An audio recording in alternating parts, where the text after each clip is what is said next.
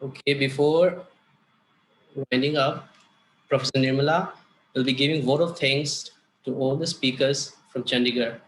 And also to all.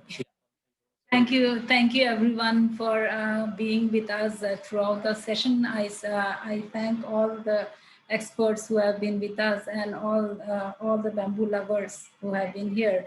And World Bamboo Day is fun because we really enjoy with bamboo, but only that we are not able to meet with each other. And we look forward to meet you in person in the upcoming World Bamboo Congress in Taiwan in 2021. So see you there. And over to Suzanne. Over to you, Suzanne. Suzanne. Yeah.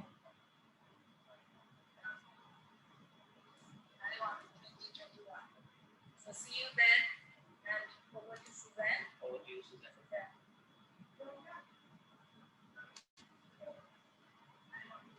Okay. Over to you,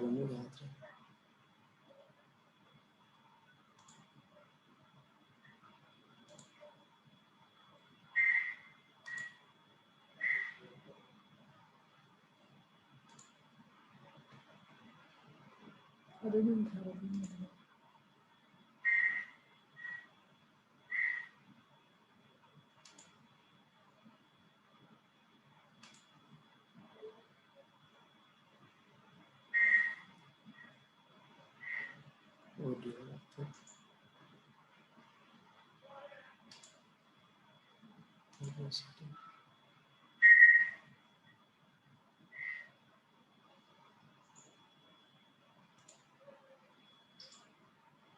It's so cool.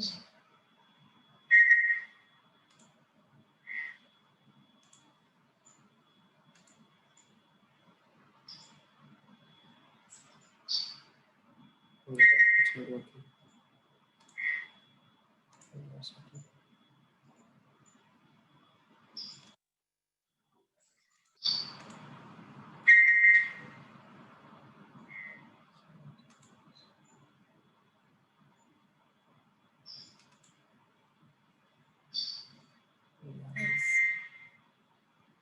Chat को video मतलब यार मुझे ये नाम हो वो थारी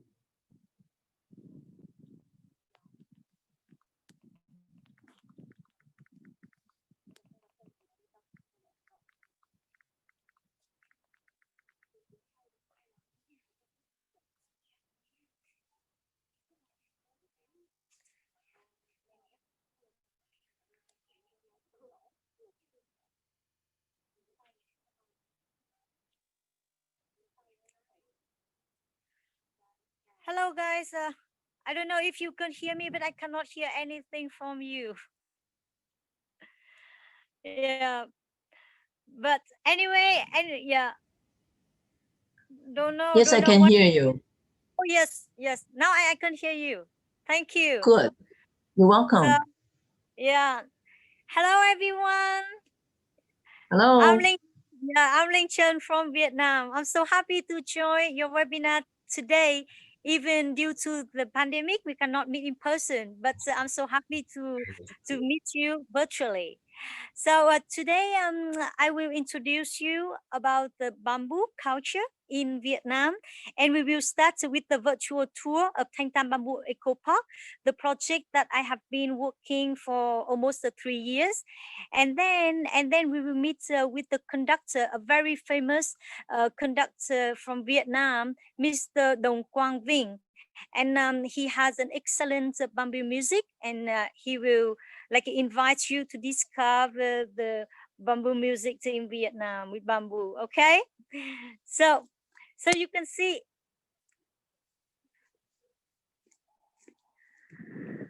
So you can see here the it is the reception building of Thanh Tam Bamboo Eco Park.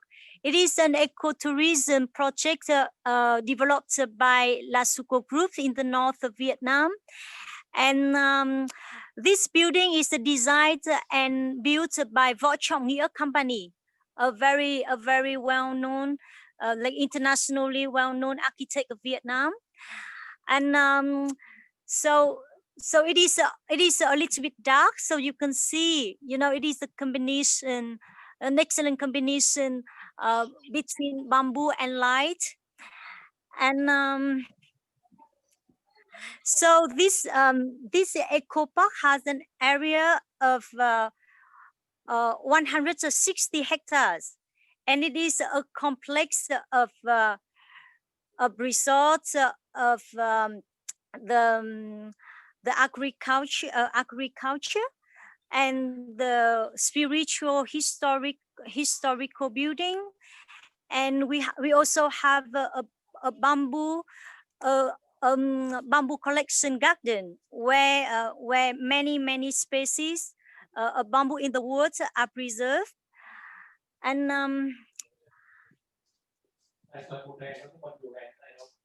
so look at here.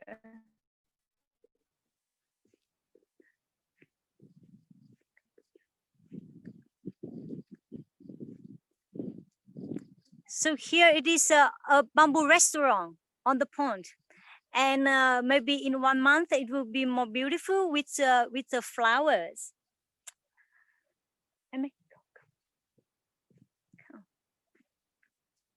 So I will take you around to see the eco park.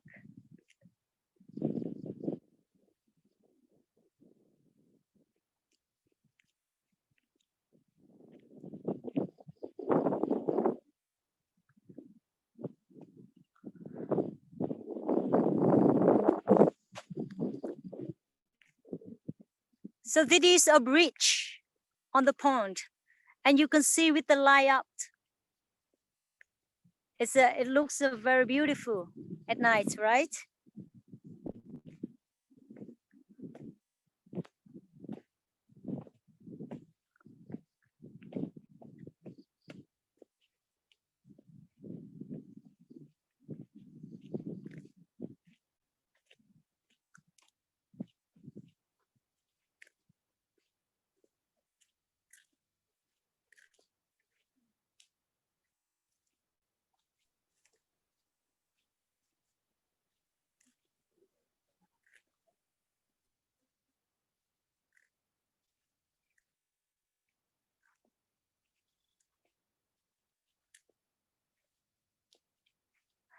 So this eco park is located in Thanh Hóa in the north of Vietnam, and Thanh Hóa has the biggest bamboo plantation area of the whole Vietnam. So in total, we have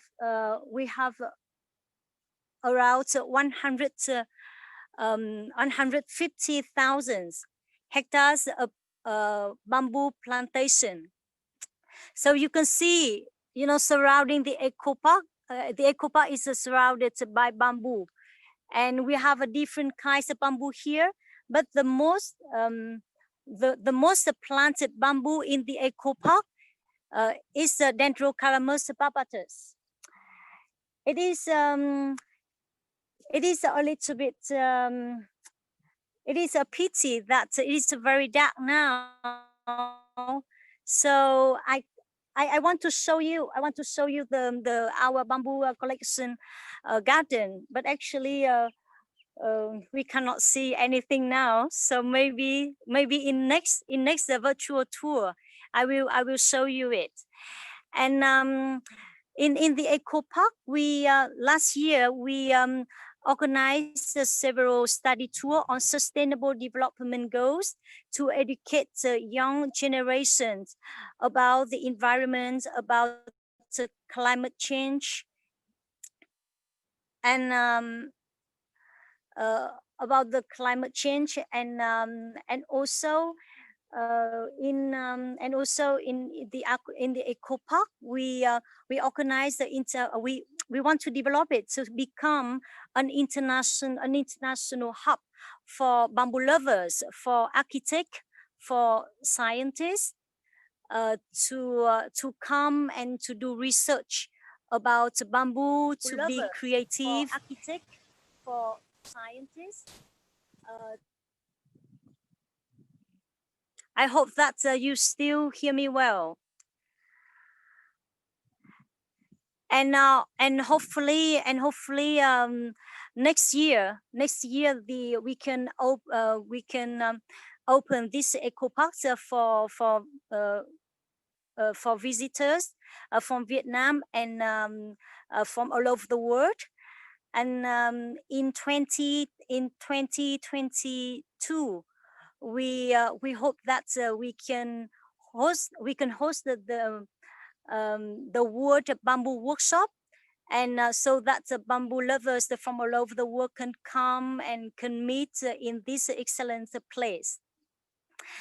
And in order to develop the industry of bamboo in Thanh Hóa and in Vietnam, last year in September, we established the Thanh Hóa Bamboo Association.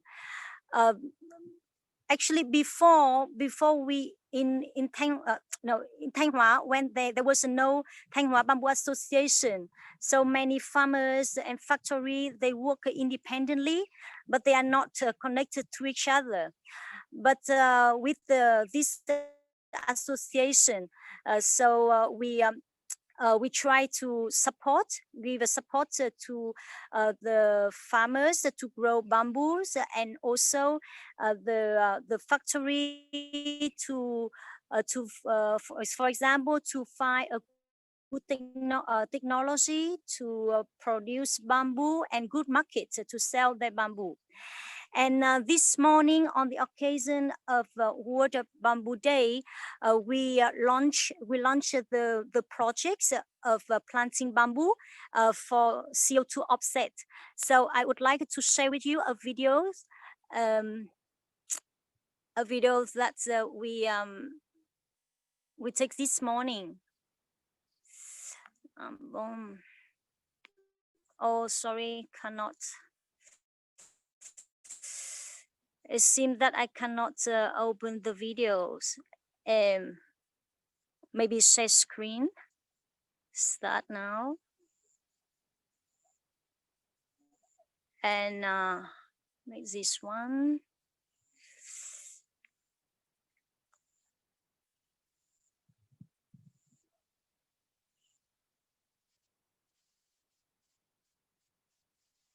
Sorry, this one.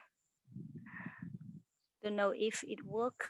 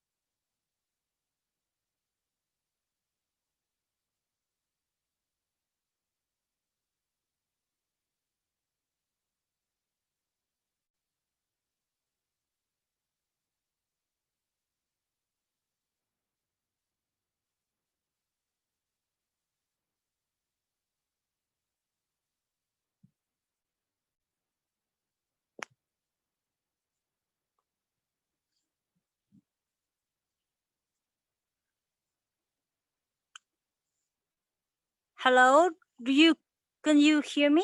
Steven, hear me? No? Yes, I can hear you very clearly. Yeah, you can hear me. Yeah. So it is my short introduction about the Thanh Tam Eco Park, about the bamboo in Thanh Hóa, and now I will pass them. I will pass the turn to Mr. Dong Quang Vinh, and he will introduce you about the Vietnamese music with bamboo. Thank you.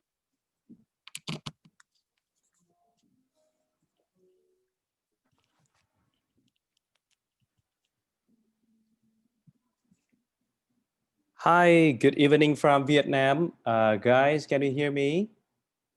Yes, I can hear you very well. Wow. Thank you, Susan, and thank you, friends. Thank you very much for organizing this, and thank you, Ling, very much for the impressive introduction.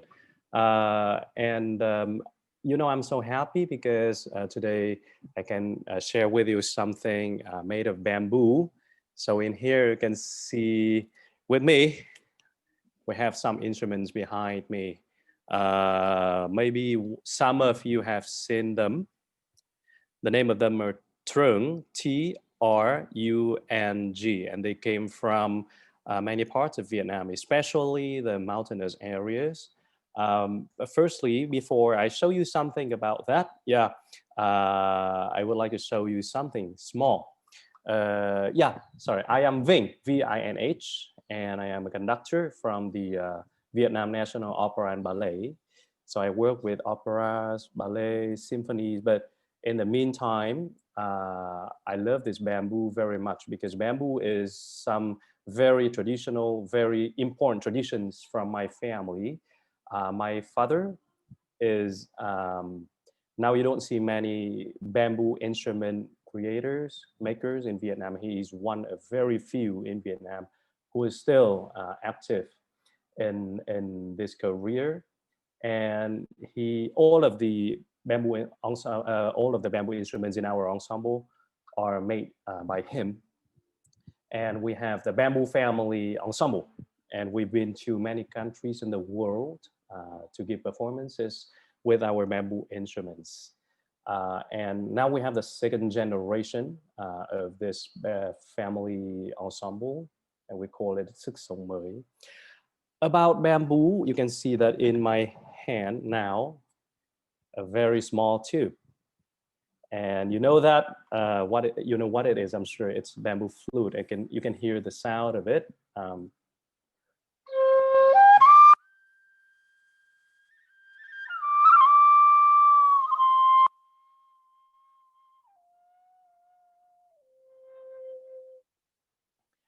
Then bigger, you have this with a deeper sound. Right?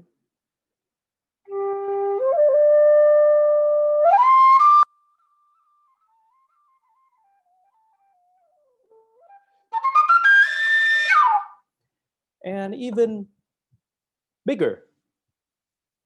You see that it's longer and bigger in size, and for sure the sound is deeper.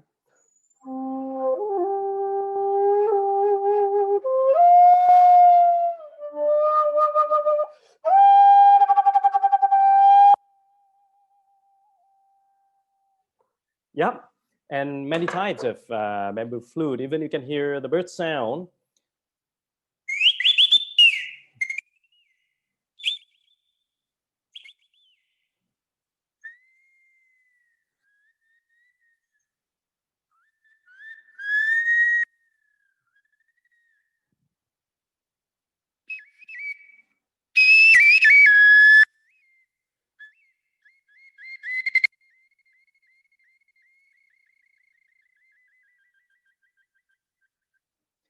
And something from mountainous areas, for example, this one, which has only one hole in here, one hole only.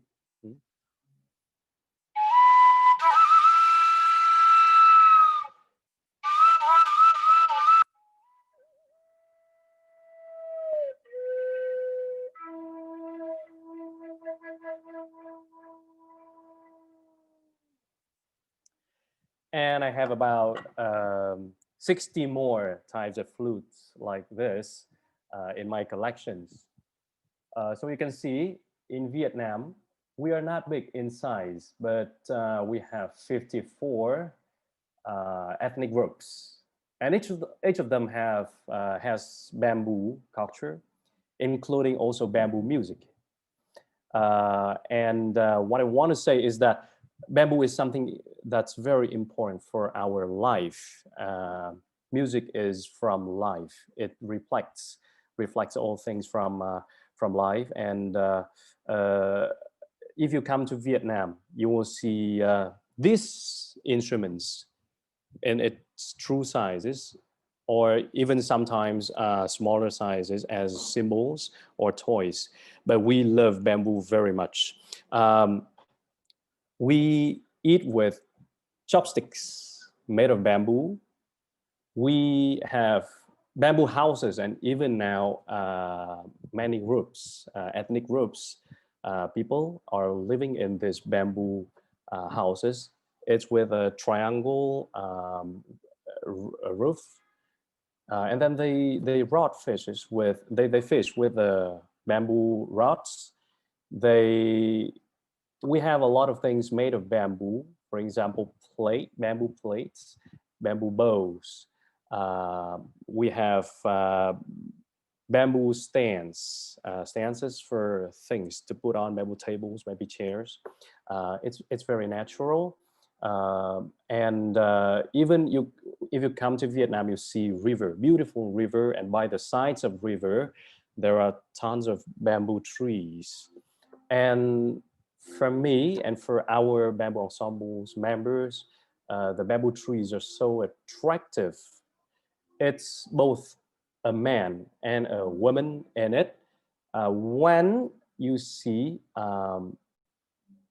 when you touch the bamboo, it's tough and it's hard, right? And in the past, we used to use bamboo as weapons to fight enemies or invaders. So it's really strong and manly. But in the meantime, if you see wind blows, the bamboo moves attractively and sexily, like a lady, like a beautiful and attractive lady. So for us, it's yin and yang. It's both a man and a woman in it. And in our music as well, we have different instruments made of bamboo. We can have very strong bamboo music, strong characters.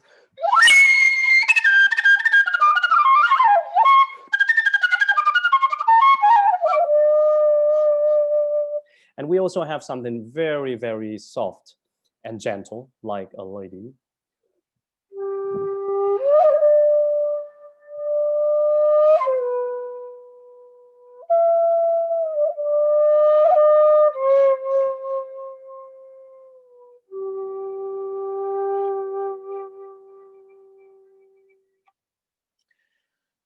Bamboo expresses Vietnamese people's spirit.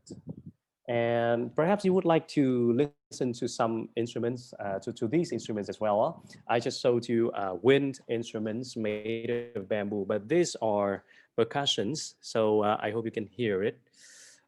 I'm removing my earphone to go further. Susan and friends, you can still hear me? Guys, you can still hear me clearly, right? If you Yeah, we can hear you. You can continue. Thank you so much. Yeah.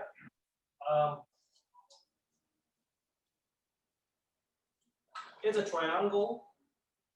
It looks like a house, and this is the house that I mentioned before, that the minority ethnic groups people live in. And this one normally is played by women because the sound is high. It sounds like a soprano in an opera. We have sopranos, altos, and tenors, and basses as well. And this one is a soprano. Listen to it, please.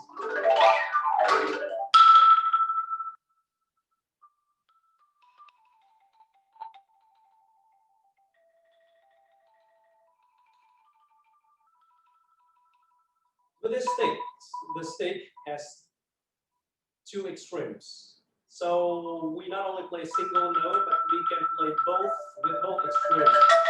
And it sounds thicker, softer. It sounds like a river or like a wind blowing. And it can play also Western melody.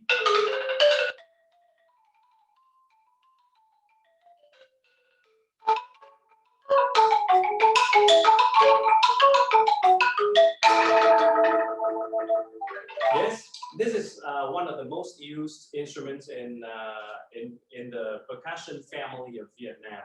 And next to it, we can see something with a bit bigger too instrument. So this one is the alto one. I still have a bassist one, but because it's too big, so I hope the next time I have a chance to show you that one. This one with a deeper sound, it will give you a totally different feeling.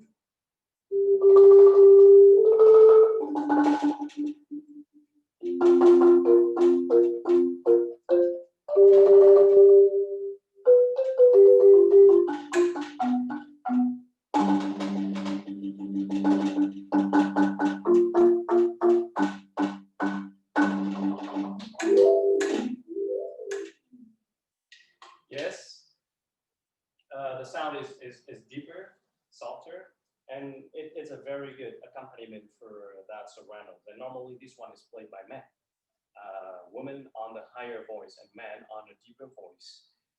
And these instruments are from mountainous areas, the standing ones. This one,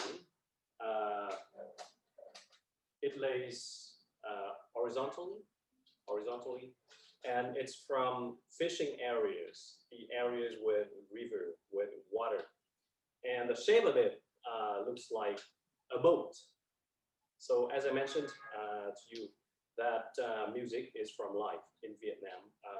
It reflects life. So that in that river, people will live on the boats to fish, to spend their lives and enjoying life there. So this instrument looks like a boat. And when they fish, they also play this instrument as well. And in important festivals, they also do. They also play this instrument. It is a very important one.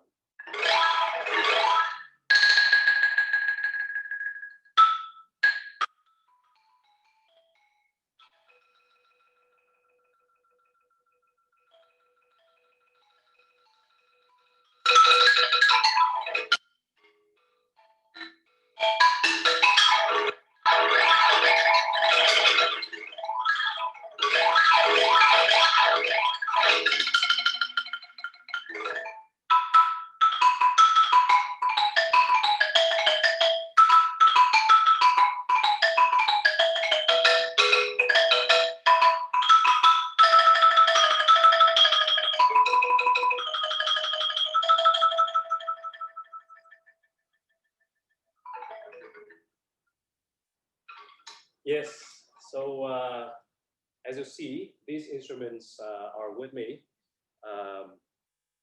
every time. I go to a lot of places. I've been to a lot of places in the world, and I never forget to bring at least these bamboo. Even on an airplane, I'll bring this on an airplane. Wherever I go, when I was in America, I played not these big instruments. This one are for stages because it's not easy to bring, to carry. But with these instruments, the smaller ones, it's very easy for you to bring it to everywhere. And you go to any universities, you go to a park, you see someone singing, you see someone playing their native instruments. You know, for me, I'm always ready to play with them. And it sounds so natural with these bamboo instruments. You know, in Vietnam, we had also French people in Vietnam years ago. Perhaps if you read about Vietnamese story, also American were here, Chinese were here in the past as well. So our culture is, of course, traditional, but sometimes it's mixed. You can see some mixture in our culture as well, West and East. So before I showed you something in our instruments, playing some classical melody, But here, not only Vietnamese melody, we can also play something very Western.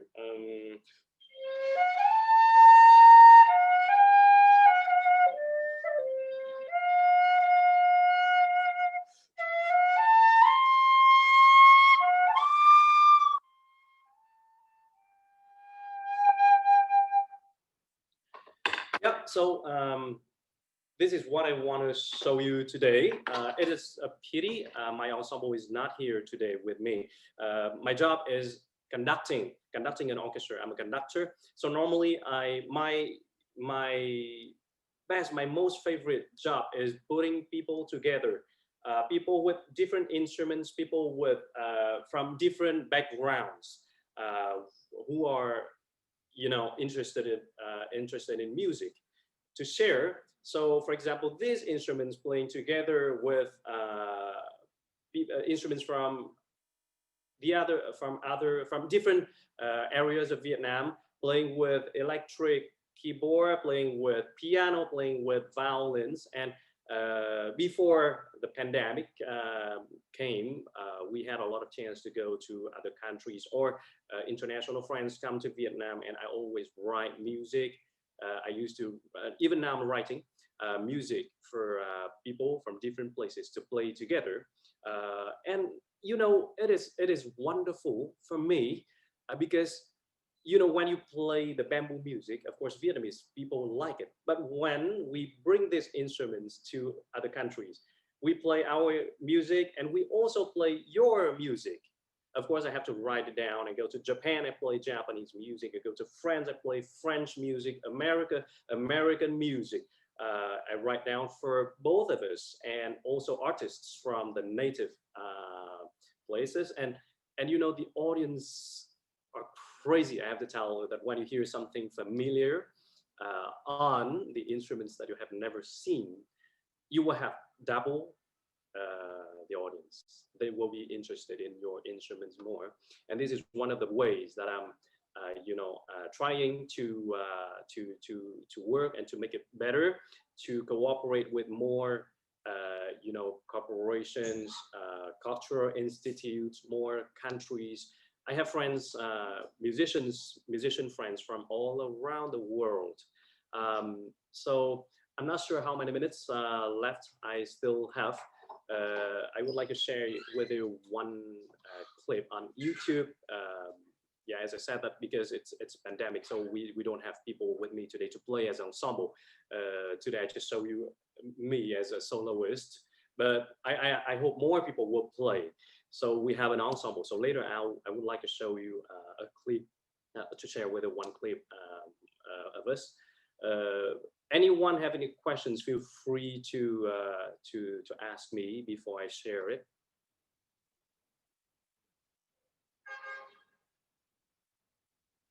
Yeah, feel free. Yeah, feel free. And honestly, I have never used this Zoom chat to share screen. Actually, so I'm actually, we're not taking any live questions. We have a long program today. I'm sorry, okay. but Okay, they can use the Q&A function or Yep. the chat function and send questions, which we can forward to you and you can answer on your own time. Is that okay? That's perfect. Thank you. Susan. So do I still have time to share the clips, or maybe I'll post Yes. it? Yes. No. Play. Show the Okay, clips. sure. Thank Sure. you. This is one of our. Yep.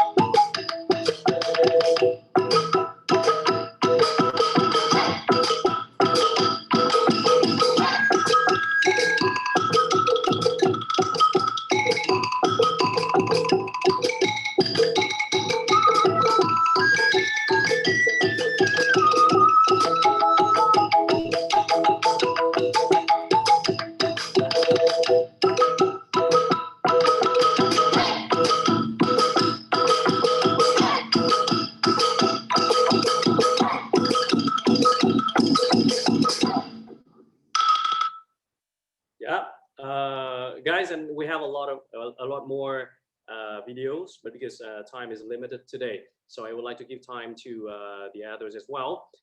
If you are interested in it, you can search Sức Sống Mới. I'll type it later. Bamboo Ensemble from Vietnam, and then you will have more clips. The message, the most important message we would like to send to our audiences and international friends is that in Vietnam, people love bamboo very much. It's very close to us. It's inexpensive material, and I hope more young people will come to enjoy bamboo, especially with the music, because all of the bamboo instruments are easily made. Of course, if you want to make it very good, it's not easy. You have to spend years, but very easy to access, very easy to play. Within 1 week, you can master a percussion instrument made of bamboo. A month to master a bamboo flute. So it's very easy. So more people, please come to enjoy bamboo and share the music with us. Come to Vietnam and enjoy us. Thank you very much, Susan and friends.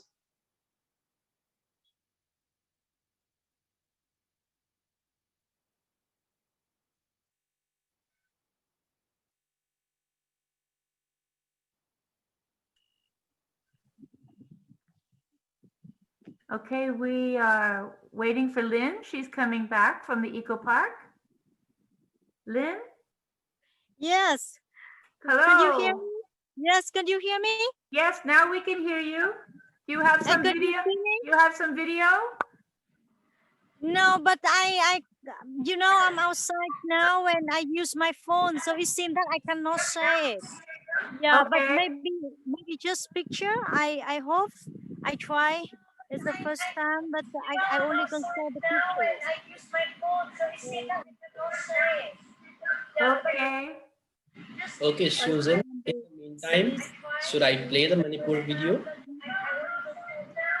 Oh, she's showing some, now she's showing some pictures. Thank you, Vin. Okay, that's fine. Vin, your ensemble is fantastic. Thank you so much. Thank you very much, Susan. Yeah. Thank you. See you one day. Yes. Yes. So Okay, Lynn, take it away. yes. You know, I'm in the middle of the Eco Park and it's totally dark now. So I don't want to show you because you cannot see anything. Anyway, it's a very interesting webinar for me. I enjoy it very much. You know, I stay from the beginning until now. And I hope that Susan, you are not so tired to continue. I really appreciate your energy, your efforts, your passion for bamboo. And hopefully we can meet again next year in Taiwan and then the following years in Vietnam, in the Eco Park. Yes. Yes, Lynn, Yes. thank you. Thank you so much. Yes. It was wonderful to see the pictures of the Eco Park. I had the privilege to go and be with you and Chairman Tom, and I say thank you to all of you, and we're excited that you've formed the Bamboo Association for your region now. Thank you, Yes. Vin, for the beautiful music. And I'm sure everyone is eager to meet you in person and come to Vietnam in the future. So thank you very much. Yes, thank you very much. Okay. Bye-bye. Okay, stay tuned Happy now. World Bamboo Day. Happy World Bamboo Day. Yes. Okay, I'm going to hand it over to Santosh as the host. We're going to try to play the Manipur workshop video again because it was without audio. We're going to try that again, and stay tuned because then we have a surprise visit from Taiwan. Santosh, are you on? Yes, Susan. Okay, I'm starting sharing. Let me see computer screen.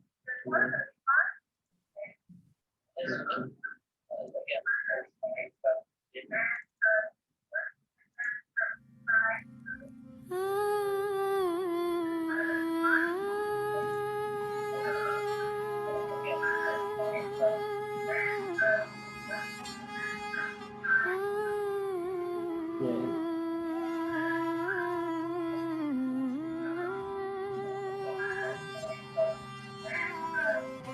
Bamboo, just a simple word with a lot of meaning.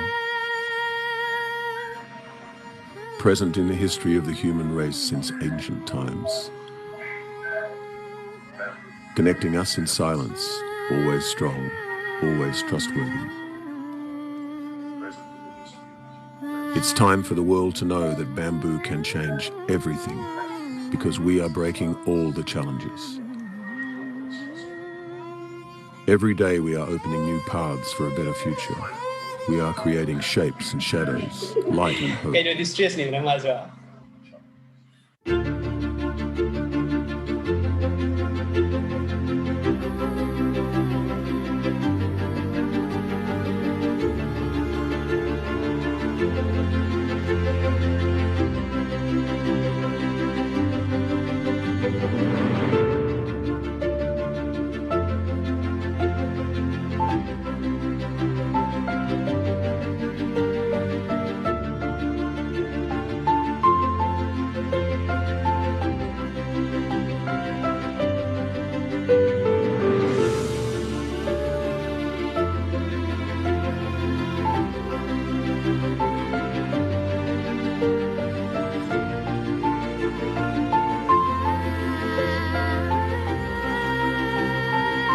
Our teamwork is our power, and your strength is our inspiration.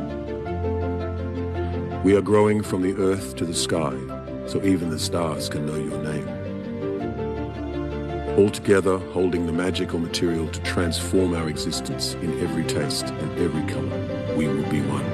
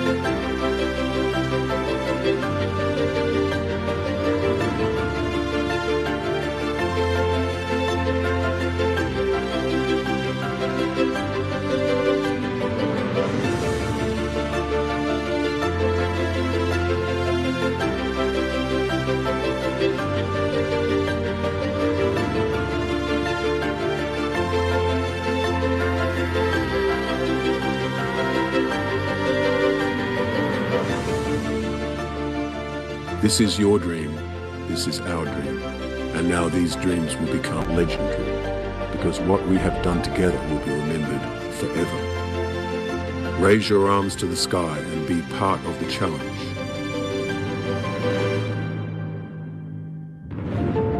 World Bamboo Workshop, Manipur, India, 2019. Thank you, Imphal.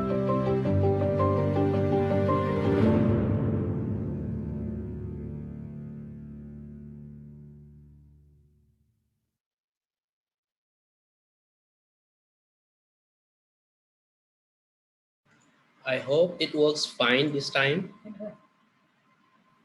Yes, thank you. Thank you so much for showing it again. It was a wonderful event, and it was really thanks completely to you, to Nirmala and Santosh, the children of Manipur, and it was a fine event. Thank you very much. Now we have a little surprise. We're going to break a little bit from the schedule because we have Li Fang Tang here from Taiwan. She is a World Bamboo Ambassador. You'll hear more from her later in the program, but for now, she has a message. Okay, Li Fang. Hello, everyone, all the bamboo friends around the world. Happy Bamboo Day. I would like to share something now, the bamboo now happening in Taiwan, in Taoyuan. So let's take a few minutes to see this beautiful construction. This is the Taoyuan city government had a land art festival, and it's happening right now. And today, in fact, is the opening.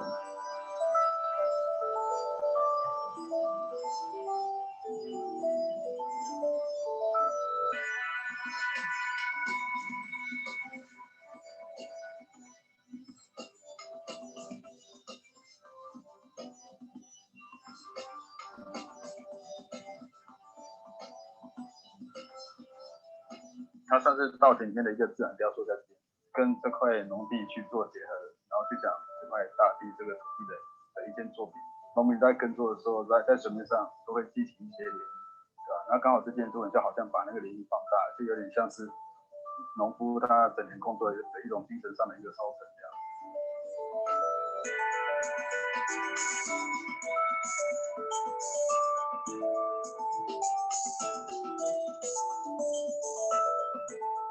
这个环境，它是一个市区的一个边陲，突然间来一块这么大的土地，是一个在都市里面的一个瑰宝。我作品只是把他们引导来这里，可能会用很多的竹子或者是竹片来呈现风的存在。我的期望是小朋友来这边可以抓小动物啊，这边荡个秋千啊，父母亲带着他们来这边亲子游戏啊，好好的享受大自然给我们的养分，这样子。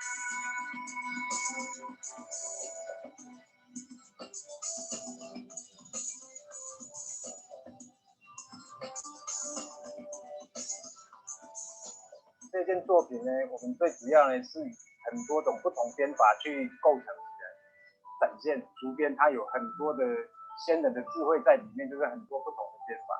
基本上如果说不是会编织的人，这个作品它是做不出来的。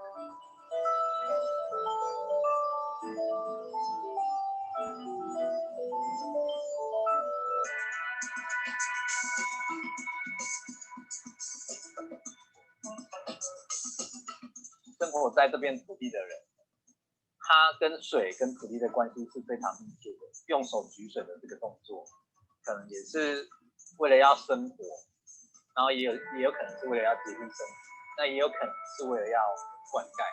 这么简单的一个动作里面，我认为说里面有很多的含义在。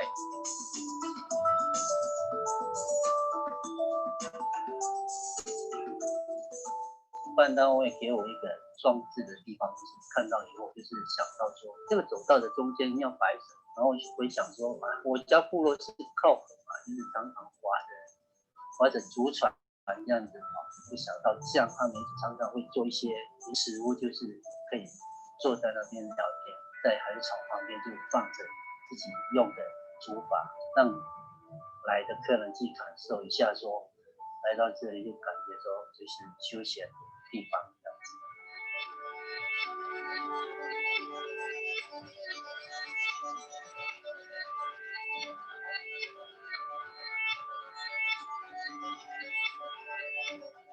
I'm the bamboo builder.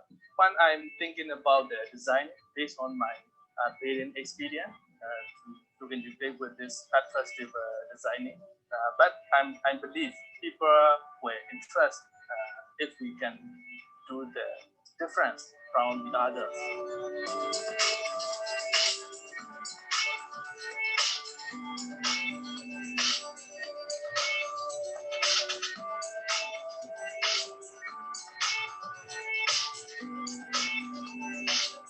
今回台湾も初めてなんです。やっぱりこの地域の人と、一緒に作るっていうことと、やっぱりそのコロナの中で僕たちも来たわけなんで、何かやっぱり台湾の人に日本的なそのいいものを見せたいっていう、気持ちでやってきた。明かりを通して、街全体を見て、そこの街の良さっていうのを再発するっていうところがやっぱり、そこを、大事にしてます。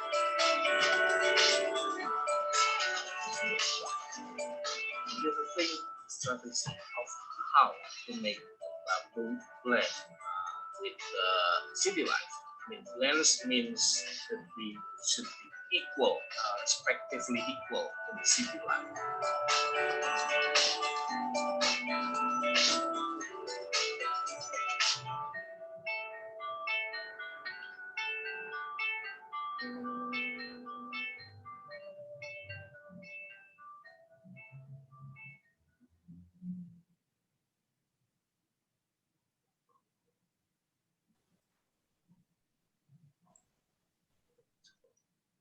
Okay, so that is the World Bamboo Day celebration in Taoyuan, which is the grand opening today. And looking forward to see you all in Taiwan in the near future, in 2021.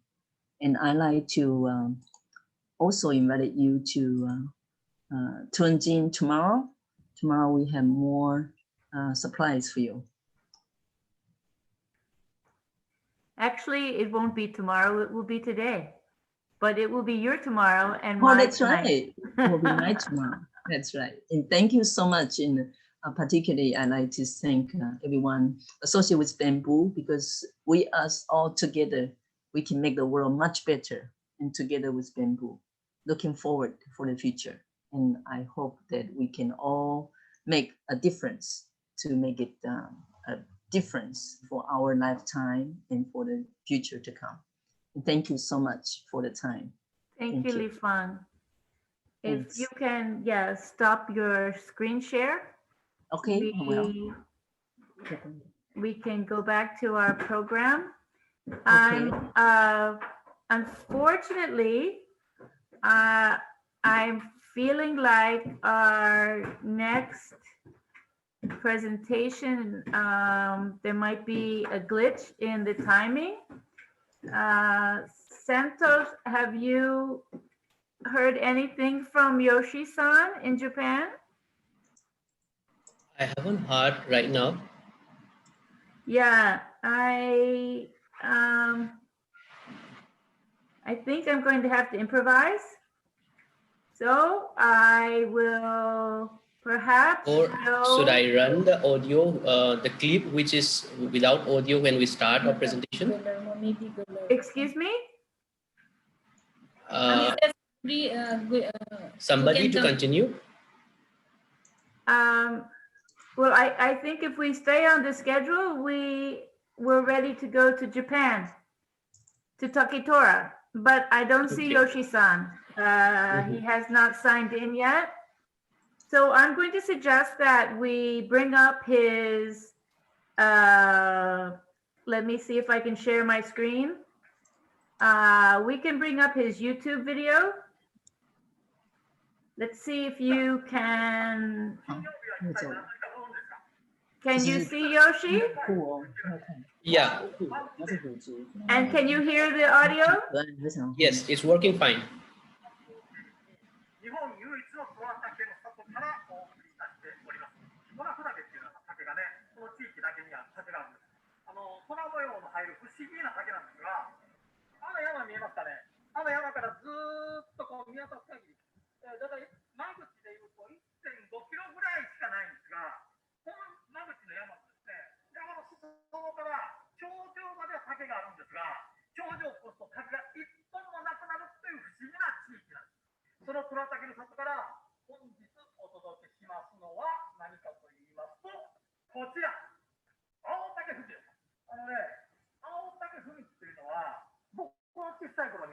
日本中の家庭に一家に一本は必ずあると思っていた健康器具ですよ。ところがですね、竹虎では2000年から大学生のインターンシップに取り組んでます。で、インターンシップに来られた学生さんが、実はこの青竹踏みっていうのをご存知ないんですよ。で、これにものすごく負荷を覚えて、この20年間にわたって、できるだけこの青竹踏みっていうのを製造して販売してきました。そしてですね、現在皆さんご存知の通り、世界中はコロナウイルスでステイホーム、お家におられる方がたくさんおられます。そんな方がご自宅で小さなお子様からお年寄りの方まで簡単に楽しく踊りができる体操ができないかなと思って、この青竹踏みを使った青竹踏み体操というのをお話ししました。今日はですね、世界竹の日になので、竹虎社員全員で世界をハッピー、世界を笑顔にしたくてですね、この青竹踏み体操をご披露したいと思っていますよ。そしたら音楽スタート。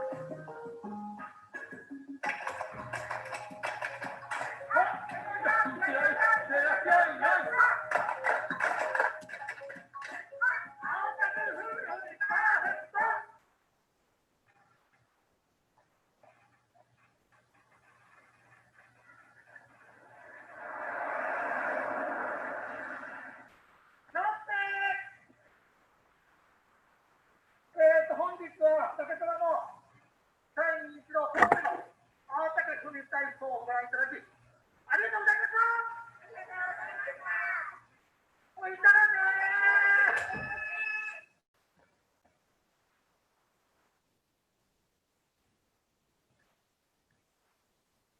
Okay. We are going to improvise. It's something. Huge fundraising deadline coming up for Senate Democrats, and they need your help. Where is that coming from? Every dollar you give. This is what happens. Official FEC deadline will be triple matched.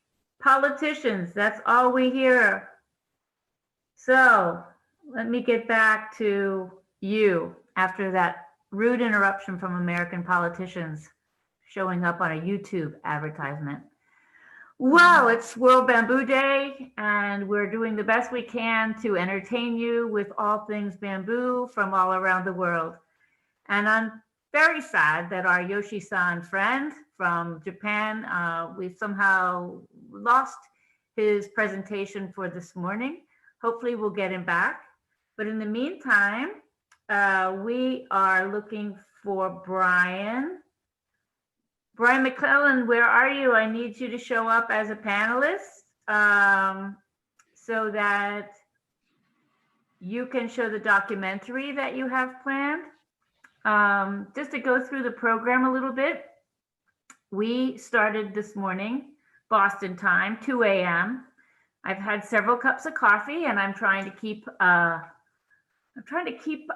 with all this activity as we went to the Cultural Bamboo Fest in Bangalore, and then on to Chandigarh. We heard from World Bamboo Ambassador Neelam Manjanath in Bangalore, and then World Bamboo Ambassador Nirmala Chongtham and her sidekick, Dr. Santosh Oinam.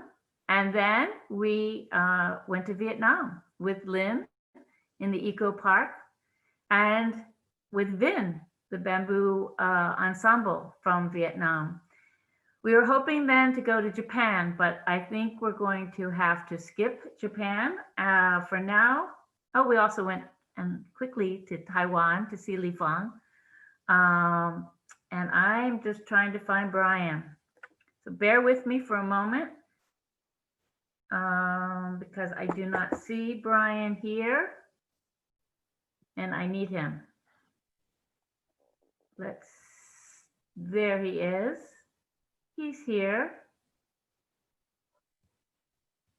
There's Brian. Ask to unmute yourself. I'm here. Hello. Hello, Brian. Yay, Brian's here. Okay, I'm going to turn the show over to Brian. Thank you. Okay, Brian, it's all you. Brian.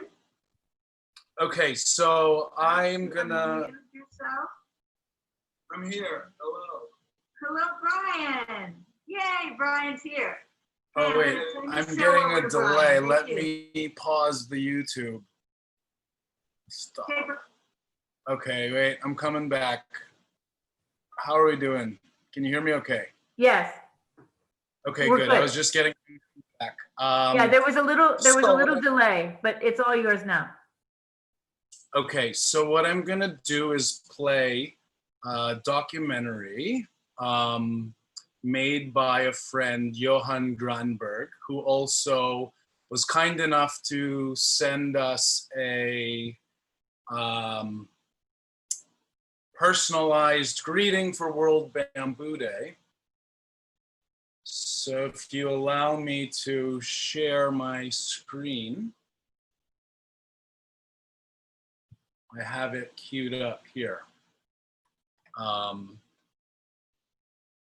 I sharing? I can't tell.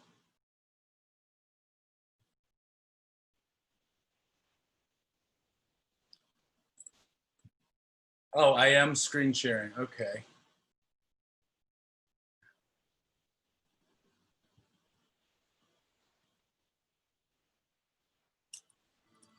Hi, nice to see you all here. I am Johan Granberg and I'm Bairad Yellen. We are here from Architecture Atelier. And we hope you like our documentary, Bamboo, the Tradition of the Future. This has been a long-time area of research for Johan, and he can tell you a bit about that. So this interest stems from where I lived in Papua New Guinea about 12 years ago, and it's been a long journey. And this is just the first attempt to do a comprehensive movie of this amazing material. We hope we have a lot of small movies to follow, so stay tuned for that and enjoy the movie. That's right. Please enjoy. See you soon.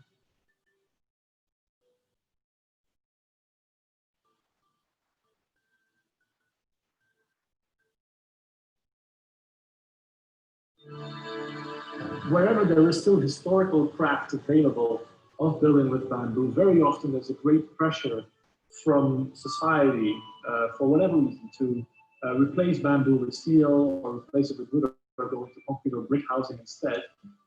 竹子这个材料其实它不是一个当代材料，从严格意义上讲，它是属于大自然，然后是一个历史中长期存在的一个植物，所以能把竹子用在当代，成为一种当代的语言，用到空间里面去，是我们对竹子的理解。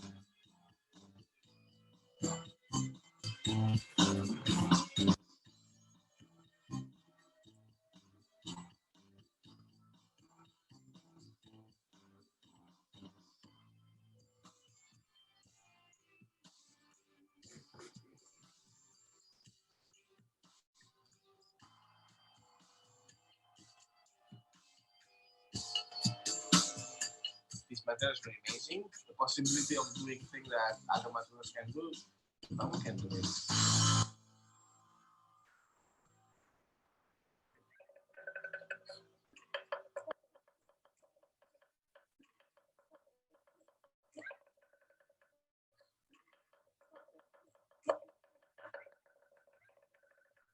Soon a bamboo tree grew up, and from the hollow of one of its branches, a man and a woman came out. The man's name was Sikalak, and the woman was called Sikabe. They were the parents of the human race. Philippine creation myth.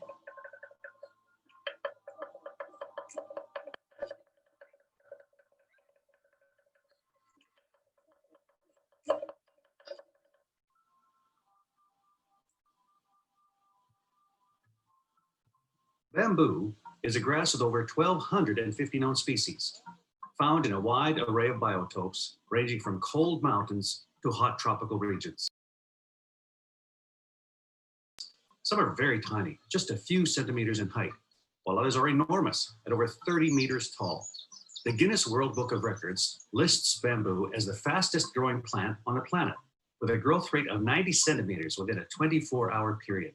That is an impressive speed of almost 5 centimeters an hour.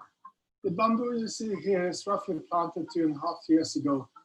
It's around 50 meters now. It will grow to about 25, 30 meters.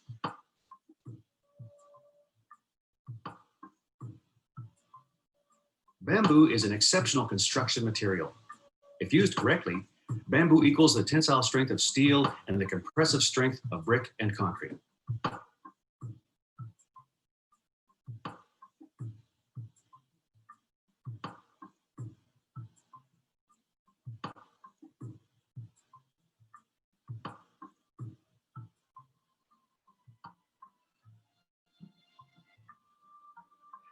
Now, why would we, except perhaps to keep traditional construction and manufacturing methods alive, consider bamboo at all today? We already have a great selection of contemporary and well-tested materials, including concrete, steel, wood, brick, and different plastics that already cater to the needs of modern society. One of its biggest potentials is to tap into carbon trading and reforestation. That would really push the material forward. When a storm comes, bamboo bends, it doesn't break. Michelle Moran, Rebel Queen. In the construction sector, we use a lot of materials. The only sector that extracts more from the earth and uses more material is the energy industry itself. Since the mid-20th century, we have experienced a steady increase in the global temperature. There is strong evidence pointing to a man-made climate change caused from the release of greenhouse gases such as carbon dioxide, methane, and nitrous oxide into the atmosphere. Man has been adding to the quantity of CO2 that's pumped out into the atmosphere, well, since the Industrial Revolution. We have located sources of great energy intensity in fossil fuels, which had previously locked up carbon, which they had sequestered a million years ago, and then releasing that. In short, by using fossil fuel as an energy source, we are digging up solid state carbon from the ground and releasing it into the atmosphere in a gaseous state.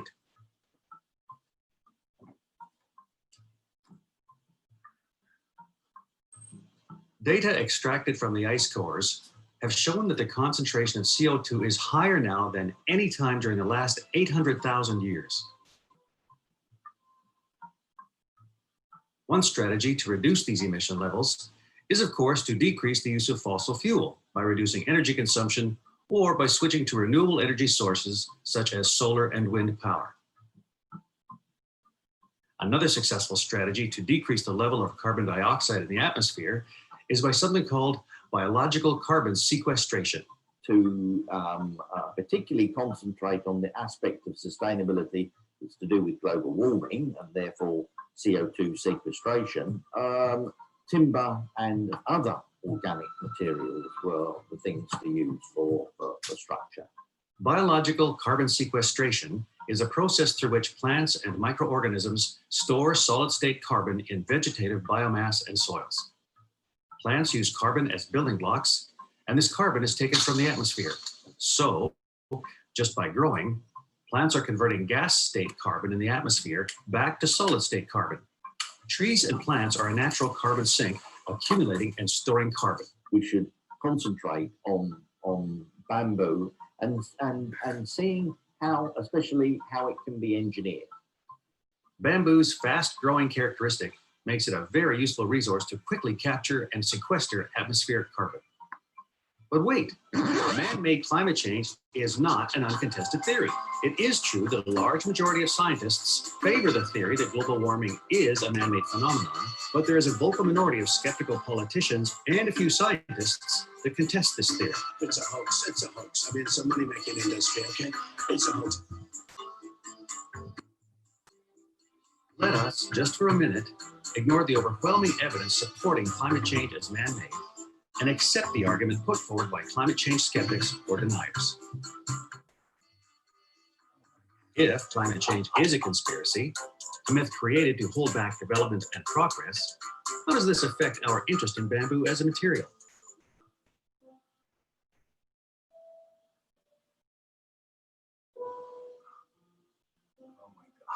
To answer this question, let's try to find a common ground. We all agree that we need clean air to breathe and that water to drink is essential for human survival.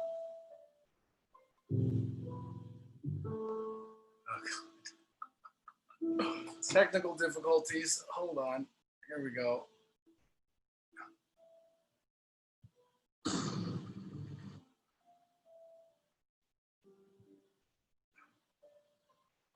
Since the early Industrial Revolution, we have seen a variety of green strategies, such as planted trees to help mitigate some of the environmental degradation linked to rapid urbanization.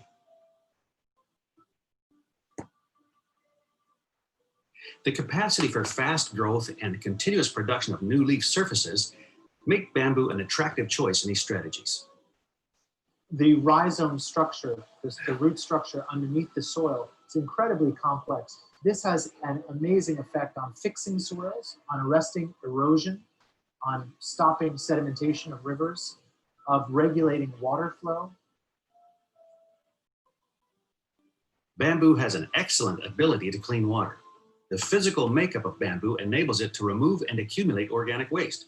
For example, bamboo can absorb human urine.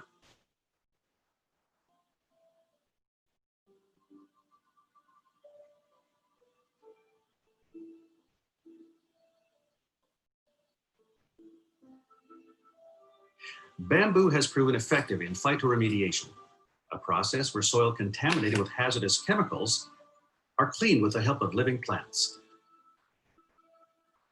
Bamboo can oftentimes thrive in problem soils, soils that many other crops cannot thrive in. So even if we ignore the arguments surrounding climate change, bamboo still has an important environmental role to play. Bamboo can turn waste into a viable resource. Yeah, I really think it has a future, and I think our architects and engineers will have to reconsider the use of building materials in general to find new ways to use sustainable and renewable resources. 我们更希望用竹子这种材料，却用世界的一种语言和方法去表达和实现它。所以我们用竹子来表达流动的水，然后自然的山脉，或者用竹子来表达像鹅卵石一样的东方的圆。Learn of the pine from the pine. Learn of the bamboo from the bamboo. Matsu Bashu. Historically, humans have been using bamboo for a very long time. Agriculture of the plants can be traced back several thousands of years.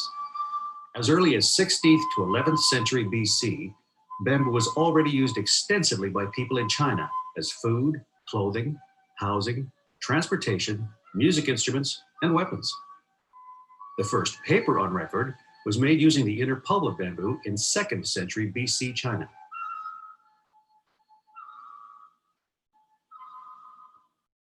Because of its unique properties, bamboo has long been considered as a symbol of success and health. In Chinese culture, bamboo is considered a symbol of culture and uprightness, and in Indian culture, a symbol of friendship. As such, bamboo has been finding its way into culture and mythology around the world. In mythology of the Philippines, for example, the first man and woman were said to have sprung out of a bamboo plant.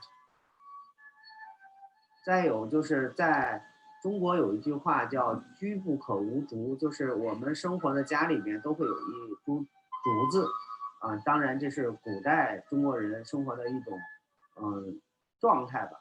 然后竹子这种植物在中国的文化里边代表着铮铮傲骨的一种文人、文化人、知识分子的气质。Bamboo is used daily for food, shelter, construction, furniture, kitchenware, storage, hunting tools, and so on by 2.5 billion people, mostly in the third world.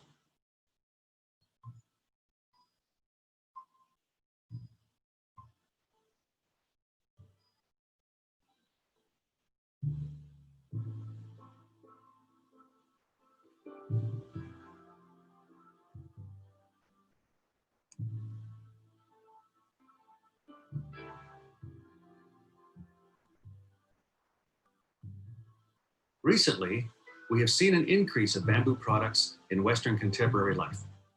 Today, bamboo is used in areas of design, food, energy, sports, cosmetics, and medicine. Bamboo can be refined into biofuel, activated carbon, paper, textile, and bioplastics. And there are a large number of objects designed from bamboo: kitchen cabinets, loudspeakers, flooring, steering wheels, furniture, cloths, bikes, and cutting boards, just to name a few. I'd like to look at Bambike as a lifestyle brand, which creates bikes that have high performance capabilities. On the dining table, we find bamboo shoots as food, tea, wine, vinegar, and beer.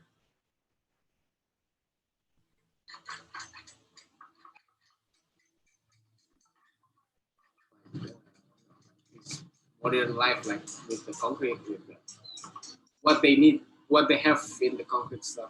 Because I remember asking my friend, like, hey guys, which one do you prefer, like my bamboo house or like a concrete house? Like bamboo house would be different. No, for sure, concrete house. We feel more safe. We can ask, if bamboo is such a great material, why is it not more commonly used in architecture and construction? The answer here relates to many factors, including culture, market economics, and the structural properties of bamboo.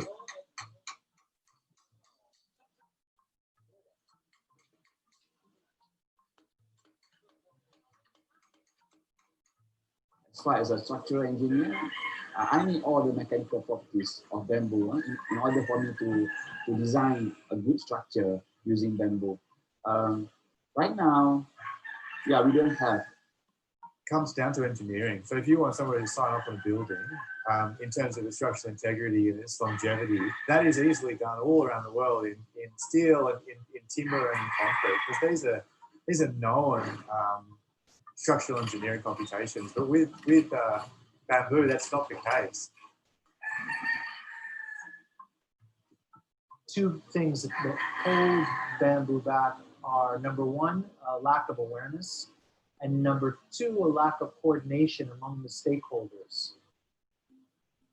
The building industry is ancient and conservative, and bamboo has difficulty competing due to its small-scale nature and limited budget. I mean, people used to be in comfort zone, you know. People used with cement, concrete, steel, and wood. So they feel that, why must I go do bamboo, you know?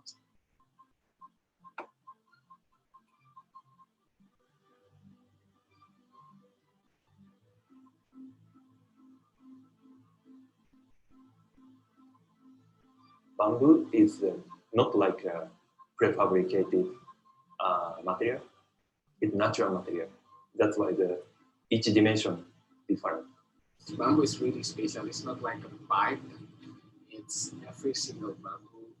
It's different. Biggest challenges with bamboo in terms of the construction industry is its longevity and its inability to grade the material. Building codes that architects typically work with in the major city, New York or London or Tokyo, these building codes and these building traditions can also become very restrictive. Bamboo suffers from that, again, in that it doesn't fall under the strict categorization, at least in its raw natural form. Bamboo is still considered more of an exotic, third world material, a poor man's timber, seen in beach huts, garden installations, and decoration of tiki-style bars, rather than as a contemporary building alternative. Add to this, the material requires a very special know-how, and this know-how is currently mostly found in the third world. Because it grows outside of the big metropoles of the 20th century, because in those places it is cheaply and freely available, it becomes a very important resource to start an experiment with. And as different from the past, as these countries and these cities can now become pioneers in experimentation, some of the knowledge that, or some of the drives that they put on the table can be exported back into maybe the West as well. Architects from the developing world are leading the industry in terms of innovation. But yeah, it would be great to see it being exported to other parts of the world. For the normal construction, we work like usual. So from the concept to the detailed design. But for the bamboo, totally different. So like a construction way or schedule or the way of study also very different. For the bamboo, the information from the site is much more important. Bamboo is also held back by its inability to play well with other material systems. Bamboo is inherently organic. No culm is the same, which makes it difficult to incorporate bamboo in modern construction practice. Maybe the people prefer to use the much more modern material, how to combine with the glass or steel or something like that. That is our challenge, current challenge.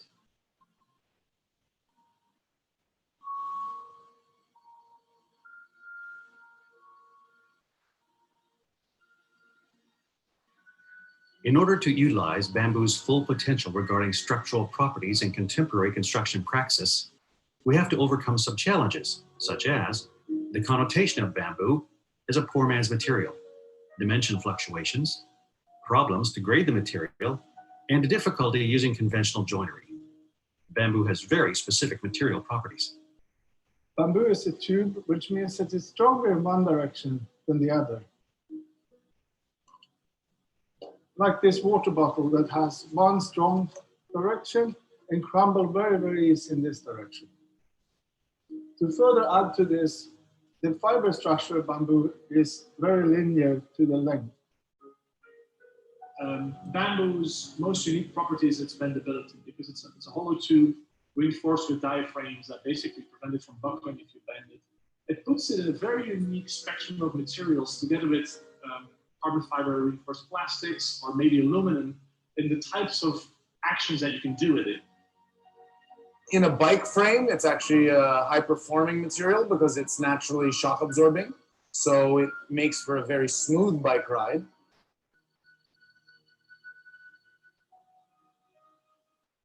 Due to bamboo's lengthwise aligned fibers, any operation that cuts the fibers decreases its structural capacity.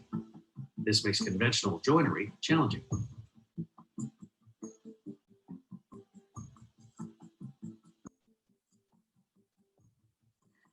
When we do slice in bamboo, we need to have support from other bamboos. That's why my engineer said to me that at least we have 3 bamboo there.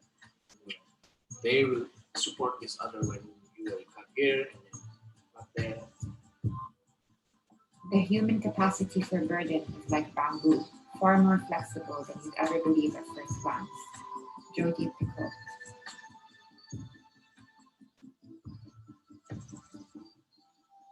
When we started with this workshop, I knew almost nothing about bamboo.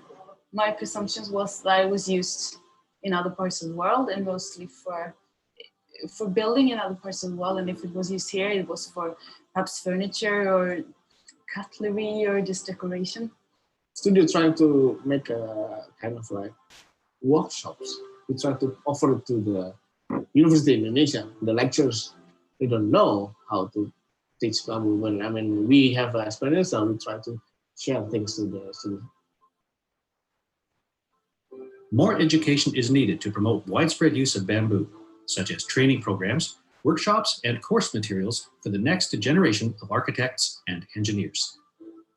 A bit difficult to make it worthwhile using as a construction material in big scale, but maybe with digital methods, mapping materials with the help of computers, I think we can use it with modern construction.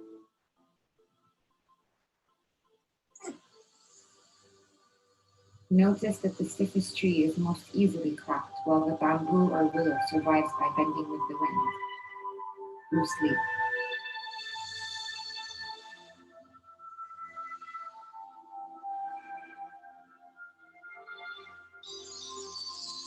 There is today an array of contemporary innovative projects dealing with bamboo's aesthetical as well as technical properties into a contemporary architectural praxis. If you think of brick, you say to brick, "What do you want, brick?" And brick says to you, "I like an arch." And if you say to brick, "Look, arches are expensive and I can use a concrete lintel over you," what do you think of that, brick? Brick says, "I like an arch and it's important, you see, that you honor the material that you use." Louis Kahn. I'm honored to be named that, warrior, yeah. But warrior is like try to promoting, try to protecting, try to bring it up. Bamboo is like on the other end of the spectrum of what you would be able to do with visual design tools. But if you see your computational environment and it's scripts in a slightly more loose setup, then that material with its own personality can enter into the equation. You can create something more maybe sophisticated or material specific. Let's say that you take a curve and you bend it. If you draw a digital curve and you apply spring forces on the elements inside that curve, you can very easily simulate very accurately what that curve would look like if you would bend it. So the material properties of a bit of bamboo can also be simulated. 新的技术结合竹子，当下的新的工业技术去结合竹子，也会出现一种新的效果。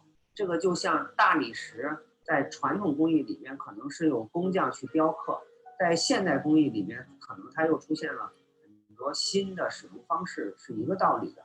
所以作为原材料，竹子并没有太多的变化，只是它可以结合不同的工艺，出现不同的样貌和情况。Like Louis Kahn's dialogue with the brick, a good designer is in constant conversations with his or her materials. There are several contemporary dialogues worth listening to where keen bamboo whisperers are asking, "What do you want, bamboo?"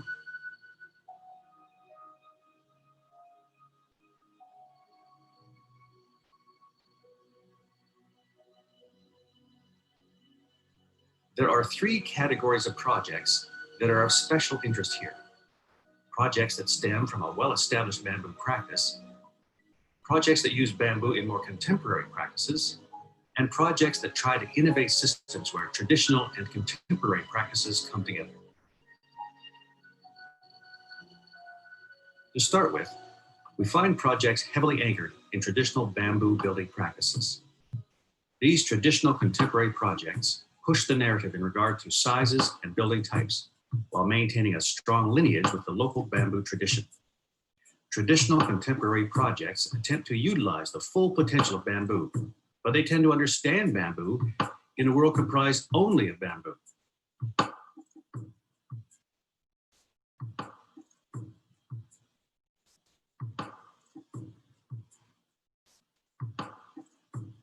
In another type of project, we see bamboo added to modern contemporary structures.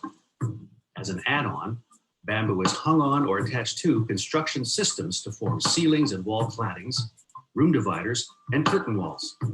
Here, bamboo is fitted into contemporary building systems.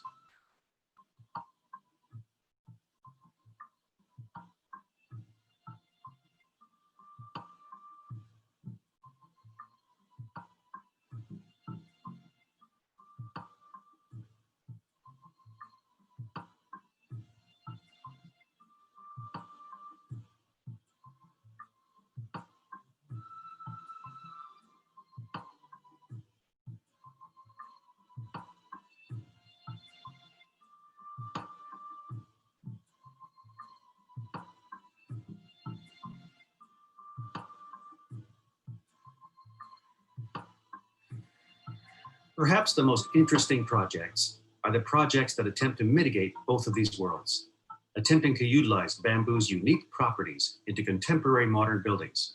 Or in other words, projects with a focus on how bamboo can play well with other materials, such as steel, wood, concrete, and glass, without losing its soul.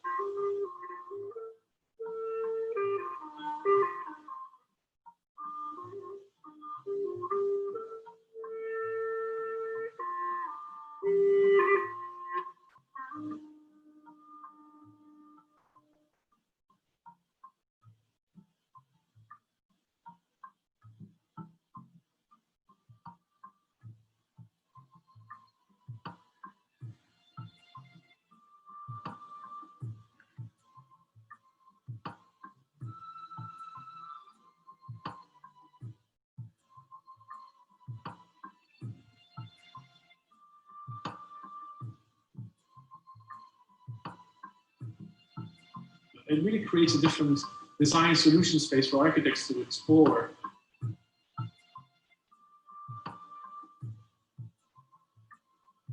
I don't necessarily think it doesn't work with other materials. I think sometimes there's a tendency to be almost orthodox with bamboo, that everything becomes bamboo, including balustrade, structural members, even cladding. But I think, though, the material works best when it's worked in conjunction with what we describe as more contemporary materials.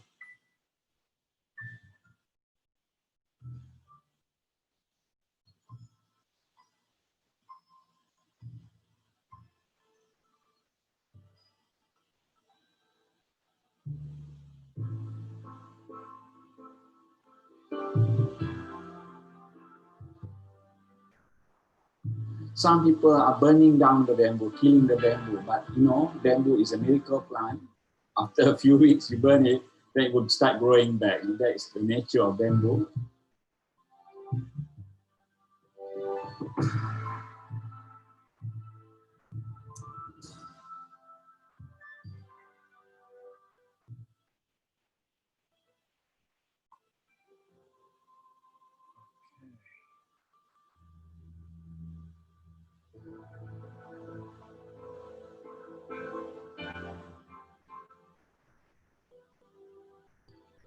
All right, so I'd like to thank again Johan Granberg, the producer of this, and I'm gonna turn over the MC role to Ayaka. Thank you, Ayaka. Yes, thank you so much.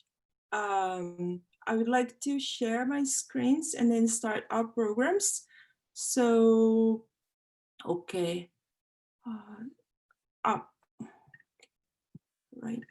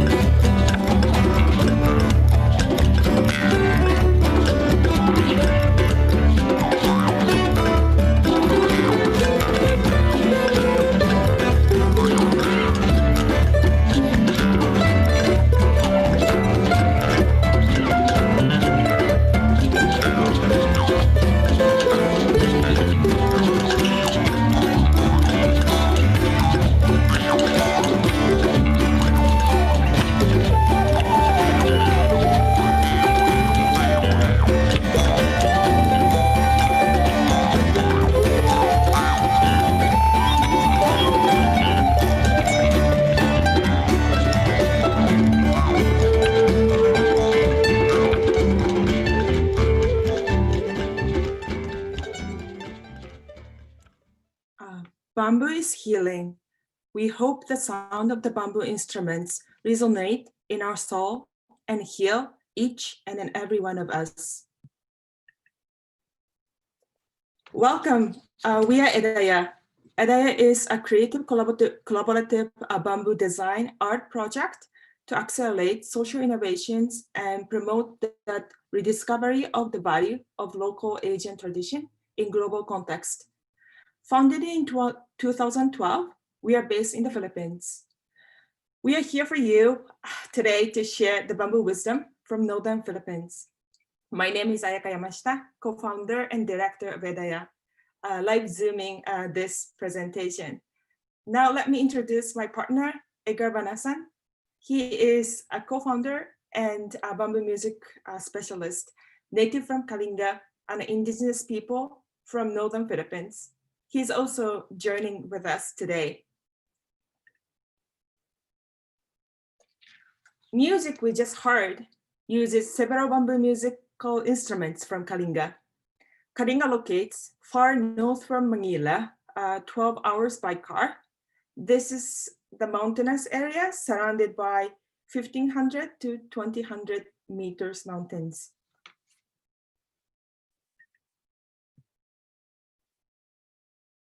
Kalinga also refers to indigenous peoples who reside in the region.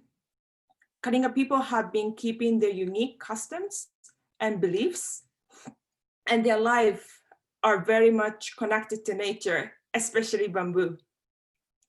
People use bamboo for many purposes. One significant and also unique use of bamboo is instruments.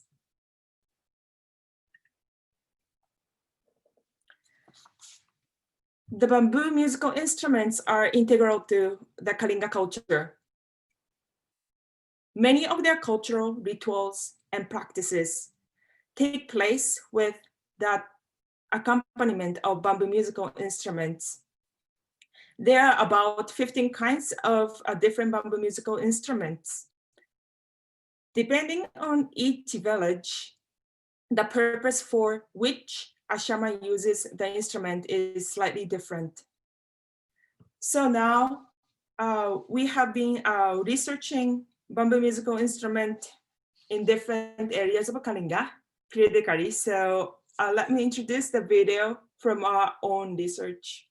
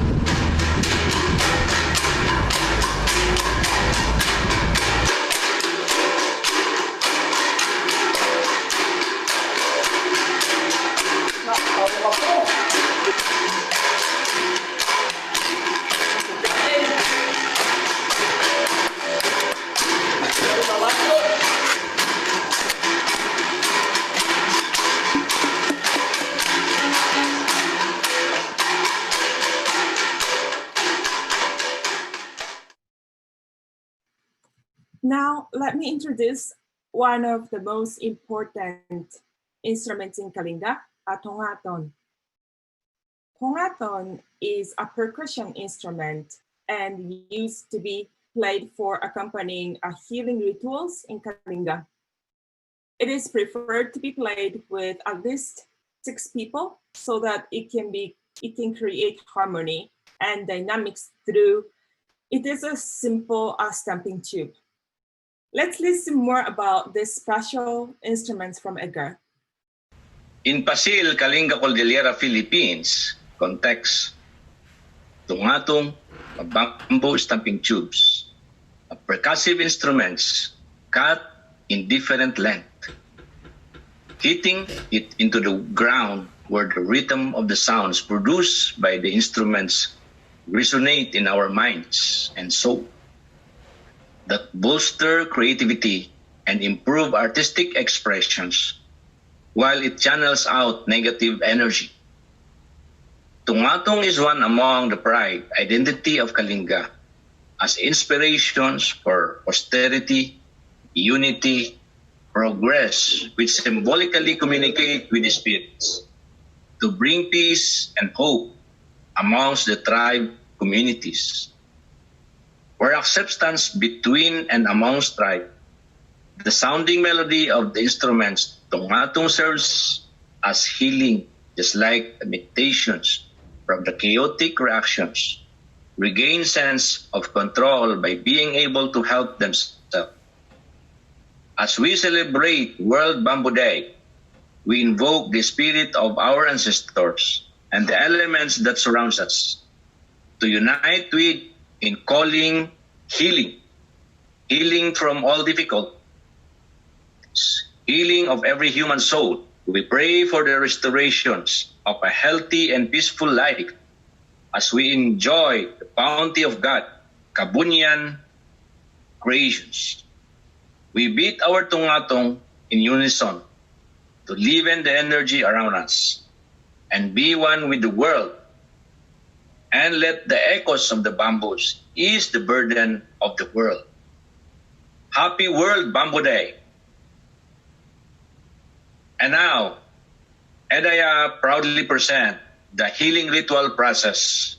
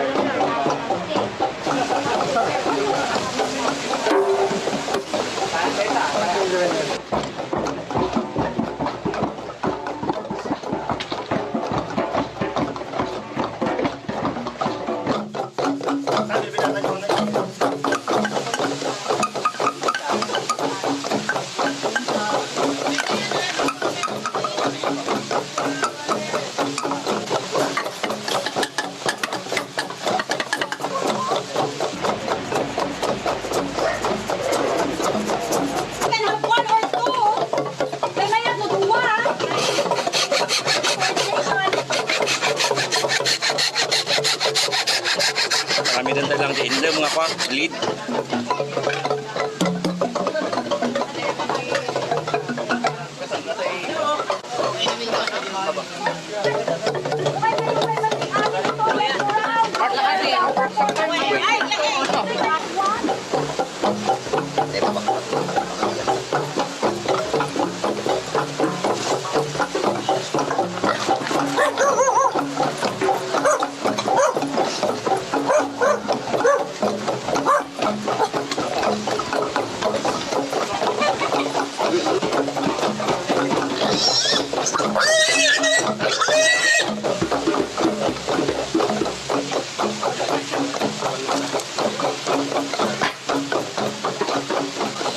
Wado pun wado ni nama kain na pun kalito kung kain na pada buat apa orang tak kau di mundo anda tongan dia bisa pagawan yang ibang dari itu kagaya pada dia tak gulitan ya Mun hapi-hapit na kayo tuwalyo ni pinatugatin na ito ahinan dong. Hindi mapot sa kanya na at bunyan di bawaan na dong. Makabaya. Itong ng mga kasama ng kagaya ng tao at siya ang nalayan sa ako kita mo yung luluin. Di ako dos Manila tagun may kawin na yung babae niya ang ina may kawin na kakayuan na tutupin niya itungulin na nandiyayan na nayag ang sayo pa itinapit ng examen. Kaya juta ay ito kayo siya nagtapo mga kami kawin namin nagtapo yung kita na yung kawin ka po lasay. Di ako dos naman hindi siya nito ang ikat na uwi niya kayo kumusta yung yung matako yung nakita mo. Mangtung-ngatong dita nga sakit tapno may kat kay suti ugalin mo dagiyay kan practice dagiti ancestors tayo mo imuna. Ingga na tata isupay lang ti practice tayo. So dayta ti may isang reason no apay nga ada tayo dito ket pag may mensahe tayo ti panunot.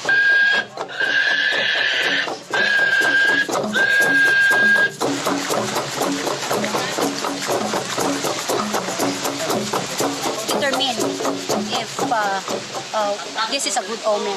This activity that we are doing is with the blessings of the spirits. Dito yung tipanangkitak dito except this na lawanan. Pangay dito iti ayan ti bagi tayo nga dito pag makitak nga ti mayat-mat kasi mga damin.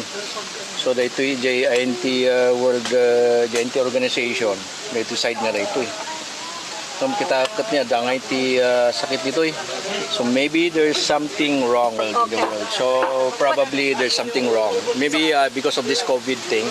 Baka iso dito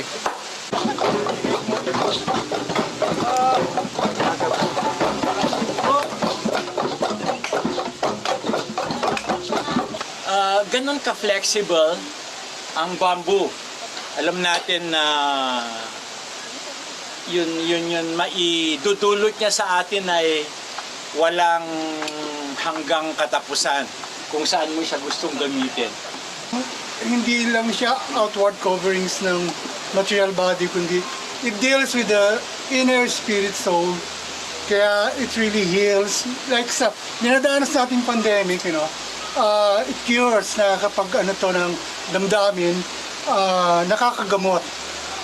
Parang siguro dadamahin mo lang siya. Ti bambu kat oray mo kasano ti bagyo nakat sikatakter laktang natikter. Sapay kumata, surutan tayo mag-generator ti bambu. Ti makal dan, agbaw daon dan iti nature. Laang. Through this activity ay nakakatulong tayo as one of the intervention for the world healing. I am here also to receive healing and to contribute healing the world. Thank you.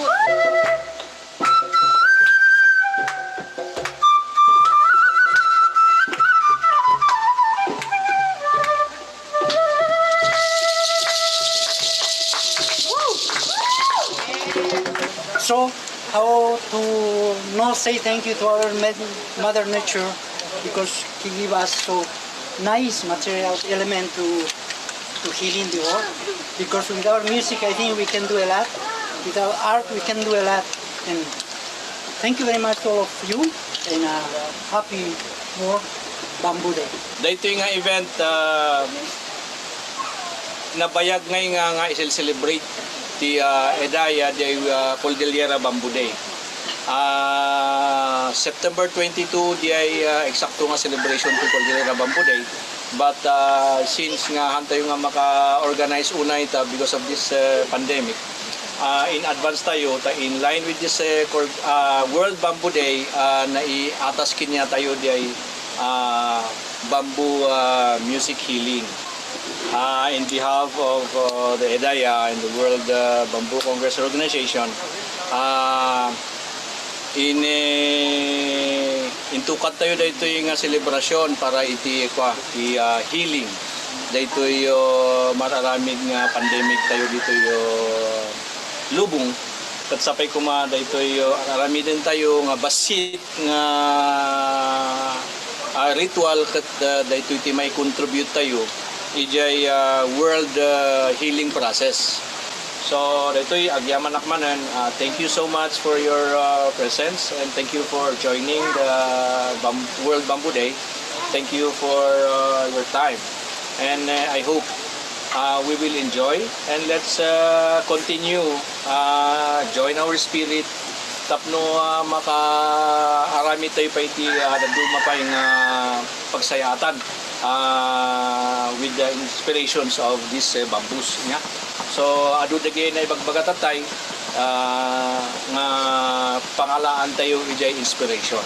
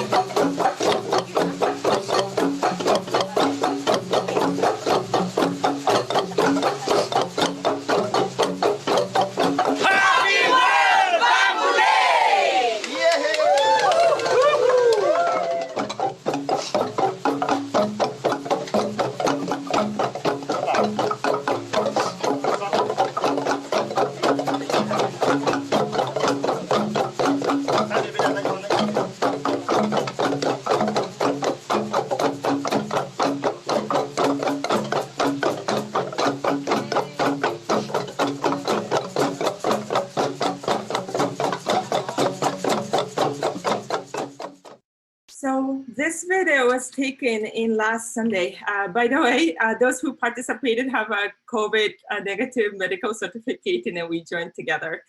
So every year we celebrate Cordillera Bamboo Day.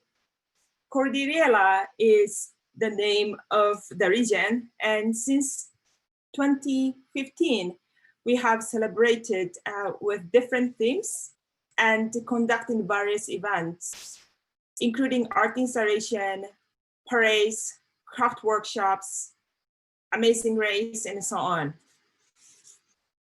So this was last year. We created the Bamboo Theater. We collaborated with Department of Education and then invited students from 5 different high schools. For our last performances, there were over 2,000 audience. We were blessed. Bamboo empowers, bamboo inspires, bamboo resonates with people's passion and souls, and bamboo heals. We would like to conclude our presentation by sharing our fusion bamboo music from our latest album. Happy Bamboo Day and thank you all.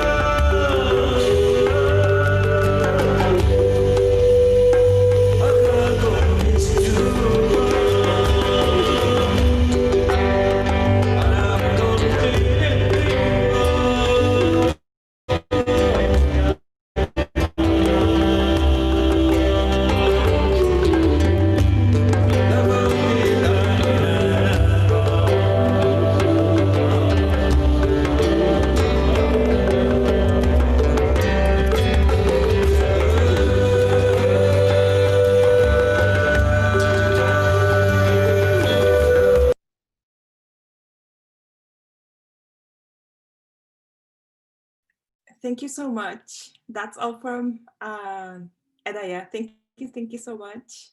Happy Bamboo Day.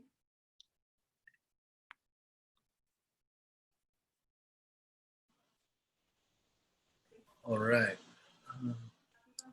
Thank you. Fantastic. Lovely. Fantastic. Thank you, Ayaka. Thank you, Edgar. Thank you so much. We are very happy to be part. Thank you very much.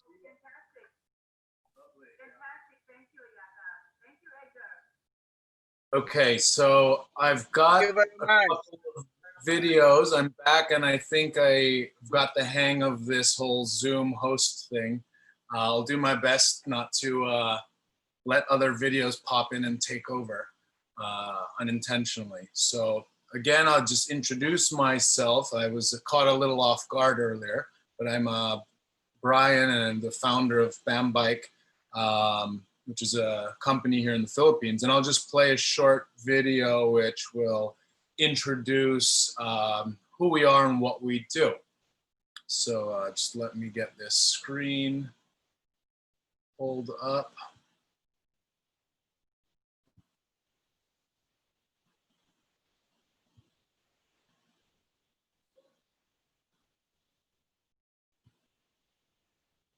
Okay.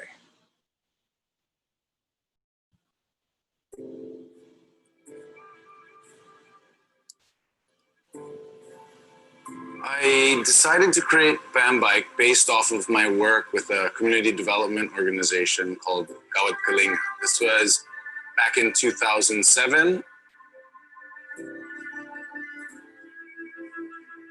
Bambike for me was the way in which to create a for-purpose product that could involve community and natural resource management. Si Sir Brian, talagang matuloy siya sa Gawad Kalinga. Dito siya naganap. Isa kami sa napili niya na pwedeng gumawa ng Bambike. None of us had ever built a bamboo vehicle such as a bicycle before. The whole bamboo selection is a challenge in itself, and figuring out which ones to use for what part of the bike was a big challenge. Kasi ang paggawa kasi ng bisikleta, meron siyang protocol. Hindi siya pwedeng gawing isang araw kasi isang bike, almost 1 week siya.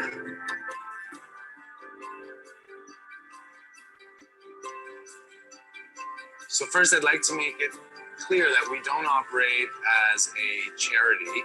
The contributions which we give to the community are really earned by the community themselves. Malaki ang naitulong sa akin ng Bambike. Isa na rin ako sa mga bomb builders na nakapagtatapos na ng anak ko na sa college.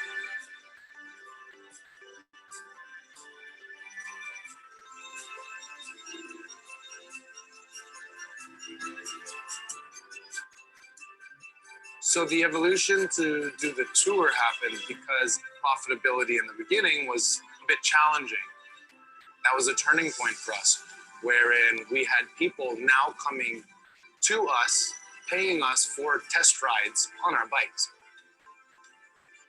Tangkiligin natin itong Bambike kasi tatak Pilipinas tsaka handmade yan.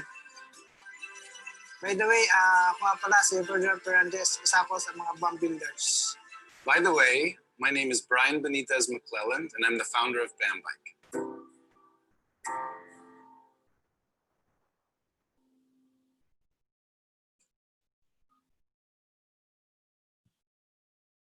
So a lot of our business model was based on tourism before, but now since the COVID, we've had to really pivot. And this is a video which is going to showcase some of the other products and engineered bamboo building systems that we've gone into. Let's take a look. And scalable solutions. Start from the beginning. Here we go.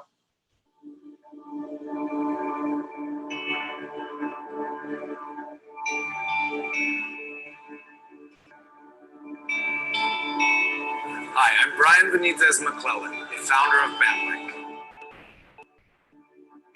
It's really great to be a part of Manila Fame this year with the Bamboo Initiative. This show has driven us to push for more innovative and scalable solutions. we're happy to showcase our Bambox series, which is our venture into sustainable construction, as well as to highlight our new electric bamboo, which we believe are game-changing vehicles. We look forward to continuing our collaborations and BAM building a greener future.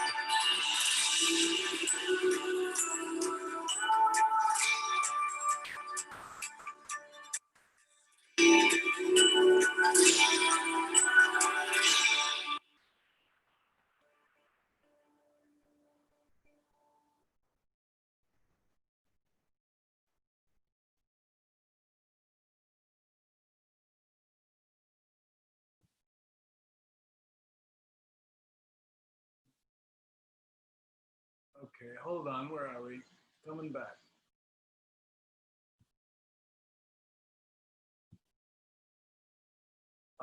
Okay, so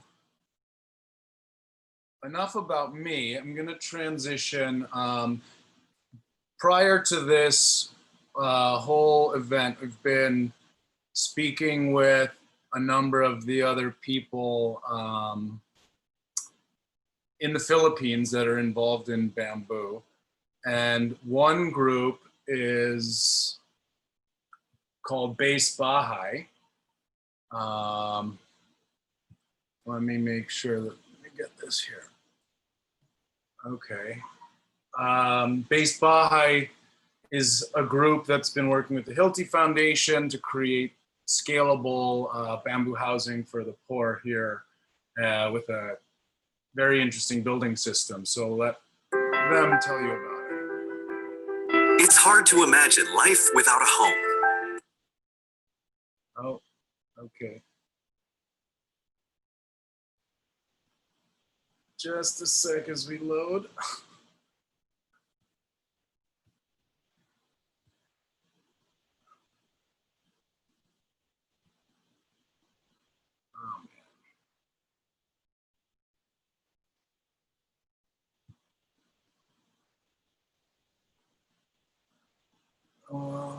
Okay, not without technical difficulties. Here we go again.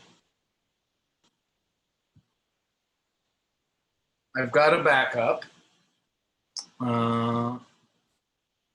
We're gonna go to a PDF that they showed me while that hopefully will load.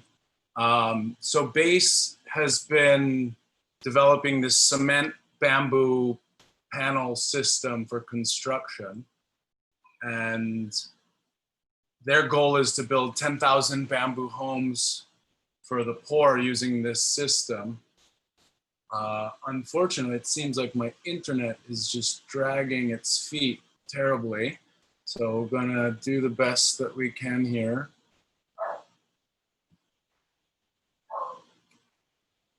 Everything is taking too long to load.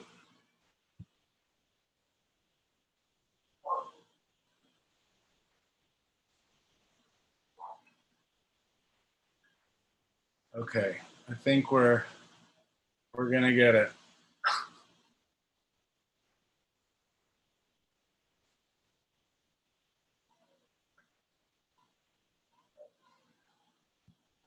What's happening?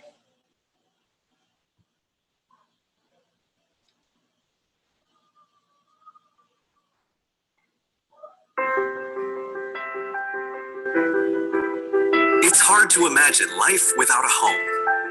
For some Filipinos, this is a reality. Long-term quality homes are necessary in order for the people to develop stronger communities, thrive in safe environments, and lead better lives. This is why we believe in the need for sustainable, socialized housing. Base Bahay develops alternative building technologies with bamboo to create permanent disaster-resilient houses. But the one thing that will always be stronger than the bamboo used in every Base Bahay home are the people living in these homes. This is their story.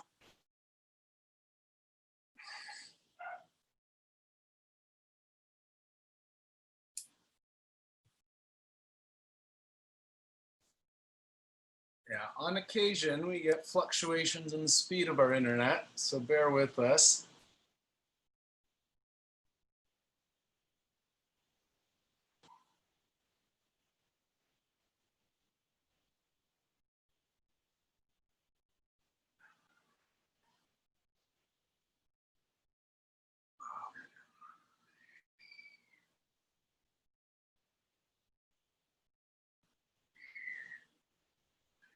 Okay, well, unfortunately, I don't know what's taking that so long. So one of the suppliers of Base Baha'i is this guy, Ray Villanueva from the Kauaian Collective. And I pre-recorded a interview with him talking about his experience working with Base and what he's been doing with supplying bamboo poles and adapting to the COVID down in the Visayas. So we can, pause this Base Baha'i and go to Ryan's interview. Here we go. All right, so we have our special guest here coming in from the Visayas. We've got Ray Villanueva, who is the co-founder of the Kauaian Collective, one of the partners of the Hilti Foundation and Base Baha'i. So Ray, please tell us a little bit about yourself and the Kauaian Collective and what your experience has been.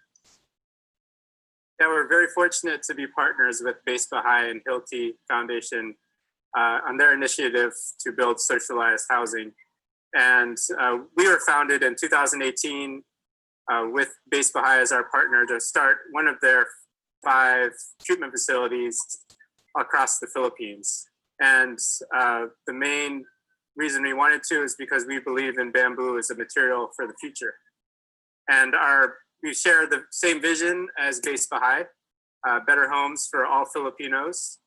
And we're trying to elevate bamboo as a modern equivalent or alternative to concrete and steel, and trying to make it more affordable and accessible to the public and all Filipinos, so that we can start to change the narrative from it being a poor man's timber to one that's beautiful, sustainable, and durable.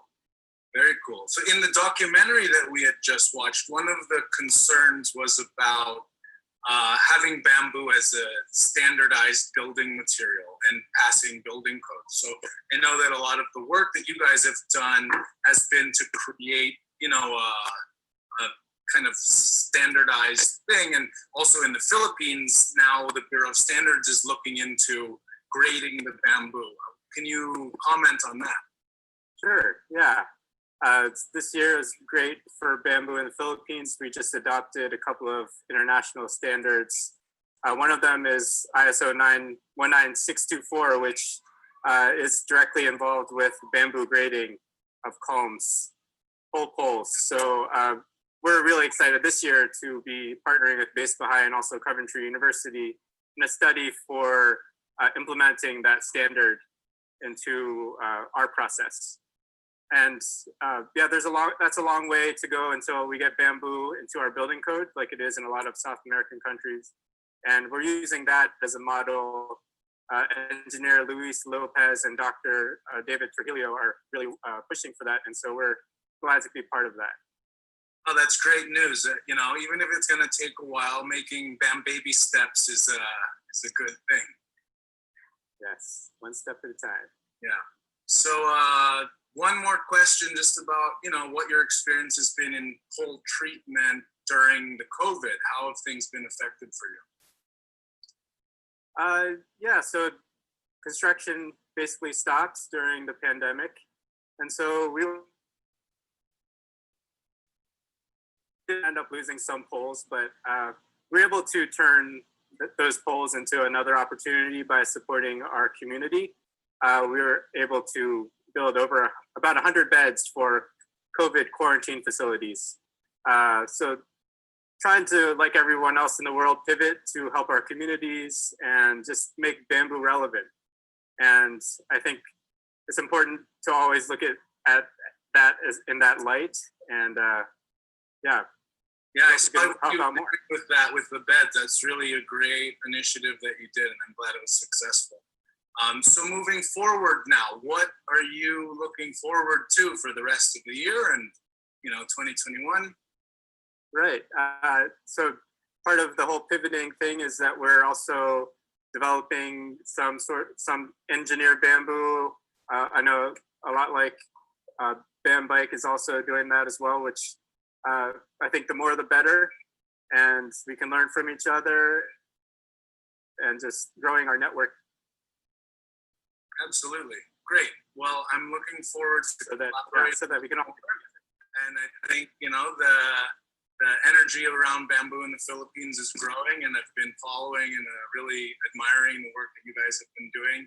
And I can't wait for this all to be over to be able to come down and pay you a proper visit.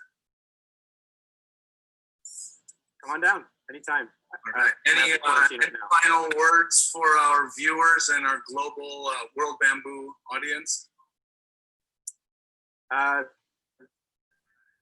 Yeah, I guess so. Bamboo, I've learned, is a big connector, and connects us all around the world who's working with bamboo.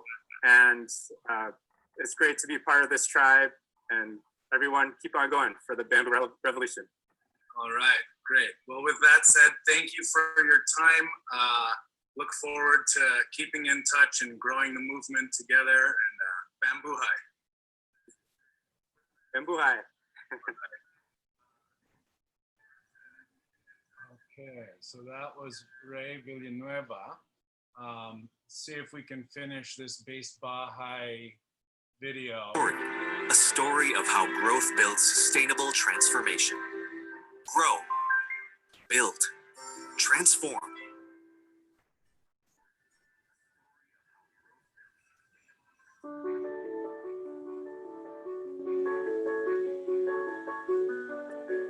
Continuous growth is rooted in the values of sustainable development, service, and transformation. Amidst the sprawling sugarcane plantation of Murcia is a place that promotes continuous growth in the lives of Filipino farmers, the Base Baha'i Bamboo Treatment Facility. It is a sanctuary where hundreds of poles are processed to be used in the cement bamboo frame technology, the very foundation of all Base Baha'i houses. It is a source of life for people like Berto. Berto is one of the farmers working in the Base Baha'i Bamboo Treatment Facility. Dati, nag-awaling lang naman na kami ng kawayan. Tapos, nag-alok sa akin na sa field ako ibig sabihin kami yung gumagapas ng kawayan.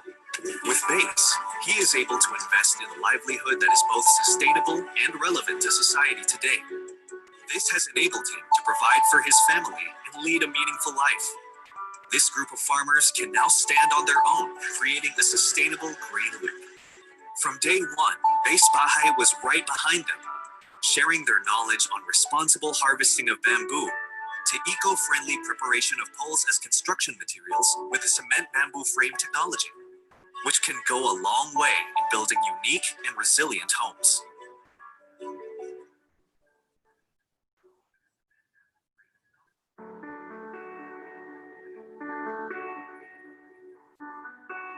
The Filipino spirit is resilient.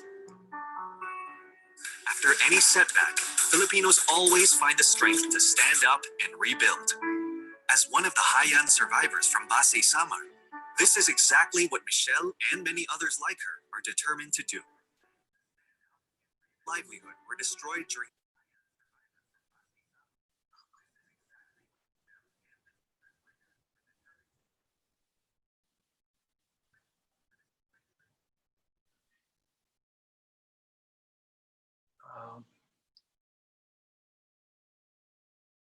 my internet connection is unstable, my computer is telling me, so apologize for this. This does happen on occasion here.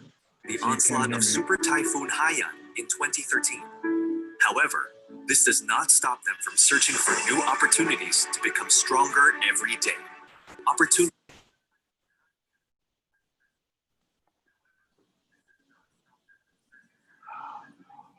like building for Base Baha'i. Dati nagtitinda po kami sa tindera sa Ukay-Ukay bago po ako napasok dito sa Base Baha'i. Isa rin po akong biktima ng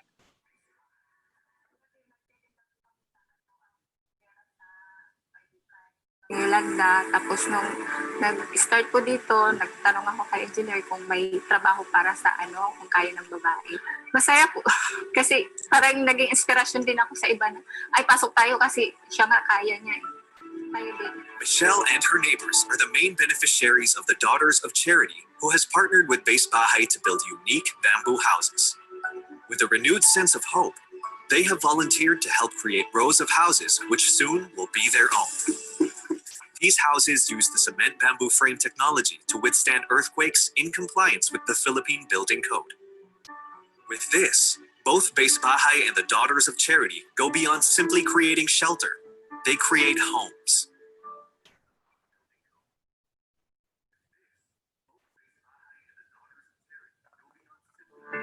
Transformation begins with the little things. Ruela, 18, remembers that as a child, she would walk to and from their school for many hours every day. But that is a thing of the past. In this barangay in Iloilo City, a community of indigenous people, or Aitas as they are called, mark a new beginning. As they were provided sturdy houses using the cement bamboo frame technology, far from the tribal house they have gotten used to, where all families of about 100 individuals shared a 2-floor bahay kubo, which was less than 100 square meters. Now, each family has their own decent home where they can focus on their own well-being, building communities, and pursuing higher education. Mas easy po kasi sa amin na pumunta sa school without thinking na kailangan pa po namin mag-igib ng tubig sa malayo or mag-wake up ng 3 a.m. para lamang mag-prepare papunta sa eskwelahan. Soon to be the first college graduate in the family, Ruela says that their new house provided them with room to dream bigger. Equipped with a space to study, she is pursuing to become a teacher.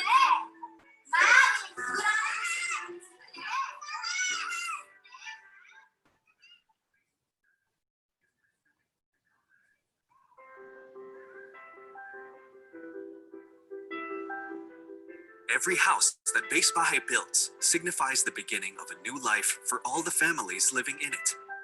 With a home and a newfound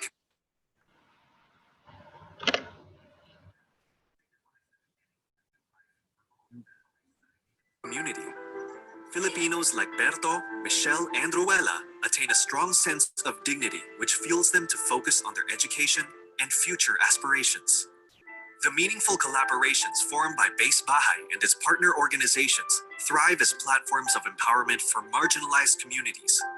Our purpose is not limited to simply building houses and distributing these to different groups of people. There is a bigger goal that lies ahead. Now imagine a world full of strong communities and empowered individuals living in safe, disaster-resilient homes. This is the world we envision. Join us in our mission to transform lives.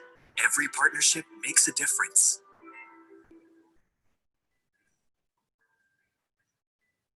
Okay. Apologies for the challenges here. At 9 p.m.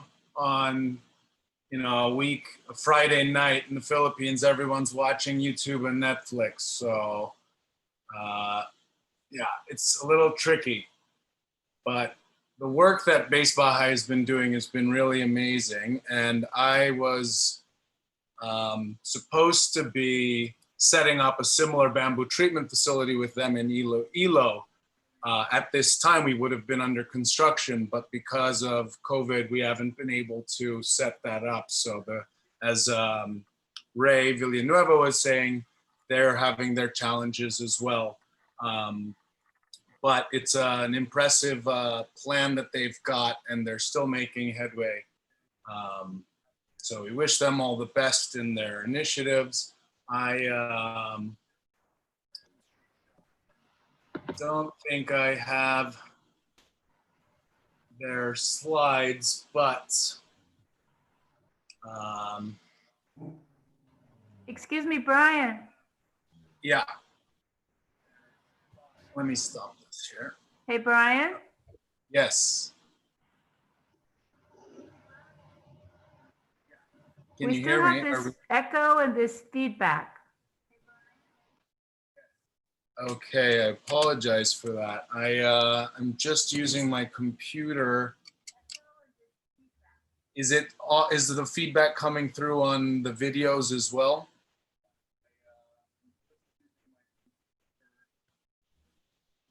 Can we just move on to Rebecca Rubens, who's just joined us? Sure, no problem. I'm going to have her become the host while you can do some troubleshooting. Okay, I'll look into it.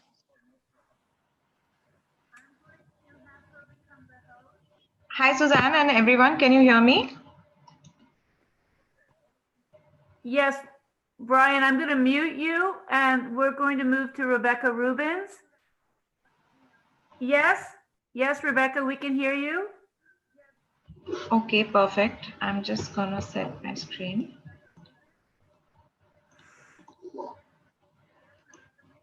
Can you also see my screen? Yes. Super. I wanted to share our journey in bamboo.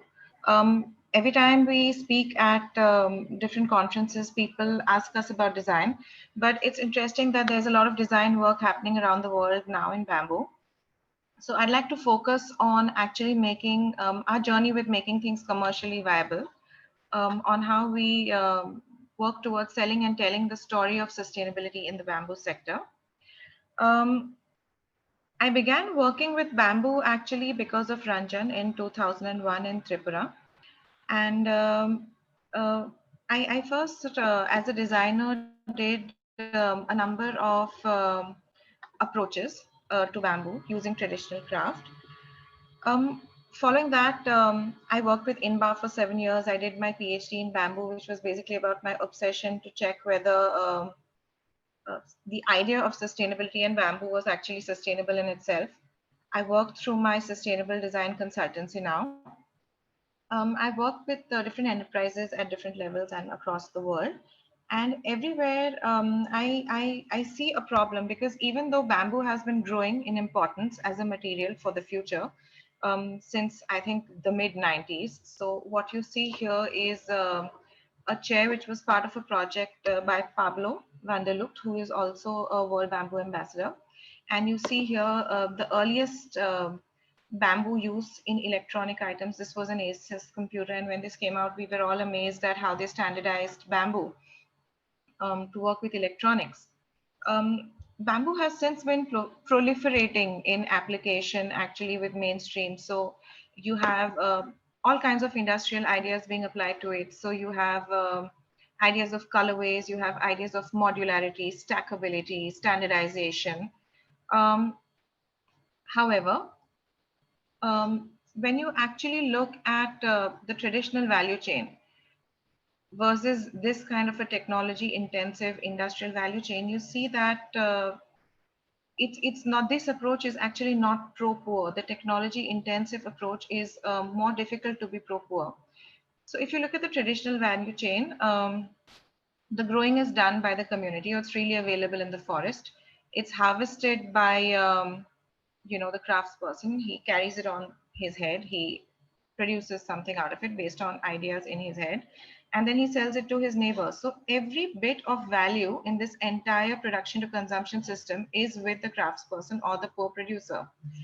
Now, when we look at a technology intensive or an industrial value chain, the growing needs to be at a scale. So it goes to the person who owns the plantation, but let's assume that there is a system by which we can actually consolidate little smallholders who are growing bamboo. Let's assume that we give smallholders the tools to harvest and say some kind of a truck to carry it. But still the innovating money would go to a designer like me. The processing money would go to a person who owns the factory, and the marketing money would go to the marketing company. So this is actually not pro-poor in that sense. And this pushes the producer from realizing value at every node of the value chain to actually just the primary parts of the value chain. So this idea of how could contemporary products have a more inclusive kind of a value chain became an area I was very interested in. So what really intrigued me is that there was this raw material bamboo, and you have these wonderful super products that we see on the market today, which are very standardized and everybody wants to buy them. And mainstreams like IKEA and Godrej are also producing them and selling them. So it proves that there's a market for this product. On the other hand, you have really traditional products, and these products are on the decline. because they're being replaced by plastic products in most parts of the world. And what these craftspeople are now doing is moving into the zone of souvenirs, which they're increasingly making cheaper and low cost because the market is not ready to accept or pay value, because every time they move to a lower skill level product or a low quality, the market perception that bamboo handicrafts are low cost and low value and low quality just gets reinforced. So what I wanted to look at was a product line that's sold here, but was made like this. Fortunately, the sustainability wave is here to stay because of globalized workforces and supply chains. There are externalities such as carbon and water, which are becoming material. Consumers want sustainable products. There's an intensified competition for natural resources. Governments are putting in regulation, and there's an explosion of innovation, not just in the bamboo space, but in the sustainability space. The Harvard Business Review actually heralded this wave with its declaration that sustainability is the new megatrend in 2010. We are now in 2020, and sustainability is here to stay, because climate change is permanent, population is growing, and we do not have another planet. A lot of surveys actually show that customers are very interested in sustainable products. So one of the first interesting studies was in 2015, where they showed that 66% of consumers are willing to pay more for sustainable products in different regions around the world. So they scoped out which region of the world people are more interested in investing in sustainable products. So this study really is encouraging and heartening, because it says that there is actually a market for sustainable products. So all we have to do is work on products that cater to this market, but are made through small and medium enterprises and micro enterprises and poor producers. So this is where Rhizome comes in. That's my sustainability design firm. And these are the kind of products that we produce. We started in 2009, and Rhizome was started off as some kind of a loose idea of a decentralized network of innovative collaboration, which finally got formalized into my studio in 2009, where we look at crafted products because they're culturally sustainable, products which are made from bamboo because they're ecologically sustainable, which are produced by communities. This gives income, so it's socially sustainable, and in line with commercially viable markets, so it's economically sustainable.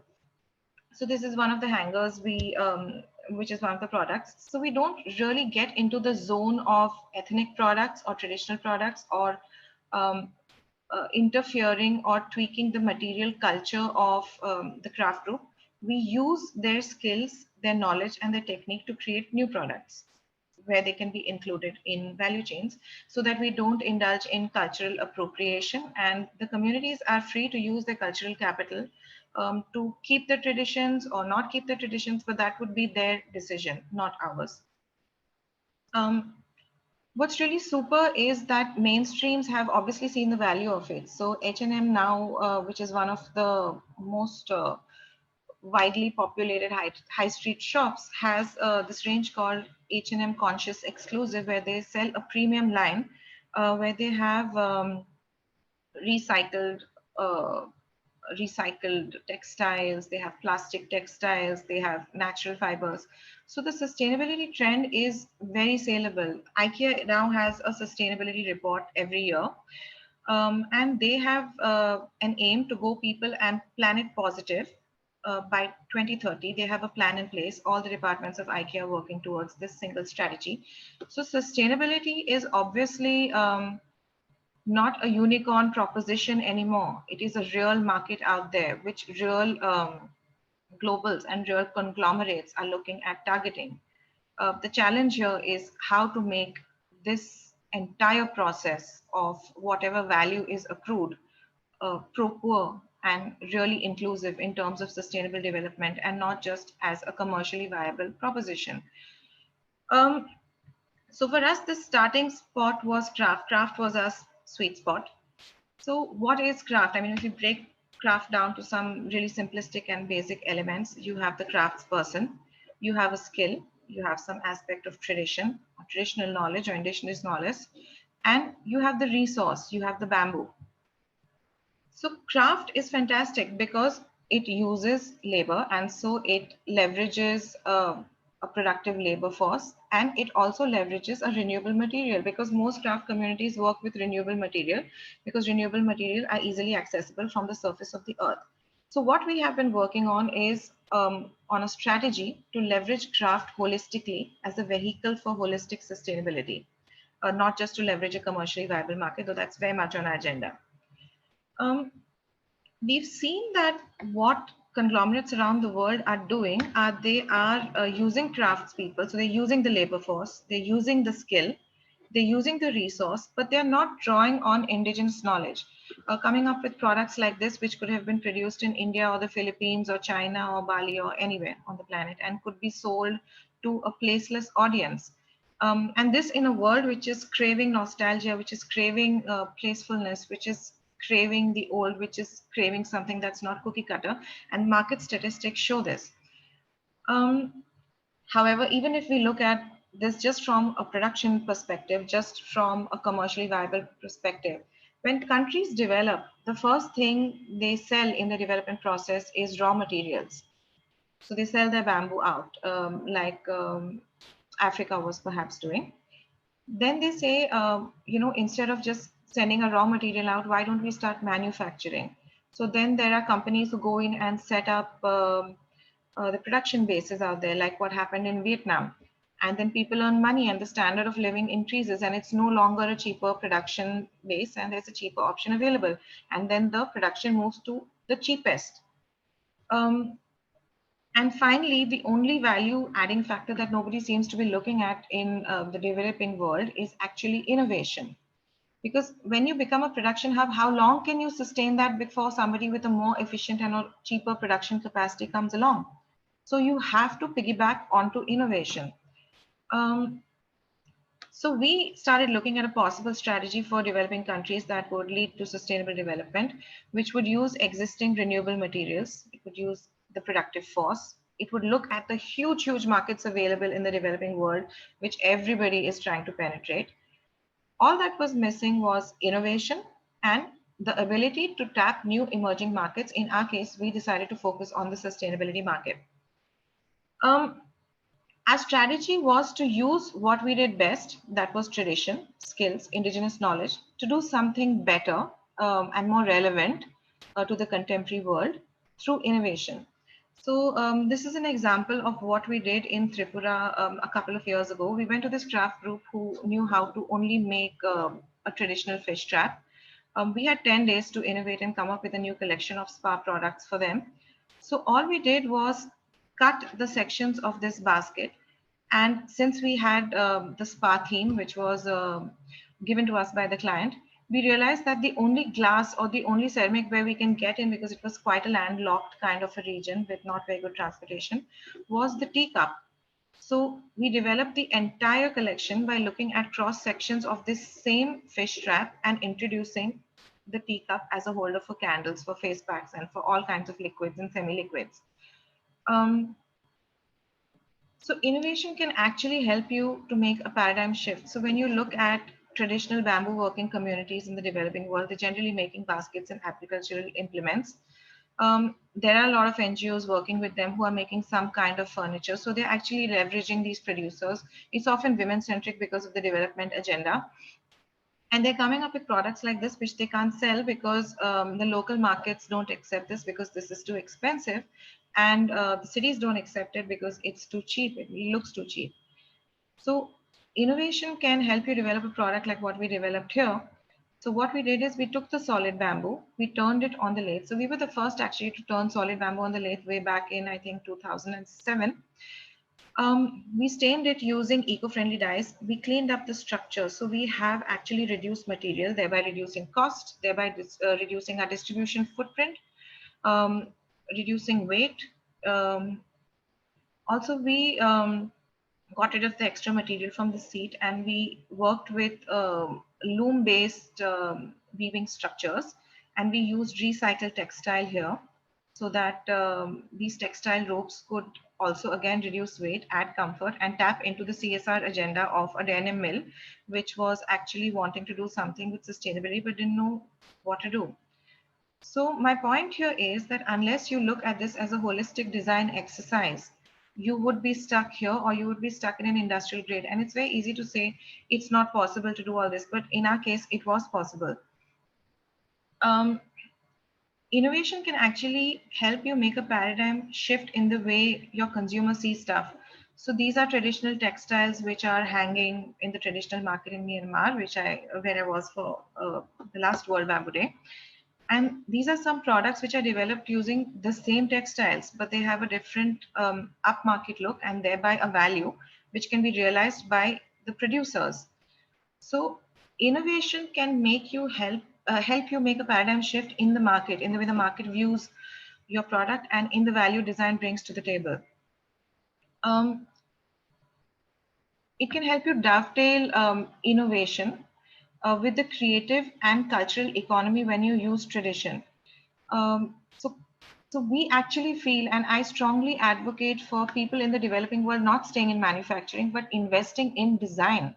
And by design, I don't just mean product design and the design of stuff, but strategic design, design for branding, design which helps you be viable, not just make a product which someone else will make viable. We analyzed a lot of market shares and a lot, because we do this. I mean, we are a design studio. So when we started working with Bamboo, we analyzed different ways to go. So should we go really high end and pull up the value of Bamboo, or should we go really mainstream, and should we push it into the kind of market, say a Zara kind of a market in fashion, or should we go really low cost? I mean, which direction should we take? And eventually we ended up taking all directions. So we started working with resorts and developing high-end expressive products, as we call them, which are of a particular genre, like installations, lighting units, sculptures. So this is something in terracotta which we had done for a resort, and we then interpreted this in Bamboo. So this is a similar concept in Bamboo, based on the work of Alexander Calder, who did these fantastic installations and kinetic mobiles in the 60s. This is actually still one of our best-selling products. I think it's been 4 years since we first developed this. We also have a line of mainstream products, which is inspired by the work of the modernists, and like Wegner. So for example, we took Wegner's wishbone chair in wood and we reinterpreted it in Bamboo. We changed the scale to suit smaller homes. So the original Wegner chair was really huge. We made this smaller. We made the wishbone using the bamboo strip. We also did not fear coloring Bamboo, and we did not want to make, but rather we did not want to force the idea of Bamboo looking like Bamboo. I mean, why should Bamboo look like Bamboo? Why should wood look like wood? Or why should anything look like anything? So we gave ourselves the freedom to color. We gave ourselves the freedom to curve. We gave ourselves the freedom to machine, even to a point where in this case, the material lost its identity of Japanese on the good side and low cost on the bad side. We worked a lot with woven materials because Bamboo doesn't lend itself easily to be a surface until you laminate it somehow. So we did work with another material here, or we worked with slats in these cases, which are unlaminated actually, using different types of joineries. We also worked for the base of the pyramid. We were a bit skeptical about this, but it actually came into being when a Harvard incubated startup called Barkat Bundle came to us, and they asked us to develop a cradle for children using Bamboo, which would be pro-poor, and eventually we ended up making this cradle. So the same cradle is going to be sold to babies in the developed world, and the money that they get from it is going to be pumped into subsidized cradles for the developing world, for development programs. We were amazed with the amount of rules we had to follow. I mean, it had to be just so that the baby's finger wouldn't get stuck. It had to have a triple locking mechanism, etc. And we were a bit skeptical of whether we could do that amount of engineering and tolerance in Bamboo, that to using a pro-poor kind of an approach for making. But we found that fantastically it was possible, and the product passed all kind of tests and checks. It went to Shanghai for safety checks, and after a long and iterative process, the product was good to go. So, I mean, it is possible to do such really specific, even medical or baby kind of products with bamboo. One of the things we realized is that whatever we did, we had added value. But if you've added value, you need to make sure that the user or the buyer or the client knows this in as many ways as possible, including through branding. So we started looking at how we could brand our products better. One thing which happened organically was the telling of the story. So interestingly, even though what we did was completely pro-poor and more developmental or inclusive in that context, we started getting coverage from very mainstream design magazines like Casa Vogue and Architectural Digest, etc. So it was interesting that they were interested just from the viewpoint of good design, not from the viewpoint of at that time design that could change the world. Increasingly, we are featured in features which are looking at sustainable design and a design that can change the world. And like this one says, how green is your label, etc. We also documented our work meticulously. So this is from a project I did for UNIDO in Vietnam, where we created products out of bamboo waste and seagrass waste, and we worked with a lot of other materials. And then we had celebrities and the prince and the princesses of some countries come and visit it, and it was quite exciting, and people were very excited. So, I mean, in this sense, it was quite productive to actually tell this kind of a story. But it became imperative to sell the story, to actually sell our products.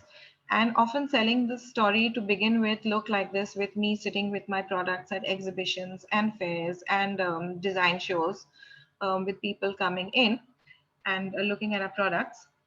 But what really took off was on the online selling of our story, because we could tell our story to a wider audience and in a more structured way. And what we realized that often what we're selling is not the product. What we're selling is an idea. So this is from one of our earliest ventures online on a site called Jaipur, which is a premium luxury sustainable crafted site in India. And they talked about actually they talked about me, and they talked about how I had been featured in India Design Now when I was going to the prestigious Victoria and Albert Museum, etc. So the story is multifaceted, and you know, if you are very interested in pro-poor, it doesn't mean that you need to connect with the audience on that factor alone. You need to touch as many touch points as you can, and that's when we got into branding and we realized how the entire beast of branding works. We also realized that branding is not enough. You need to make your story as credible as possible, and that made us transition from branding to actually labeling.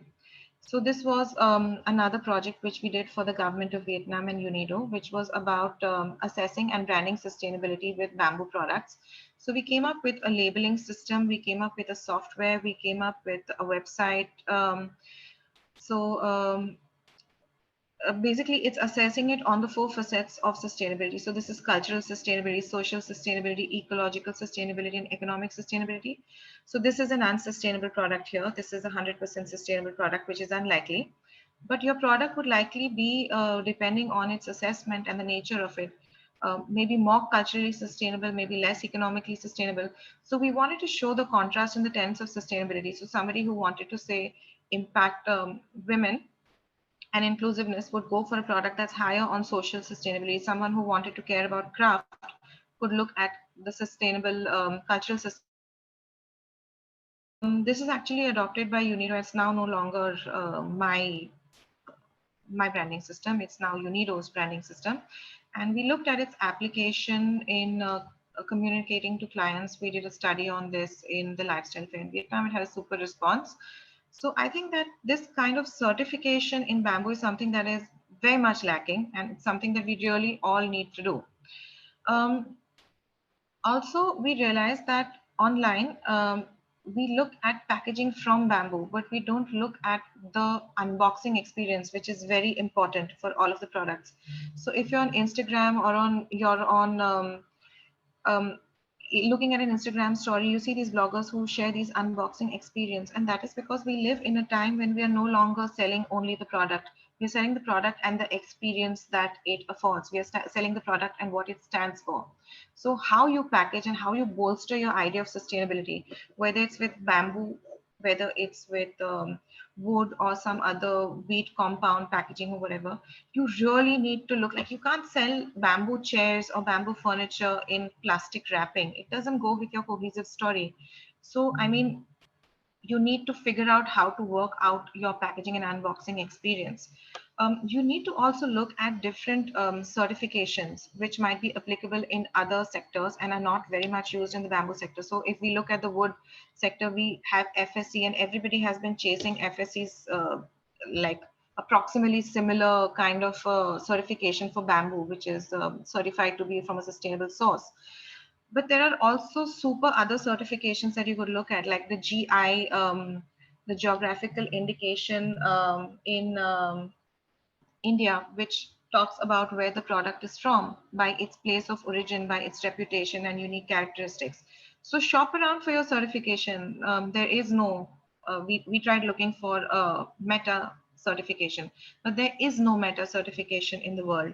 So shop around for your certifications. I mean, you might align with Fair Trade, you might align with FSC, you might align with a cultural certification. So shop around and make sure that you get them. Also be aware of competition, but be fearless as well. If you're doing what you do best, then nobody can do it any better. So share and create benchmarks and healthy competition. So we've always, I mean, at this point, we in our journey, we're not really looking at who was doing what, but we realized that we need to look at it, we need to be aware of it. And actually the proof of what we did started coming in when we started getting really exciting projects. So this is a project we did for 1000 Islands, which is a luxury resort. So we did all of their bamboo mirrors and chairs and furniture and things like that. This is the Gandhi Ashram store in Ahmedabad. So we actually, since we're a sustainable design firm, we don't only look at bamboo, but our material of choice is bamboo. So we actually didn't do anything which was non-bamboo here. So we only added this bamboo mirror frame and this bamboo lighting installation on top. But it was interesting that we started getting inquiries, not just for bamboo, but also for sustainable bamboo. This is another resort that we worked on. Here we looked at interiors as well as product design. So this is the Run Riders Resort. So this is a bamboo chair from our Slice collection, which is actually done really well. So this is another piece of furniture for the Run Riders Resort, where we used reconstituted wood for the table. These are bamboo pens. So we actually work a lot with, we consult a lot to different kinds of clients. We have people who are starting up their own businesses. We have interior designers. We have walk-in customers who want a specific project or a product from their home, and sometimes a lighting installation, sometimes a piece of furniture. So this was a company who wanted to work on bamboo pens and the love for writing. So we created a range of bamboo pens for them, which would be very, very mainstream. Like I said, we were too busy doing stuff to realize what was happening. And often we found that our furniture was copied. And that's when we realized that you really need to be aware of competition. And when this happened to us, we realized that, you know, we need to rethink. So rethink on what you do best and stick to what you do best, because then nobody can do it any better. Re-evaluate, re-strategize, rebuild, and be even more fearless, be wiser as well for your mistakes. Since then, we've created Rhizome's in-house brand, which is also called Rhizome. So it's really been super to see our furniture in really exciting places, in sustainable stores, in luxury stores. So this is a store called Nicobar in New Delhi. We also now have our range of sustainable jewelry, which is called Baka, where we use bamboo and we work it with recycled metal. We also have consciously decided to work it with gold and work it with silver. And we were a little apprehensive of how this is going to pan out, but it was super. We have a super response. We are almost constantly sold out. And what was really interesting is that we could include traditional jewelry making artisans who were never part of our entire panel of producers. We followed our own advice this time. We registered it. We were aware of competition. We told the story, and we took them through the entire journey. So our packaging and unboxing experience is much worked upon. We also have our studio. So other than our 2 in-house brands, we also have our studio, which I told you takes consultancy projects. So this is my studio in Ahmedabad, and we work in the courtyard to prototype products, which then go out to communities to make. So we don't actually produce here, we just prototype in the space.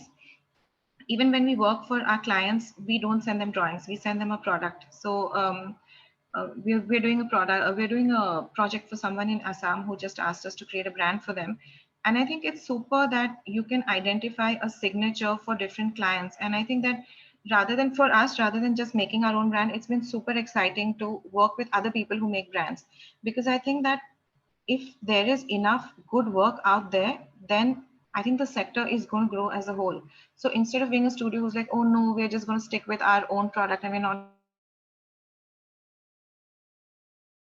enjoy doing, we enjoy creating brands and products for other people. We have several ongoing projects. Unfortunately, most of them are under NDA. So we did a gigantic project for Godrej, which is a huge conglomerate, which they're yet to actualize for their new sustainable design brand script. I told you a bit about Barkat Bundle, what I could, the project we did with that Harvard incubated setup. We're working with companies in Portugal. We're working especially with Teresa Martin, who has this fantastic product. And we are sharing the learning. So I think it's really important to document bamboo and for all of us to share the learning, because I just read a super thing yesterday that an architectural school in Nagpur is now going to introduce bamboo as part of its curriculum for architectural students. But this has not been the way. And until this happens, until bamboo is mainstreamed into design education and into all education as a material which stands its ground along with metal and wood and all of the other industrial materials, we really need to share the learning. So this is a book I wrote in 2012. I did one before for INBA. This was very kindly funded by the Prince Claus Fund. And then I went on to take this learning and write another book, which I wrote last year, which was Holistic Sustainability Through Craft Design Collaboration. Because the knowledge and the learning that we had from bamboo actually works for almost anything pro, poor, and craft aligned that you want to work on.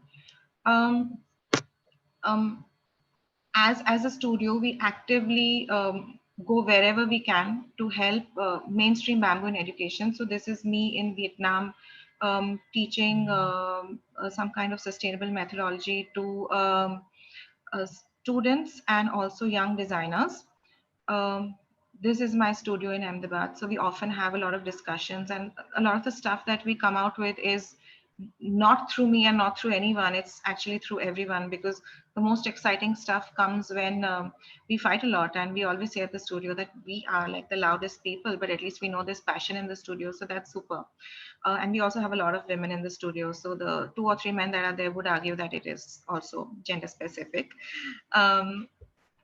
I've recently decided to start teaching in a very mainstream way, or to commit some part of my time to teaching. I used to be visiting faculty, but I now teach at CEPT, which is an architectural school, because I think that I've always gone the product design and, internally through the smaller products. I would really like to work in a school that works with larger things like architecture and goes to interiors and product design.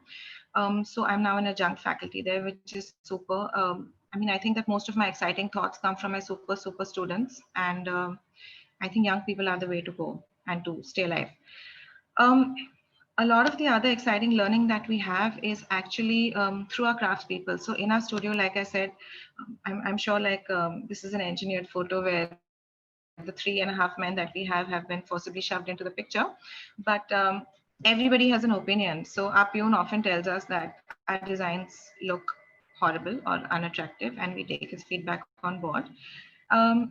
So this collaborative educational kind of a system or model that we have has really been working to help us develop exciting stuff.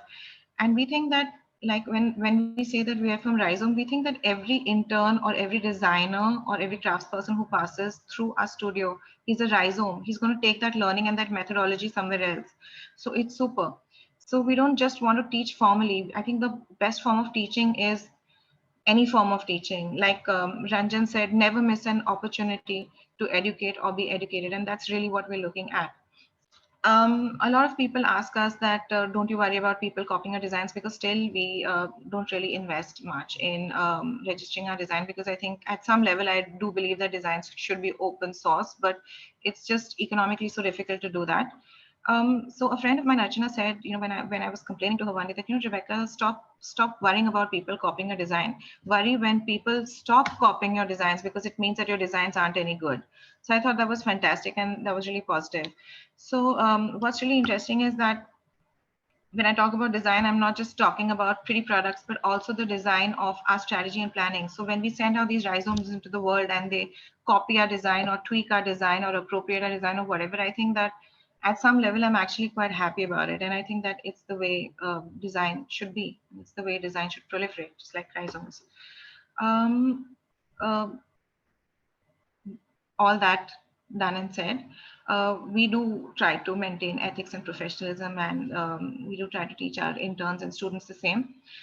So we are very particular about crediting our staff, and if we find a craftsman who's taken our stuff inappropriate, we do ask him to credit us as well. So do unto others as you would have others do unto you.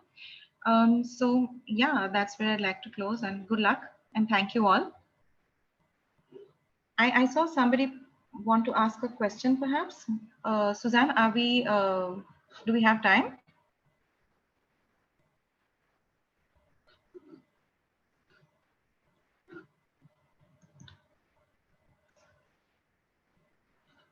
Suzanne, I think you're on mute. For some reason, I can't hear you. Suzanne, I can't hear you.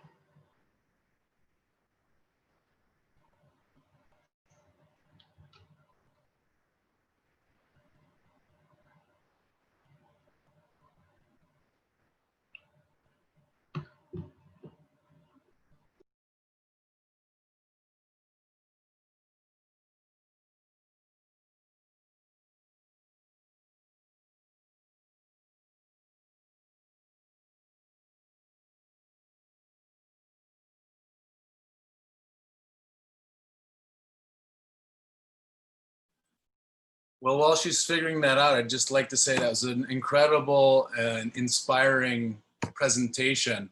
I have been working on a lot of different designs and trying to, you know, have pro-pour designs, and it's a real challenge taking your vision and your prototypes to actual manufacturing, distribution, scale, and finding clients. And your philosophy is really great, and I think your sharing has inspired me to kind of think more about how to bring product to market, how to create more jobs, and how to farm out more work to people. So thank you, really. It was a great, great presentation. Thank you. I'm not sure if Suzanne's microphone is gonna work here. I can, if need be, jump in and segue to, I found a video, a 1-minute video that was made for one of my products that I've had trouble. It was an award-winning product in Japan, but I've yet to really be able to commercialize it. So what you were saying was really, you know, getting my gears going and got me thinking. And I have, you know, this design challenge that I'm facing, and yeah, you made me want to share it a bit. Let's see if Suzanne's gonna come in here. If not, I'm trying. There you are. I am back. Yes, you're back. Now we just need to see me. So let's see. Here I am. There you are. Sorry. I'm going back and forth between devices, but Rebecca, that was so wonderful. I'm so glad that you were able to jump in when you did at just the right time. And Yeah, thank you so much. It was really fantastic. Rebecca, Super being here. yeah, she's a great World Bamboo Ambassador, and I really consider your work the best. So thank you. Brian, since we're kind of we've jumped around a little bit in the schedule. How would you like to go forward now? So the videos which came from the other countries, I have queued up. I have a bit more content I can go through, which is queued and doesn't require me to download anything. So depending on how much time you need me to, you know, use within the schedule, I'm flexible. Okay, so now let me ask Arif to unmute. Arif, Rabik is here from Bali. Hello, Arif. Hello, everyone. Hi. Then.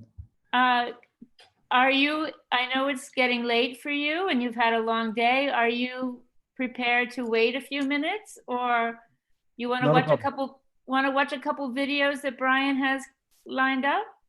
Of course. Okay. All right, Okay, then. Stay tuned, everyone, for Arif, who's live with us from Bali, and we'll let Brian continue with his program. Okay, I'm gonna pop in here. Let's hope this goes smoother than the last time. So I wasn't planning on showing this video until Rebecca inspired me. This is a product that I've been developing for quite some time, and I'm still tweaking it and still working on how to properly commercialize it at scale. It's called the Bambino. We want it to be something that the Philippines can be proud of. Here we have our bolt together Bambino kids balance bike. Ang dami palang pwedeng gawin sa kawayan. No, hindi lang basta alkansya or balsa. The time is now to create the next generation of bamboo products. Hindi namin expect na mananalo kami din. Japan yun eh. Pag sinabing Japan, talagang first class quality sila. Iba yung dating pagka alam mo yung sinasakyan mo is handmade. Then iba rin yung dating pag nalaman mo pa na yung ginagawa mo is nakakatulong sa ibang tao.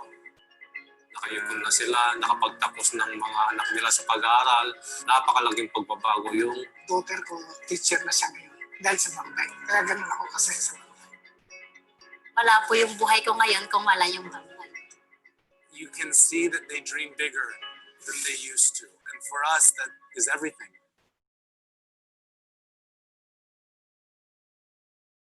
So, oh wait, am I still sharing my screen or can you see me? Yeah, if any of your clients, Rebecca, are looking for Bambinos, just let me know. We'd be happy to work something out because, the challenge isn't just, in making some prototypes and selling domestically, but our challenge has been, really being able to develop the packaging, refine the product, scale it, and bring it to market in volume. And that's something that now that we're not working on tourism because of COVID, we're focused more on product, something that I'm, more, I can dedicate more time to it now. So there's that.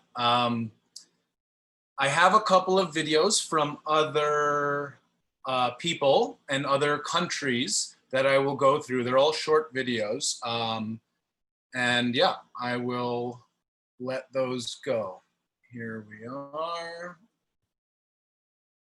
Share the screen.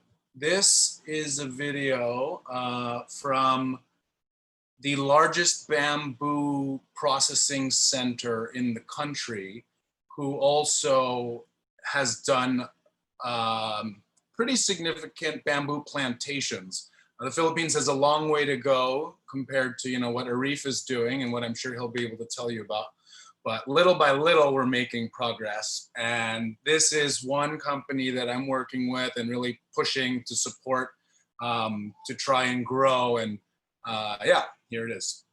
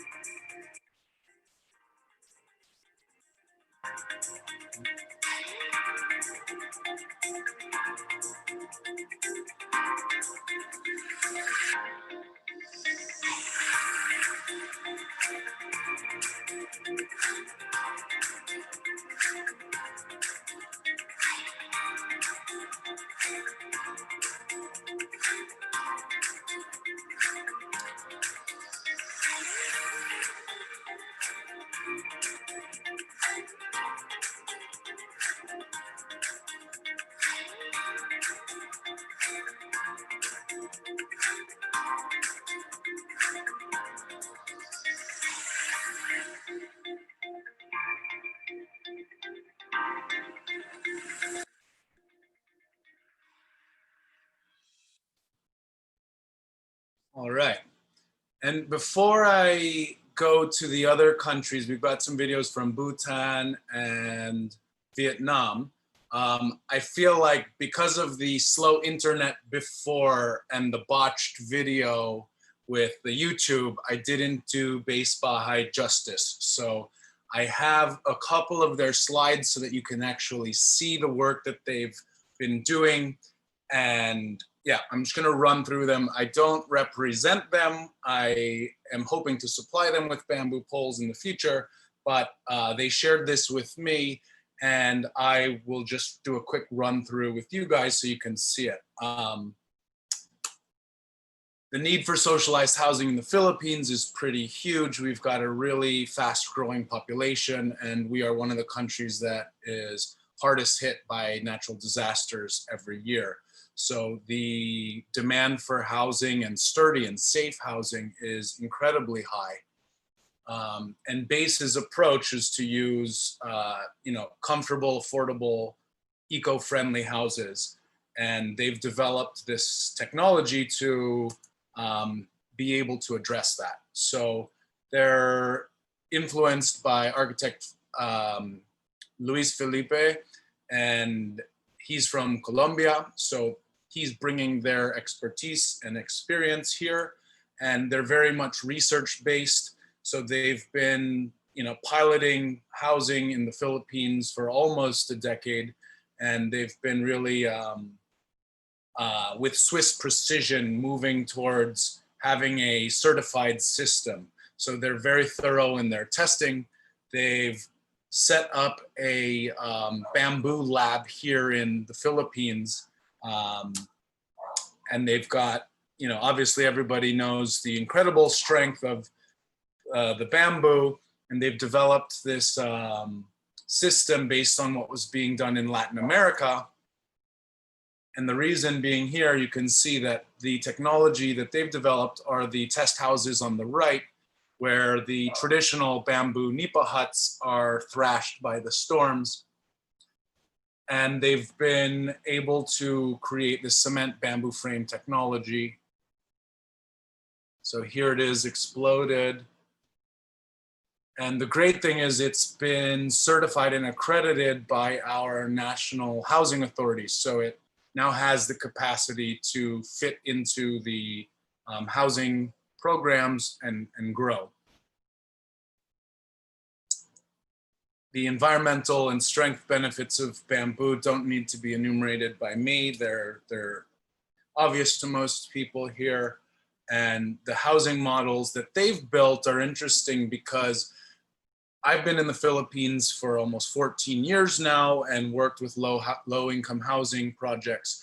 And the perception of bamboo in the Philippines is, again, poor man's timber. So they don't want a house that's going to look like their nipa hut that they've always had.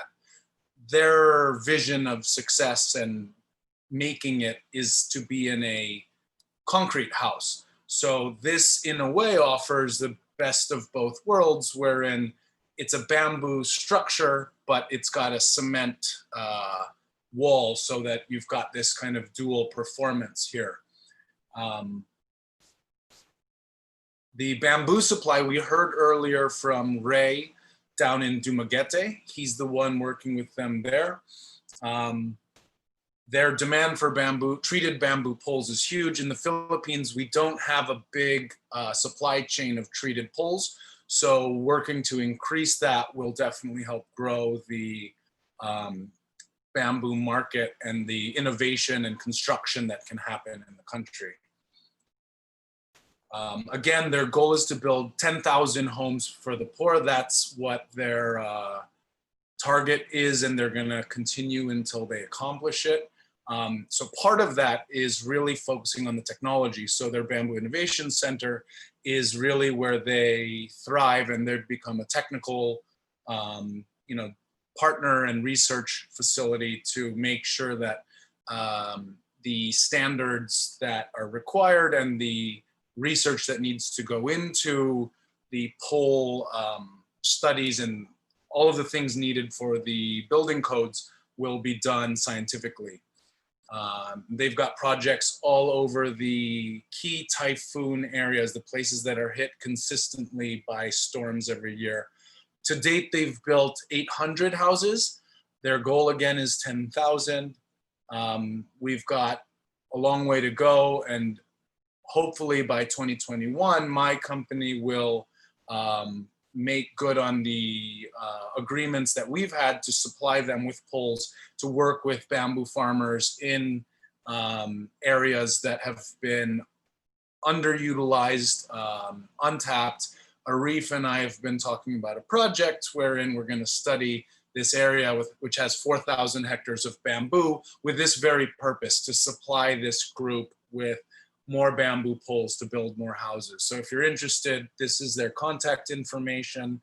They're a great group of people, and I hope that this run through of their slides did them a bit more justice than the botched YouTube video from before. And all right, this moves us on to a video submitted by Bhutan. So here we go. Kutuzangpo from the Himalayas. A very warm greetings from the Kingdom of Bhutan to the team at World Bamboo Organizations and to all the bamboo ambassadors from across the globe. Today is 18th of September. It is the World Bamboo Day, a day of celebration to increase the awareness of bamboo globally. On this day, Bamboos of Bhutan dedicate and share the world about bamboos and its journey in Bhutan on the theme Bamboos for Biodiversity by planting more than 50 bamboo saplings back into the natural habitats from where the mother plants died off completely. These bamboos flowered in September 2017 along the undulating patches in the forest of Samrup Songkhar. The event appears in a cyclic pattern in an interval of 10 to 120 years, expert says.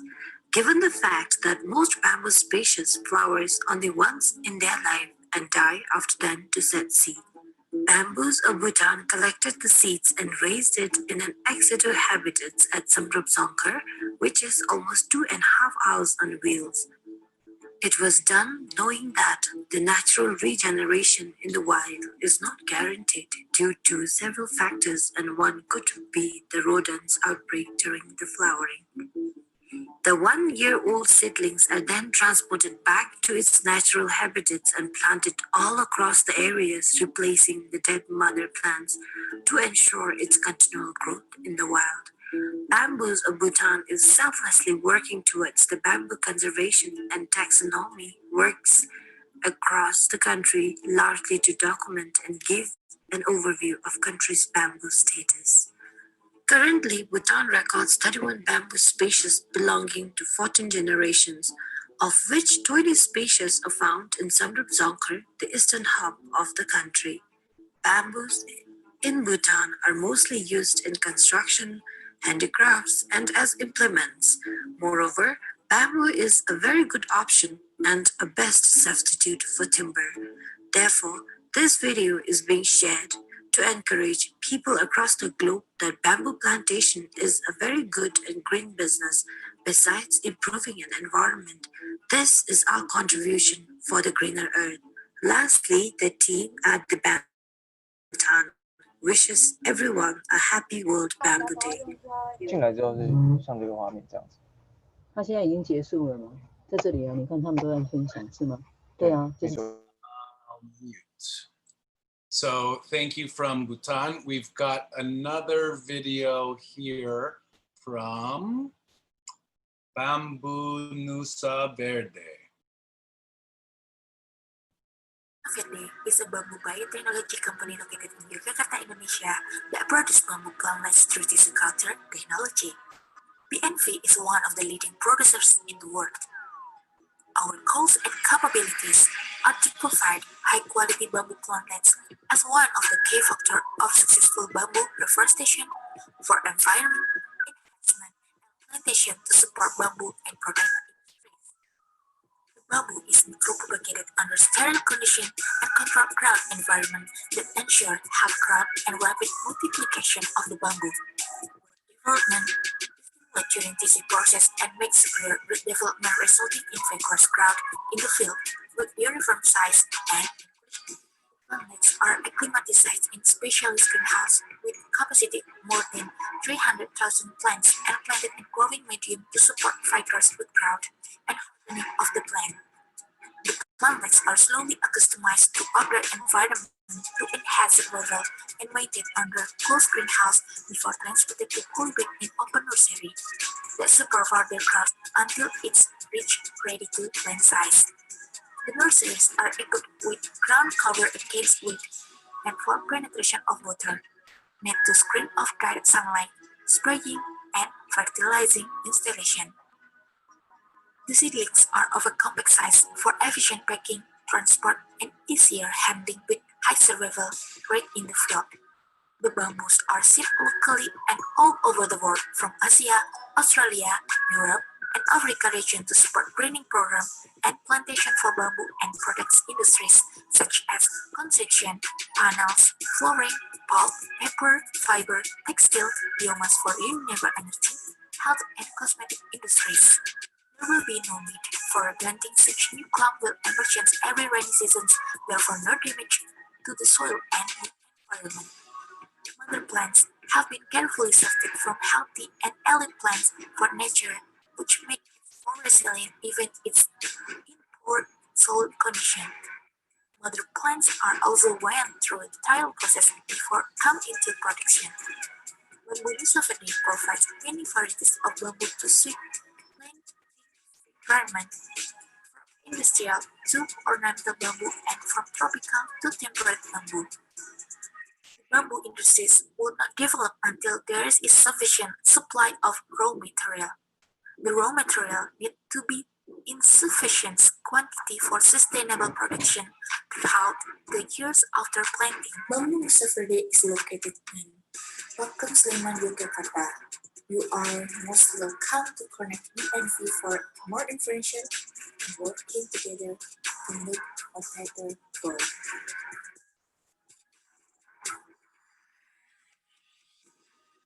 Okay, everyone. I'm almost at the end of my time, but I don't want to leave you without a big smile on your face. So I think part of the reason why I was having technical difficulties before was because I was rendering this ridiculous video simultaneously, and you'll see timestamps in the video. We're gonna play a little game. This was recorded today. As you can see, I look disheveled and I'm wearing the same clothes. I will close with this. I'll just let it speak for itself. This was recorded at the very beginning of when we started streaming the World Bamboo Day event. You will recognize the music if you were here then. If not, you're welcome. Hey everyone, happy Bamboo Day, World Bamboo Day to be exact, September 18th. Reporting to you from the Philippines, listening to bamboo music on the World Bamboo Day 2020 Global Celebration here online live streaming on YouTube. I came up with a crazy idea. I want to see how many bamboo things I have around my house. If any of you can come anywhere near to getting a close guess, I will give you a prize. I don't know what it is, but it's definitely going to be bamboo. I'm going to take the GoPro Max, strap you to my chest, and we're going to go through all my stuff to find out what's made out of bamboo. Stay tuned. I'll be back. Okay, the guys from India are playing the Titanic song. Made from bamboo. Okay. Start with the desk. Monitor mount. We've got a bamboo mustache. For when I'm working.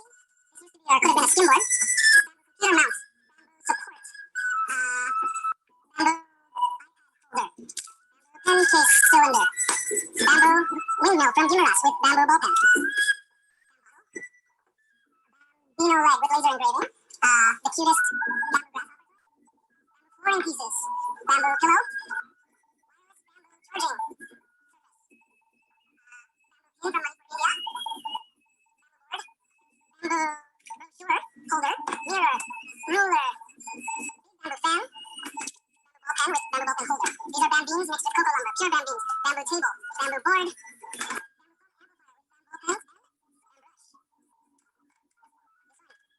engineered bamboo plaque of appreciation from Mindanao, bamboo inside bamboo inception, bamboo coin saver, more bamboo beams, bamboo basket from Mindanao. What else we got here? Bamboo notebook. Wait, there's more. Bamboo desk organizer. Bamboo USB from World Bamboo Congress in Danyang when it all started. Bamboo bow tie with burnings. Bamboo desk organizer with bamboo tissue. No more bamboo in it. Bamboo USB. Bamboo phone cases. What's in the bag? Bamboo ball pen from WBC Mexico. Bamboo card case from Mindanao.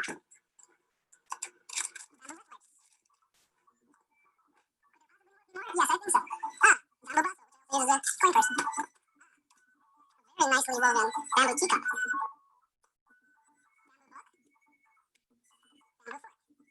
Insulated bamboo bottle.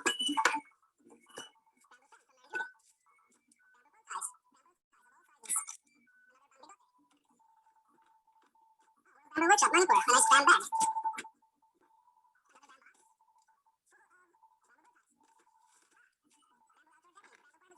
Bamboo cups, bamboo tissues, bamboo tea, bamboo toothpicks, bamboo scrubs, cotton rounds, bamboo toilet paper, bamboo coffee stirrer, barbecue sticks of different sizes, bamboo charcoal, bamboo chopsticks, bamboo normal straw. What else can we find here? Not a bamboo solar panel, but a bamboo solar plant holder, bamboo plant support, bamboo lamp, Bambino prototype.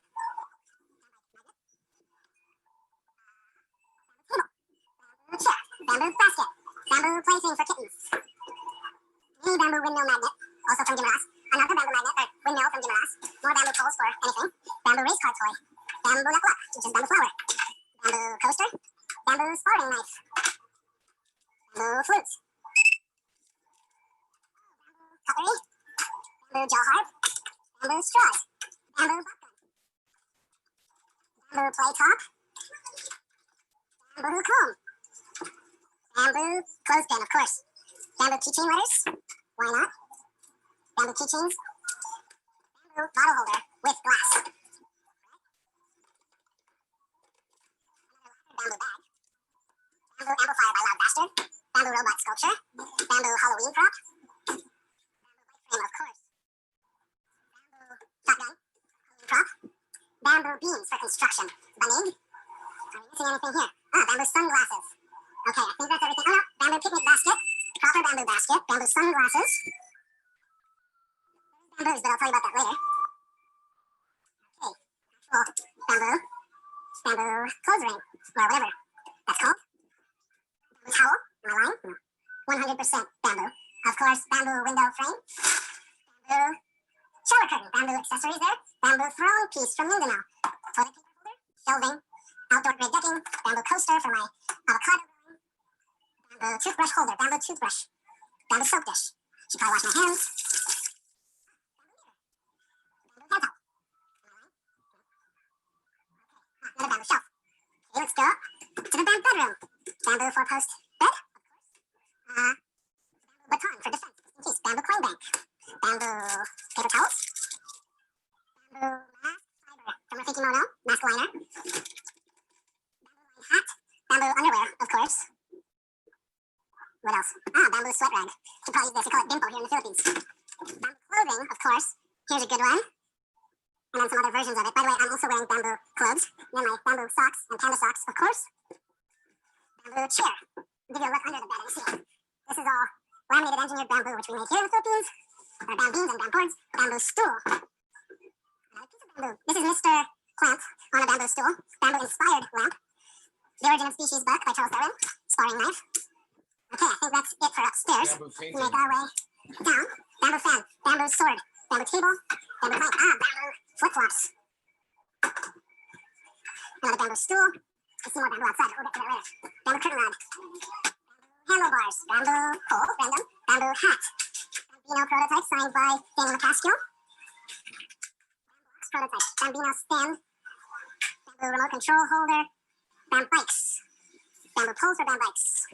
Bamboo table. Bamboo bike employees. Bamboo kittens. Bamboo shoehorn. Once you use a shoehorn, it's not the same. Laser engraved bamboo coaster. Laotian bamboo rice holder. Filipino bamboo fish and shrimp trap. Laotian bamboo rice steamer. Bambino bolt. Bamboo Prototype basket full of bamboo. Bow ties. There could possibly be more here. Could there? Oh no, wait. Bamboo chair. Bamboo kitchen utensils. Bamboo carved mug. Or maybe that's wood. Bamboo mortar and pestle with Abilene. Bamboo cutting board. Multiple bamboo cutting boards, of course. Woo! I'm not gonna leave down. Come back to that later. Bamboo spatula. Bamboo spoon. Cooking gear. This is Abe's charging and watching station. What else we got back here? Bamboo bike boxes. More bamboo bikes, of course. Bamboo bike frames. Bamboo bike parts and pieces. Bamboo swing sets from laminated bamboo. And then our bamboo bodega, where we keep, this is some of the bamboos brewing. And frame prototypes and old stocks. Bamboo something, frames of sorts. Okay, go outside. Bamboo slat used for the laundry. The laundry machine, which is on engineered bamboo support. Got a bamboo structural piece here. And we've got a whole host of bamboo bits and parts and pieces of different diameters and sizes and significance. Never ends. Bamboo flooring, bamboo bikes. Here's our pole bamboo box construction holding up bamboo beams. Bamboo motorcycle brush guards, side plates, bamboo bottle on the bike. Bamboo boards, bamboo beams, bamboo baskets. Mostly hardware, but some bamboo bikes, of course. What else we got here? Bamboo bike mechanics. Look at this. Bamboo table. These are laminated engineered bamboo beams for the bamboo box. Dried bamboo poles for straws. Here's a mixed construction set. Okay, and then we've got, of course, our bamboo bike fleet. When will it end? Bamboo trailer. Real live bamboo. Bamboo Reggie. More live bamboo there. Ate's showing us the bamboo brooms, of course. And we've got a bamboo e-bike. And we got more piles of bamboo. Bamboo lacrosse stick. More bamboo floorboards. Just a stock of some bamboo poles. We've got older bamboo bikes and bamboo mat weaves in our recycling area. Bamboo fencing. And I think that might be it. We got some kittens here. They're too fast. They grow as fast as bamboo. This one's called Halo Halo. Halo Halo is a sweetheart and named because of her mixed pattern. There's a Sombra. But wait, there's more. See, Sombra is wearing her bamboo tie on her collar. Difference. So, yeah, that's our bamboo family. Thank you for watching Bamboo Hive. Okay, there's a couple of things you forgot. Another style of bamboo chair, bamboo ladder, bamboo frame holder, bamboo seat cover, small bamboo box construction, display boards, info sheet holders. Missed a couple things. This is a bamboo blow dart gun. It's legit. And then the bamboo bow and arrow, of course. And then a bamboo fan. Bamboo umbrella. And then a bamboo fan. And some more bamboo. It never ends. These are laminated bamboo tables. Bamboo. This is a bambigote, or bamboo mustache. It was my inspiration. One of the other things that inspired me along this bamboo journey and process was in this bottle. I mentioned this earlier on the house tour. I've been making a bamboo liquor for many years. This is what we call bambanog, or bamboo lambanog. It's made from bamboo leaf tea, which we infuse in a coconut sap liqueur. And after a couple of years, it turns this beautiful color, and it has an incredibly smooth taste. So I'm going to give you a digital cheers. Thank you for tolerating my ridiculousness in this video. To be honest, I have no idea how many bamboo products that was, but if you can count, put it in the comments. Please do let me know. Get in touch on Instagram. I'm BamBrian. And thank you. And on behalf of the World Bamboo Organization, we really appreciate your attention and time, and we salute you. So in the Philippines, we say Bambuhay, it's bamboo life. So here's to you, Bambuhay. Bambuhay. Yeah, bamboo. We might not be the best at any bamboo things. We definitely know that it's more fun in the Philippines. Cheers and Bambuhay.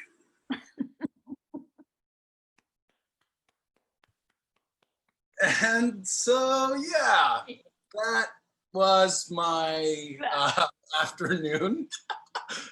Nothing like making a video on World Bamboo Day. I really reconnected with all of the things that I had in my house today.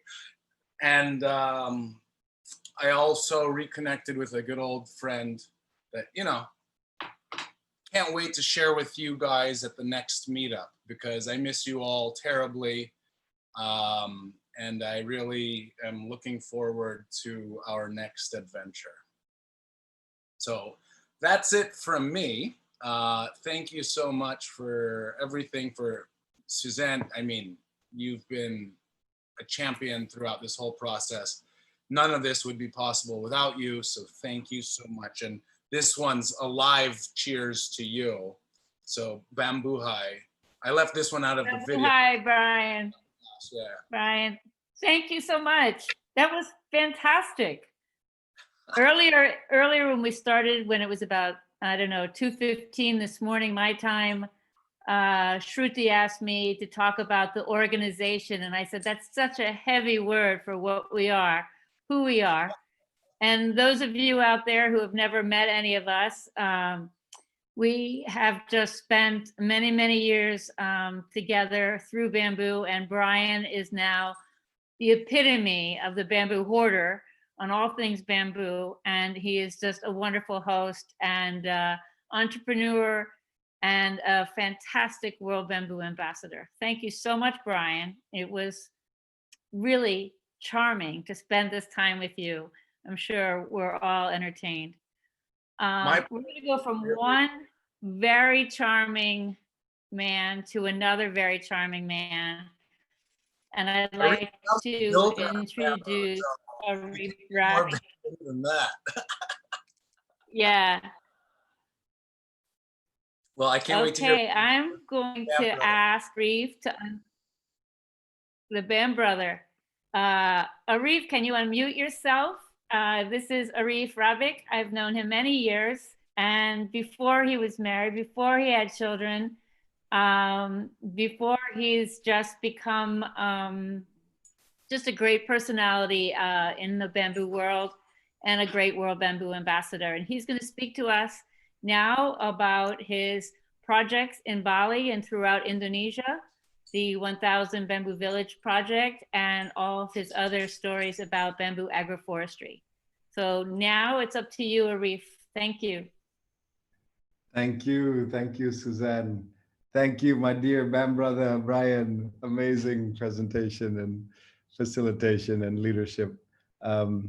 Yeah, so Suzanne, I'm horrible with technology sometimes. I wanted to start this sharing with you by playing a little movie that we made for the COP25 Conference of Parties of the United Nations Framework Convention on Climate Change. And, you know, we've been going since the famous COP21 5 years ago, and really trying to push and learn at the same time on how the climate change mitigation story, how bamboo can really become the hero that we are all trying to make it be understood as for carbon sequestration, but also this another interesting layer, especially here in Indonesia, to protect the biodiversity hotspots of Indonesia by giving a sustainable alternative in the surrounding areas around, you know, the virgin forests of Indonesia. And so giving, you know, the encroachers and the people who set fire to the forest a sustainable alternative. So on that note, Suzanne, shall I just try to share it here? Oh, I can't hear you, sorry. Can you share your screen? Can you put up the video Yes. and then click on share screen at the bottom? Yes, I can. Okay, so I'm just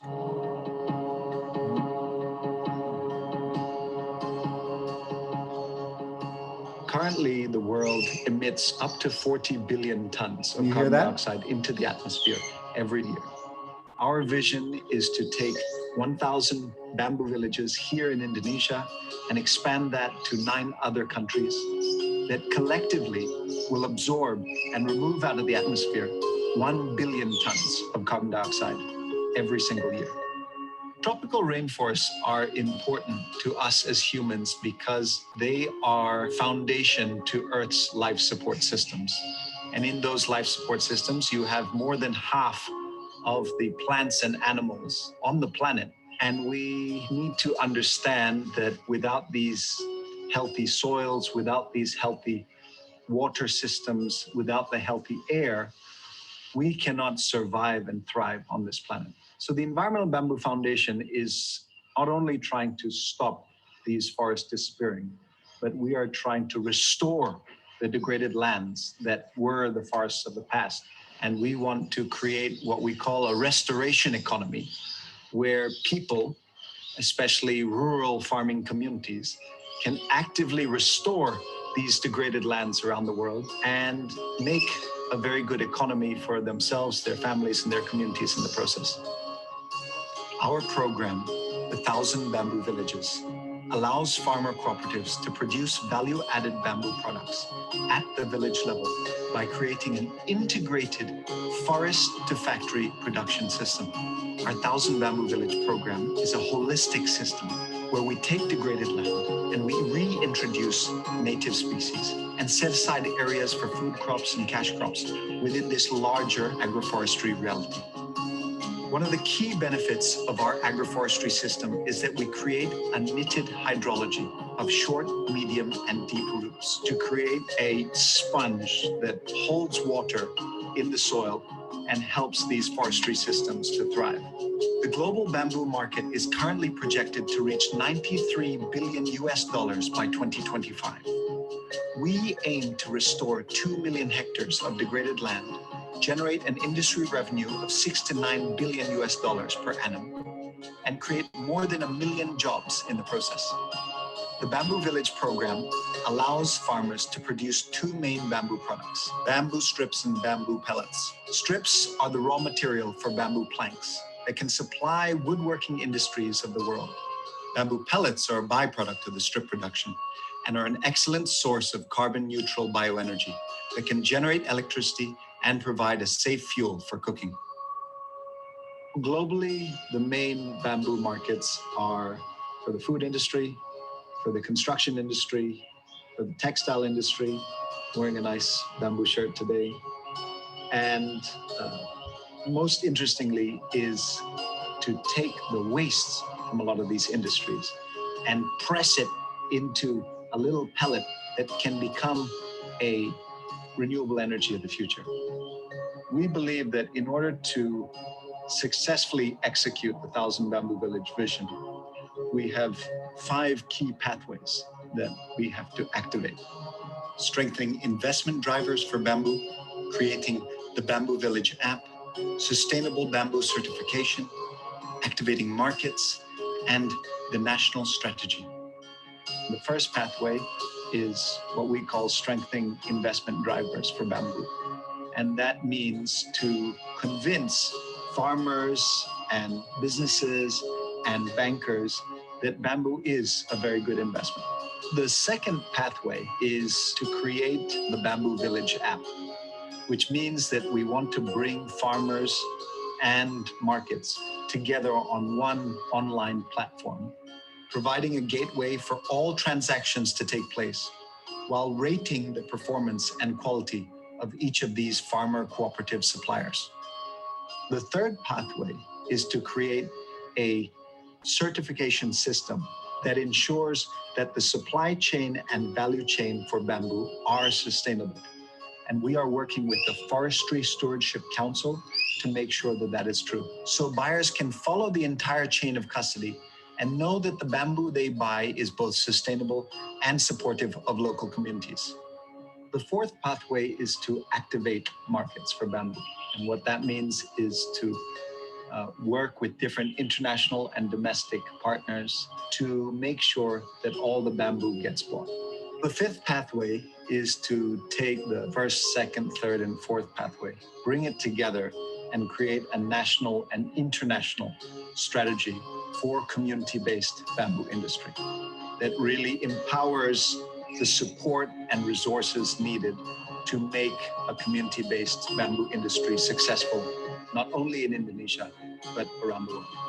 This national strategy is supporting farmers to grow bamboo on these degraded lands, manage these forestry management systems, build a village-based factory, and sell these pellets and strips at a fair price that allows them to understand how much money they are making at the end of the month, at the end of the year, and into the future, so that they can send their kids to school as well as restoring the degraded lands around them.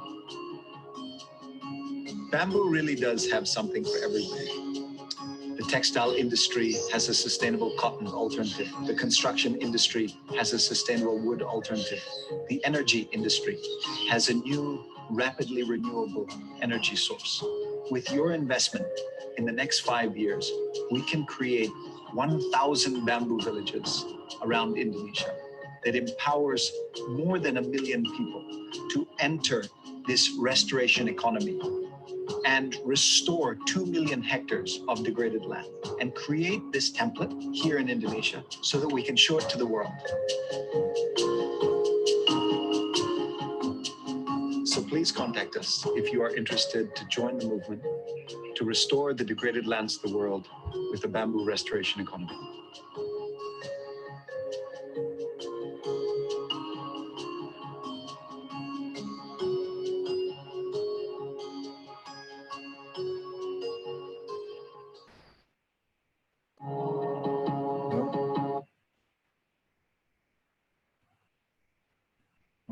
Okay. So that's it. That's all, folks. I'm just going to leave it at that. No. Great work, my friend. Great work. Thank you. So, I'm expecting all of you to invest in this Bamboo Village vision in your countries, and also to help us to push it here in Indonesia.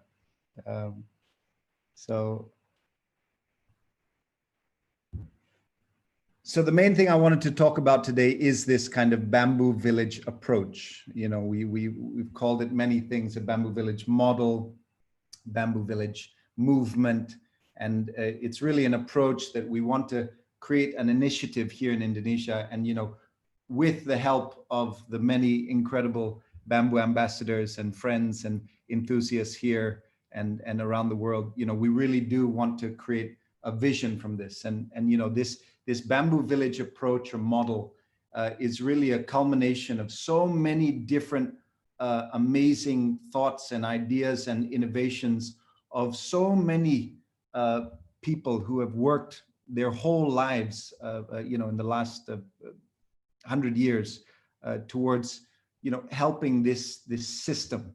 And so we've interpreted it in our own way. And, you know, from our story, it really comes, it starts with this amazing lady, Linda Garland, my dear late mother, the founder and president of the Environmental Bamboo Foundation, you know, who I'm not sure if any of you have tried the vertical soak and diffusion system, the VSD system, but my mother literally took a piece of bamboo, by the way, this is our coding system, I'll tell you about that later, and said, you know, can we fill it up with the preservation solution like a glass of water and just leave it there until the borax at the time, you know, she was always talking about borax, fills into all the gaps.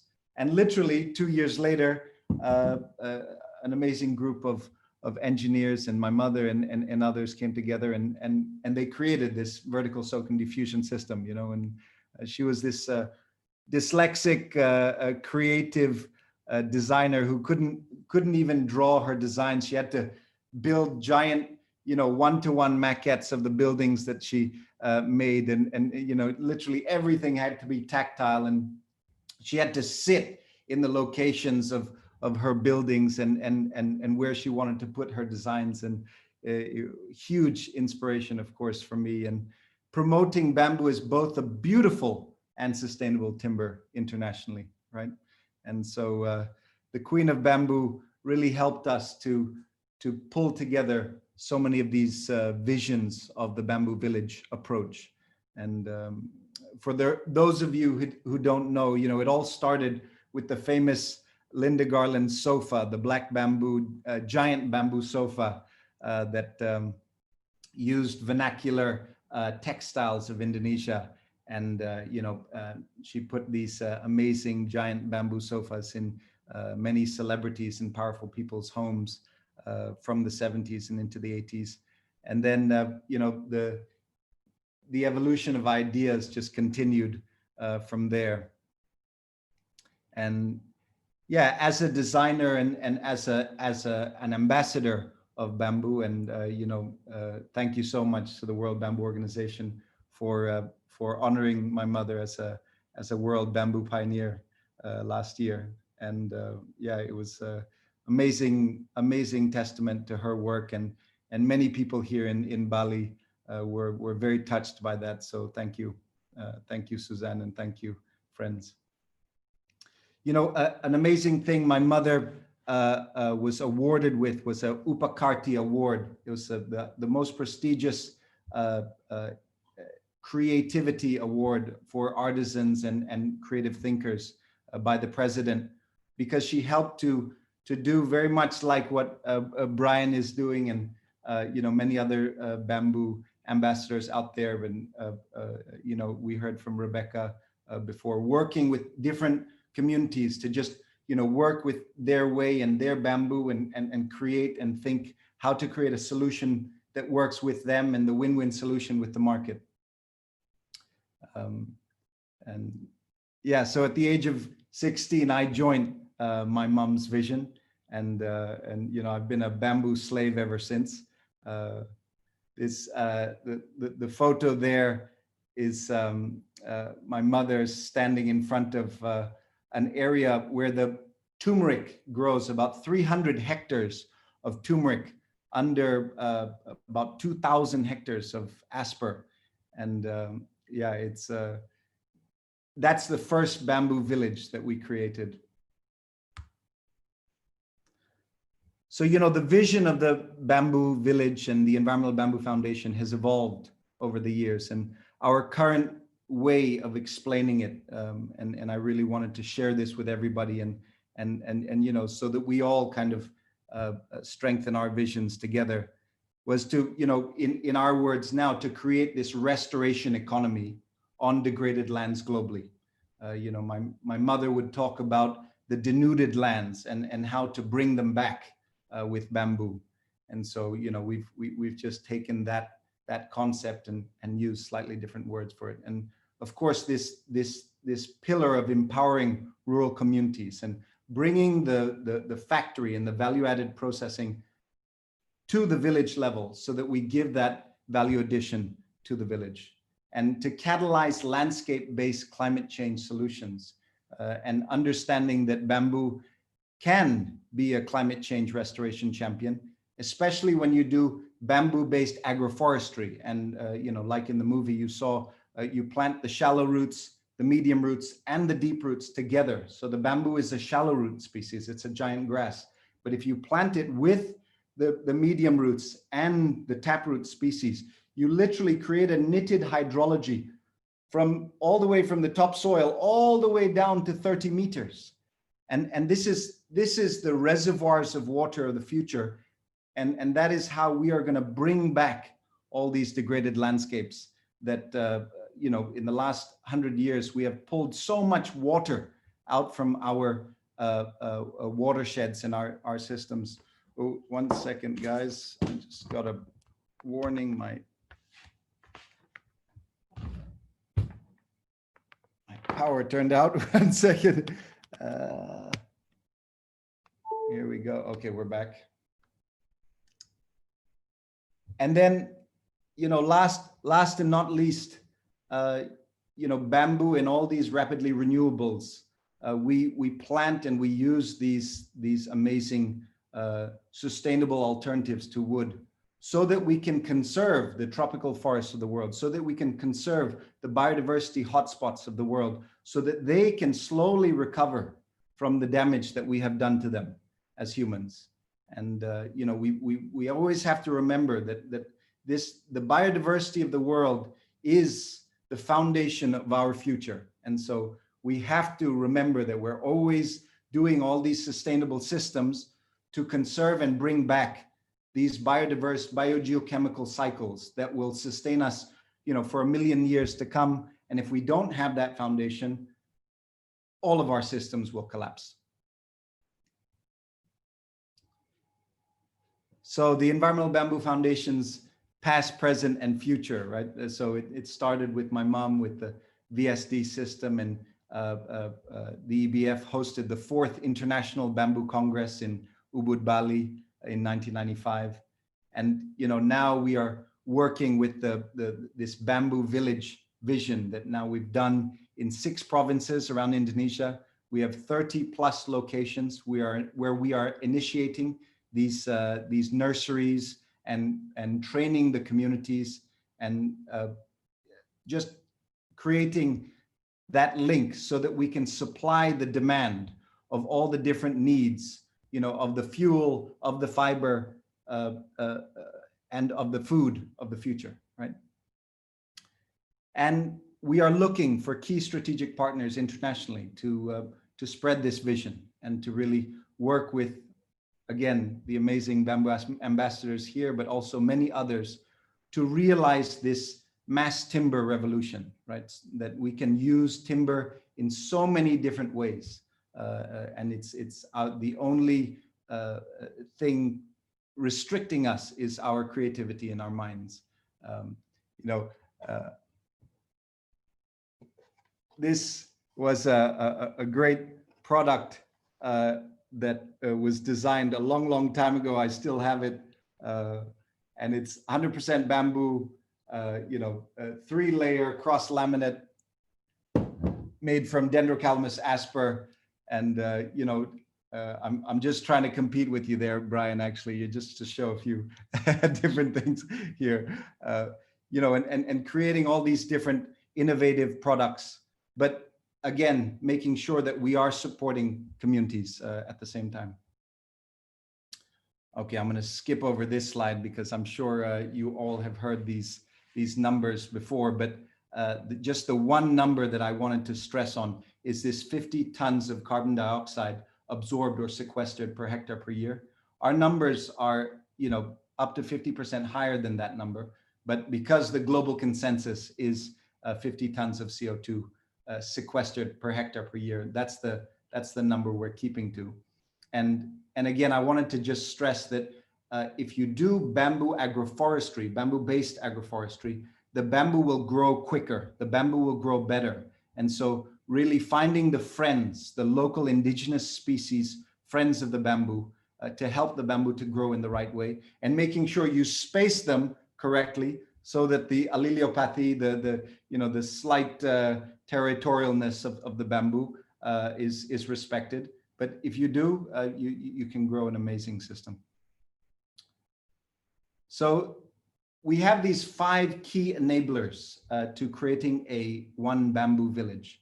We start with this community development where we have a capacity building process that we call Sekolah Lapangan Bambu. It's a bamboo field school.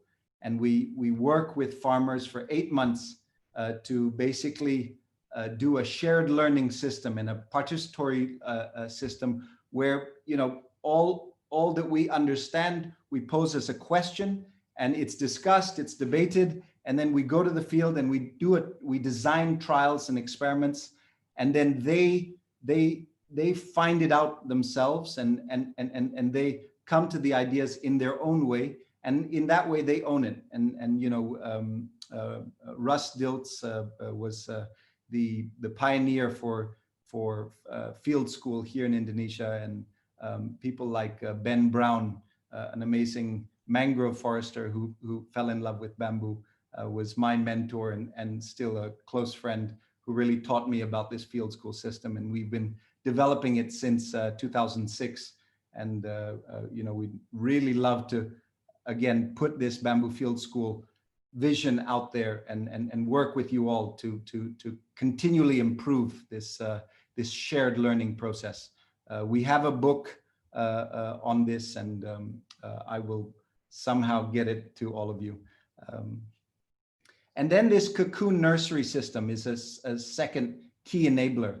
And this is basically after planting so many bamboo seedlings across the country with many amazing donors, and in some sites up to 90% of the bamboos that we planted would not make it, would die.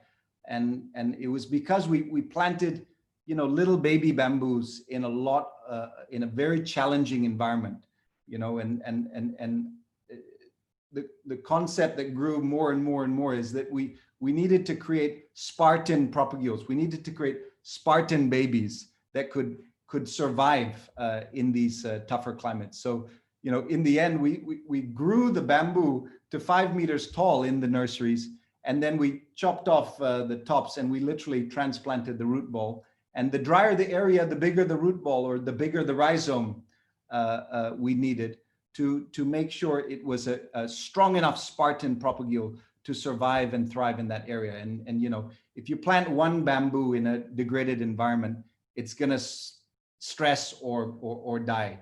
If you plant even 100 or 1,000, they're probably gonna stress and die. But if you take a watershed and you design how you plant the short roots, the medium roots, the deep roots, and you plant 70,000, 100,000, 200,000 bamboos, in a short time, let's say over 3 years, then you can really activate that knitted hydrology, and you can bring back the water, which is the key to making the whole forestry system come to life. And so this cocoon nursery is really a key enabler for us to restore this degraded land and basically not have our bamboos die.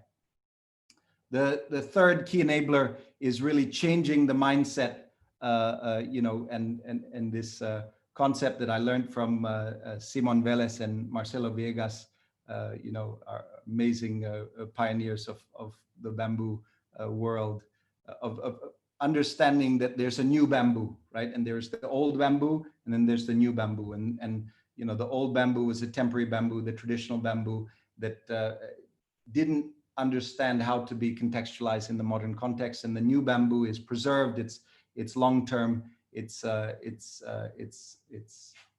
durable, right? And to have a preservation center in the communities so that the communities change their mind about bamboo is so powerful.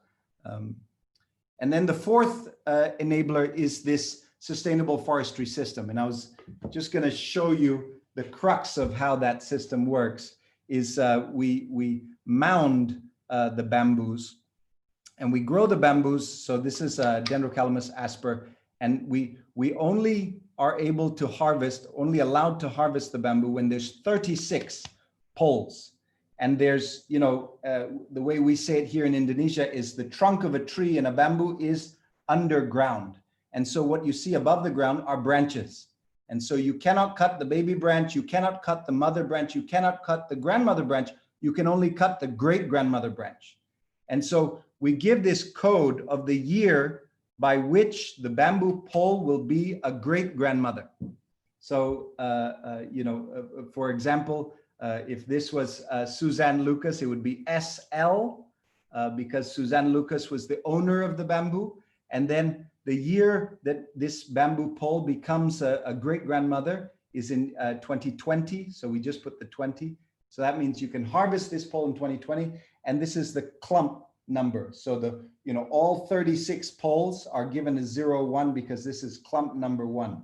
So if Suzanne had 100 clumps or 200 clumps, clump number 200, all of the poles in that clump would have the number 200 on it. And this way we have a forest inventory and we understand how many poles we can harvest this year, the next year, the next year, and the next year, right? So we have a 4-year, very clear forecast of how many poles we can get. And so then we can do very easy business planning. We can work with the communities. We can think about logistics and a lot of the stumbling blocks that people trip up on in the bamboo industry, especially, you know, in the forest side, is much easier to manage because we have this understanding and transparency. And then finally, the fifth enabler is to build this factory at the village level so that we allow for this value addition at the village level. Okay, so then again, just the bamboo village model, you know, has these 3 things of seeding the bamboo village vision, and then creating this sustainable bamboo forestry system, and then finally having this village value addition. So in the last year and a half, we've been developing these strategic pathways to really empower and give the support and resources to this bamboo village model and to help it grow, right? So, you know, like you heard in the movie, that there was 5 in the movie, now we've grown to 6. So strengthening drivers for investment, right? And really just ensuring investment in village level bamboo industry.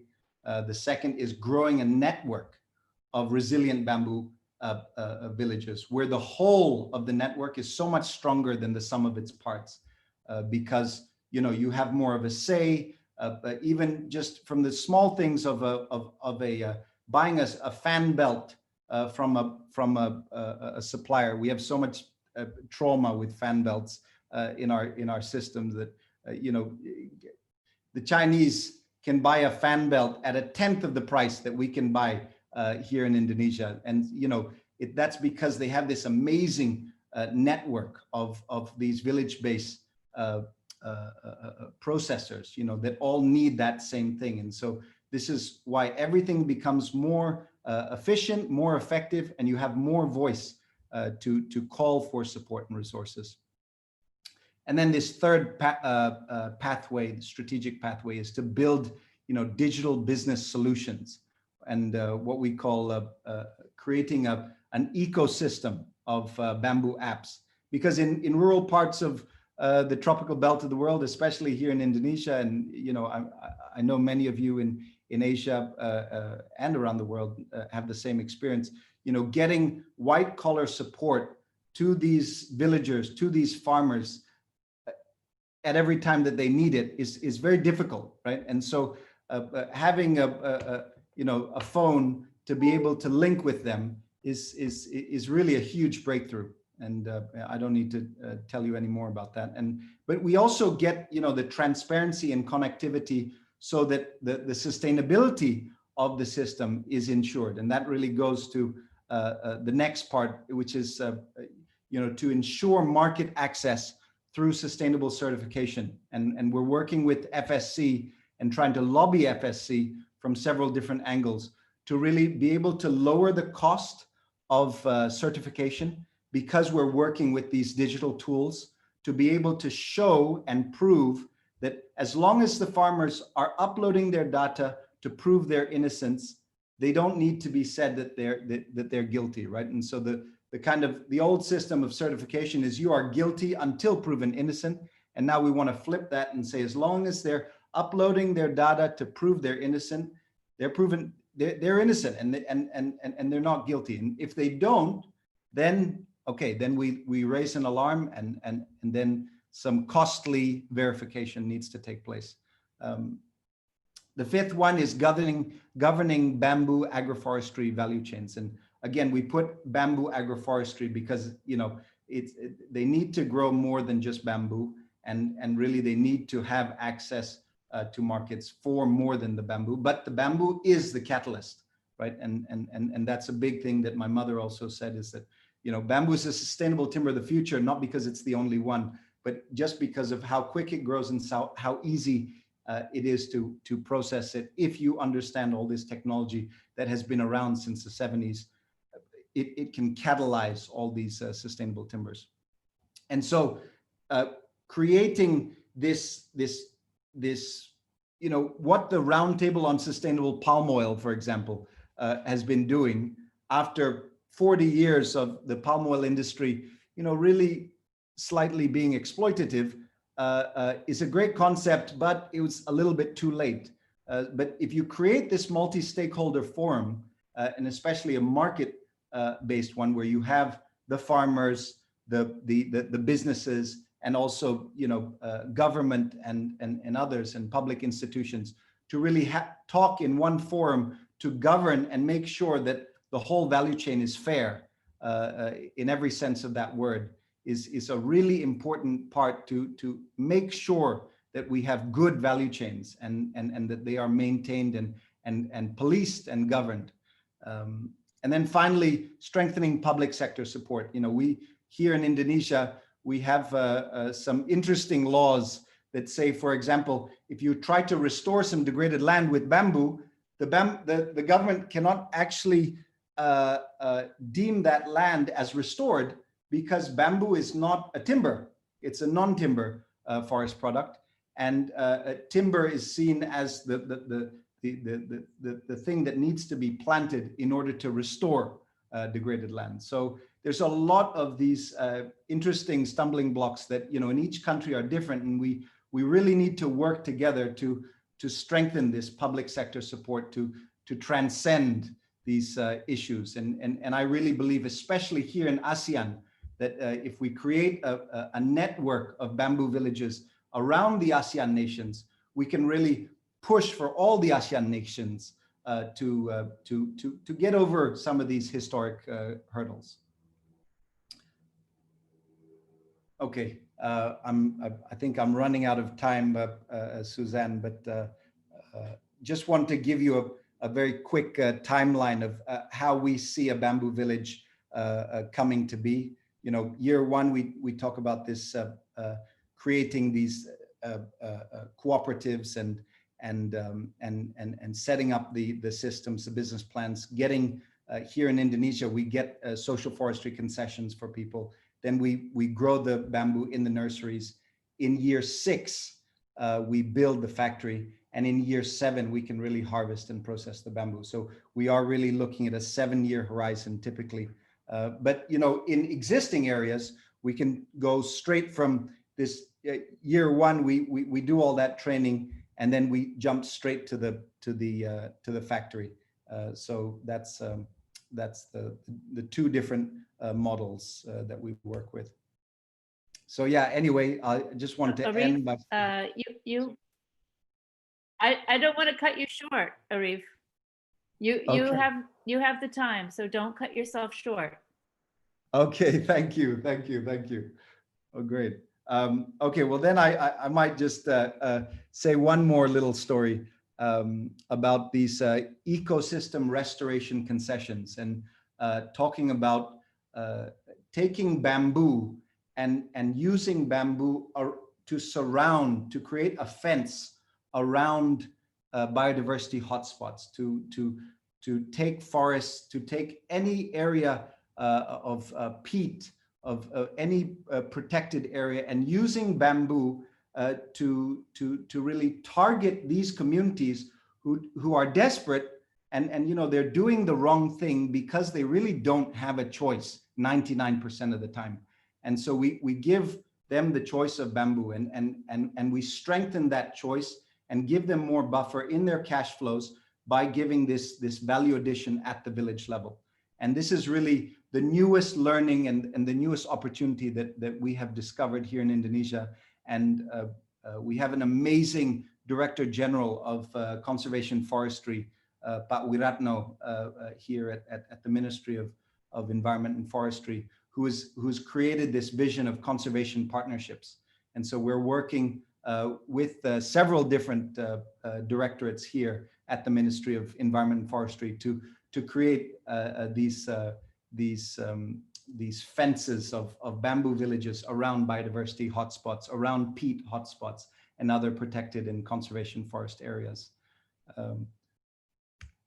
Yeah, so anyway, you can see this last slide. This is an amazing asper that we, you know, did some nice mounding to, and we got it going good. It was hacked back to about 10 poles. And just with a little bit of mounding, the next year we got 3 shoots back. And these shoots were 2 months old.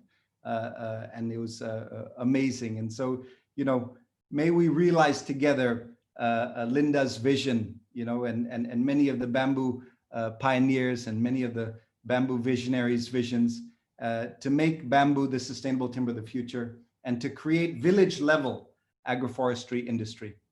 Thank you very much, friends.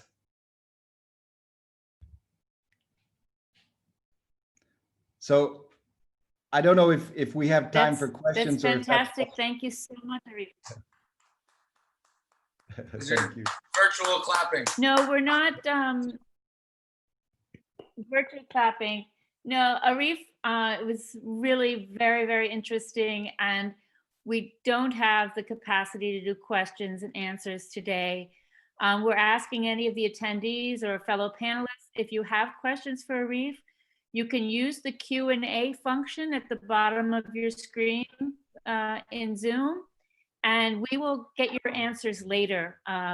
It's just to keep things on track. We still have hours and hours to go in our celebration today. Yeah. But I also, in the chat box, I did put Arif's Bamboo Village website on there, so you can reach him directly.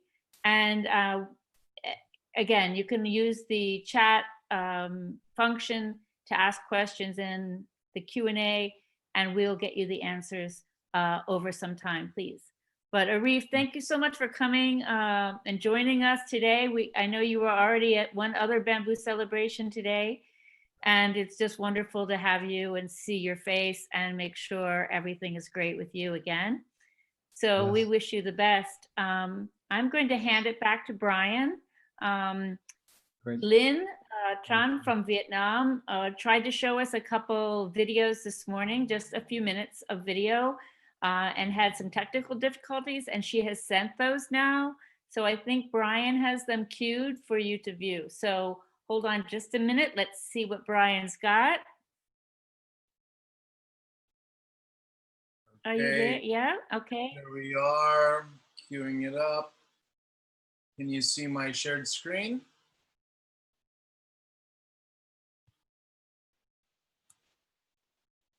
Here's a bamboo planting video. Yes, this is at the Eco Park in Tran Hau, which Lynn was filming live from the pavilion. This is a bamboo planting ceremony.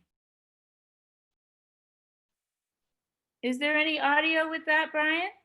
Doesn't seem like it. Okay. Nothing's come through. There she is, yeah. Well, whatever they're saying, I'm sure it's very positive. Okay, treatment for irrigation of bamboo forest and offset of carbon dioxide. Yeah, I don't think the audio came through, but this was a in honor of World Bamboo Day, a bamboo planting that was done, she mentioned, for the wastewater treatment facility that's being constructed there. This is be a bamboo plantation to offset for carbon credits. All right. And they had one more short video here. The whole I think team. this is her team. Yeah, this is the next video will be her team. Yeah, and that's the 2 videos.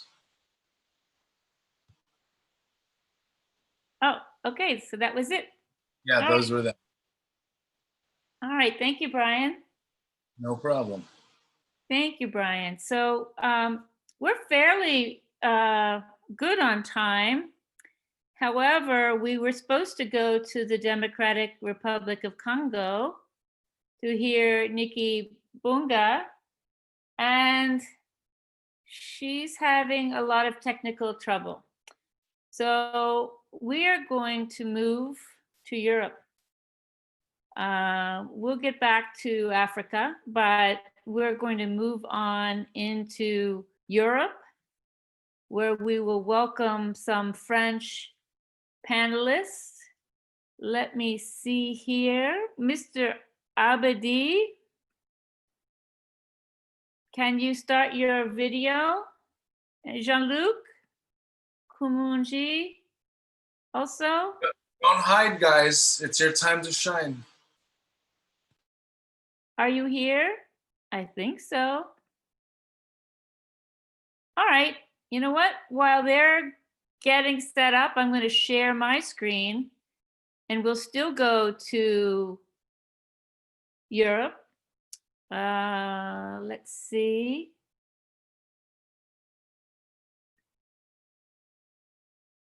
Give me a moment. Okay. I'm going to show you a video from our dear friend Jan Oprins from Belgium. He was the host of the 9th World Bamboo, wait, I've lost track of numbers. Yes, the 9th World Bamboo Congress that was held in Belgium in 2012.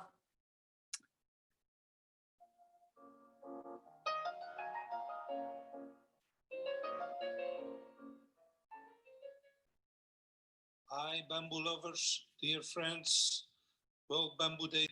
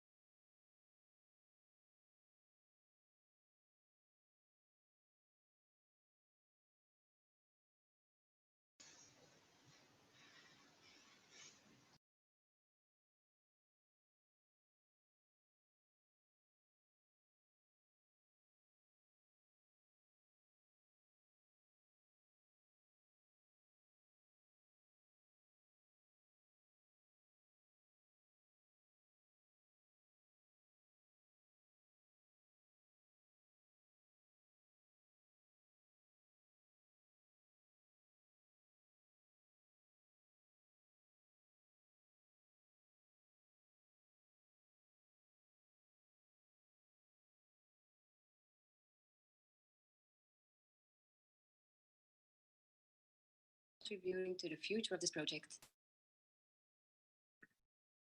Excuse me then, did I not give the sound on the video? Brian? Yeah, we couldn't hear the video when your mic is muted. So I'm if so you sorry. want, you could replay it. I apologize. I'm going to replay. It's just a 3-minute video. My apologies. Let's start again in Belgium.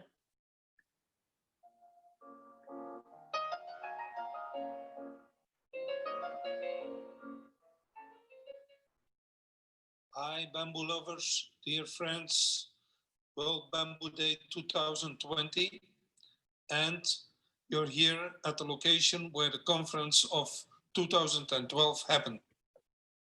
And I want to show you our bamboo today.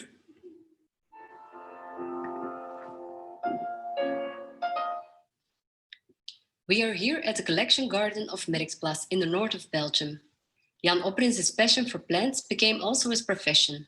Besides developing technologies for multiplying bamboo and other plants, there are several continents, new sections were developed to introduce them.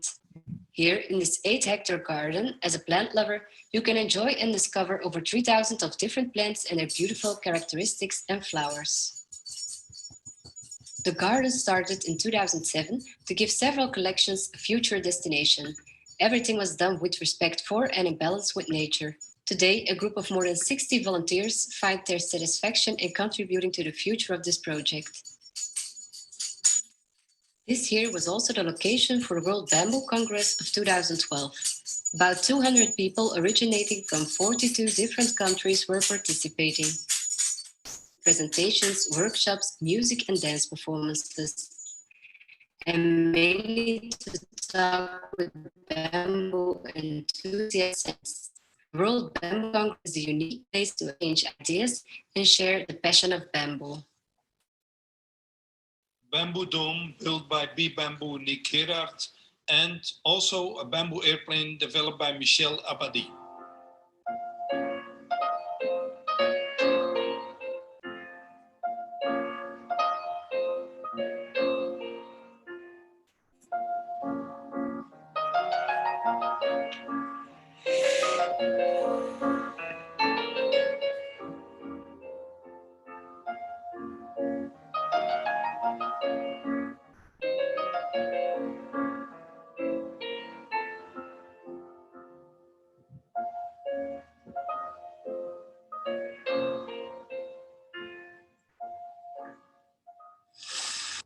Bamboo forest in Europe is getting more and more actual, and here we have already experienced for many years. And I remember 2012, almost nothing left after the strong winters. But look at it now.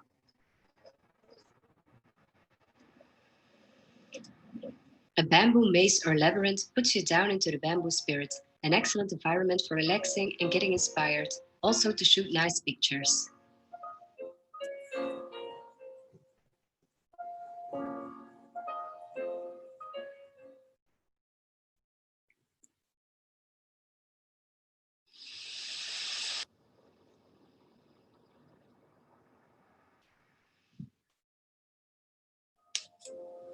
Looking at this beauty, dream of what it can offer us.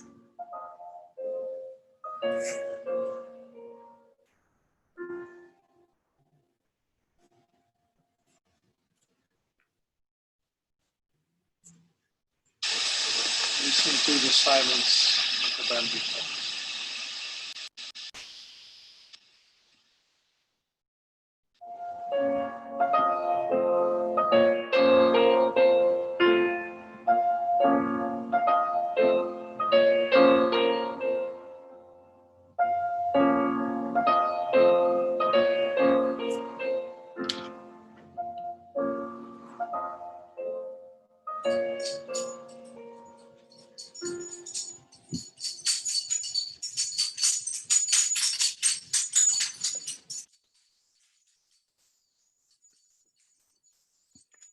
Wow, that was lovely.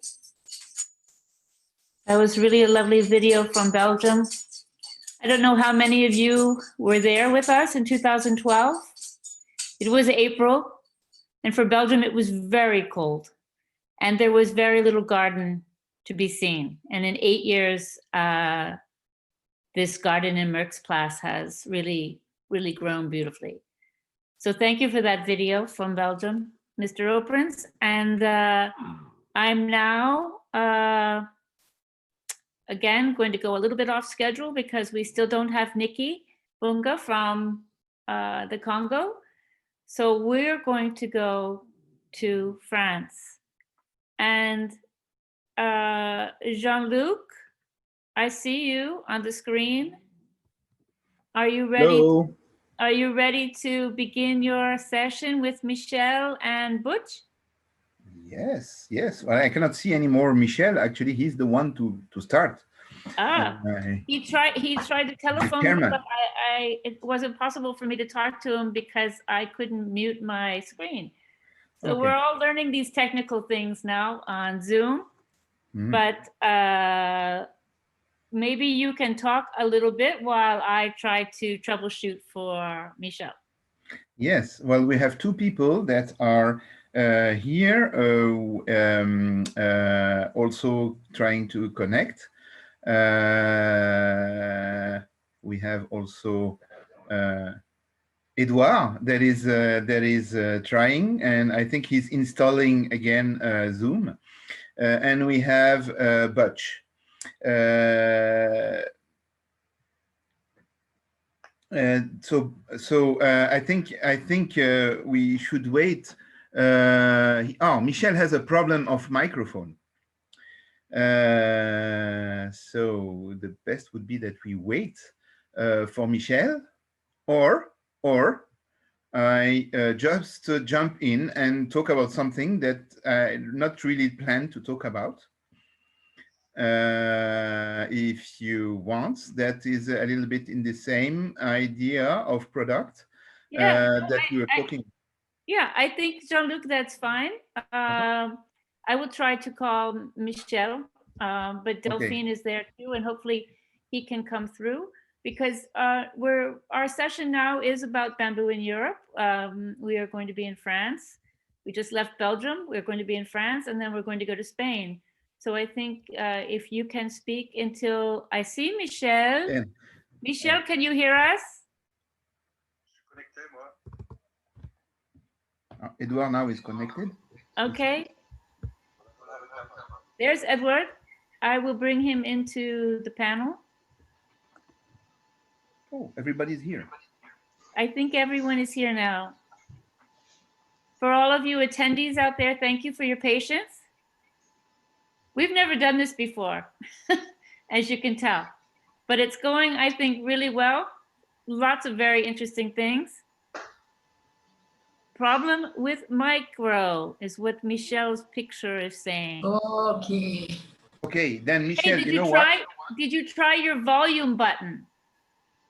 Did you try the volume button? The volume could be down or off.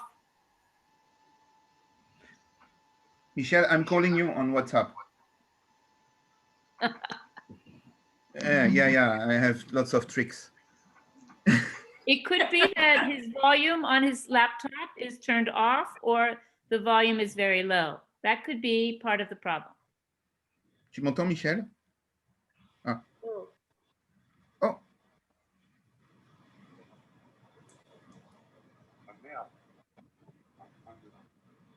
Mhm. Michel?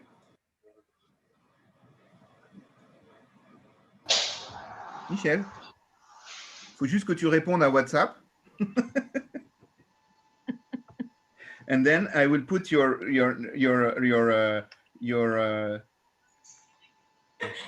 wait, can you hear him? Yes, I can hear you. Okay, and how about I the can people? hear you. You can hear him also? I can hear him. Okay, good. Yes, I can hear everybody. I'm sorry, but it was working. And just as last moment. Okay. My dear friend, my dear bamboo friend from all over the world, with a big emotion that I'm talking to you instead of meeting you directly, person to person, as it was scheduled today in Taiwan with the opening of the 12th World Bamboo Congress. But a man proposed and life decide.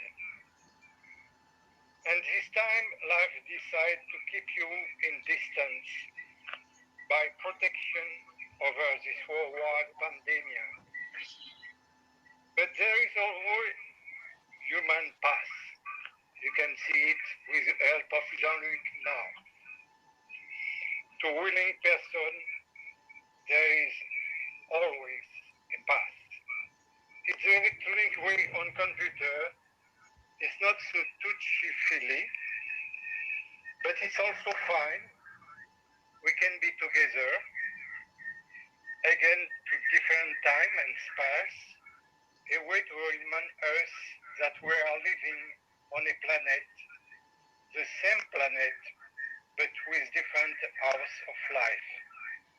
So I thank you, the one who were already on course 6 hours before, and I invite the other to be ready to take the helm after me.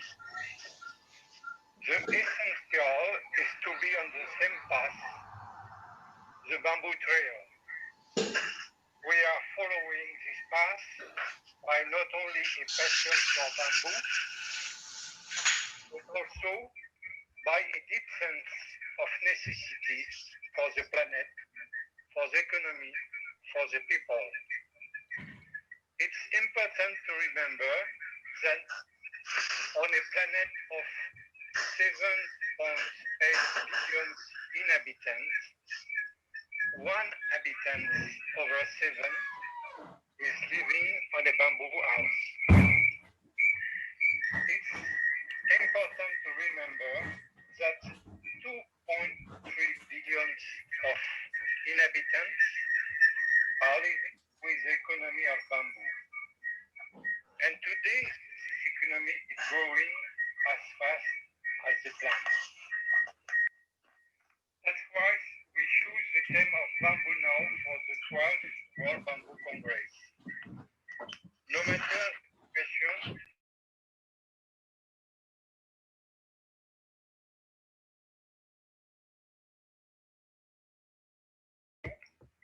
with all of you, and my deepest desire, it's my deepest desire.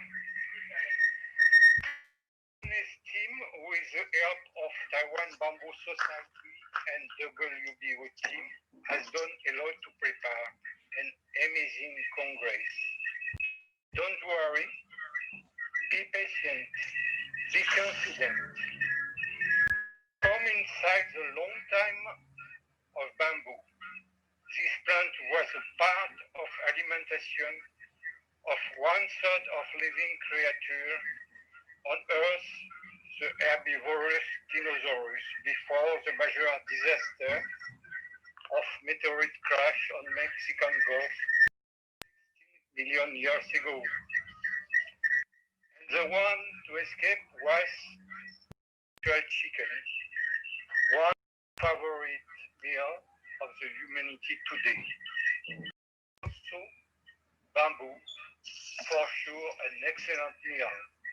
You will read later the news about bamboo is a perfection. Present situation, perfect time to prepare the future of bamboo. And for that, I have with friends who are working on architecture and building, and on building, on both buildings. Jean-Luc Musi in front of you. Thank you, Jean-Luc. Edouard Charoud is the founder and the boss of Cobratex, an innovative company working on weaving bamboo for aviation, notably for agriculture, and also Butch Dalrymple-Smith, a boat builder, one of the best boat builders. Okay, I'm sorry, I have a problem with my mic, but I follow you. Thank you.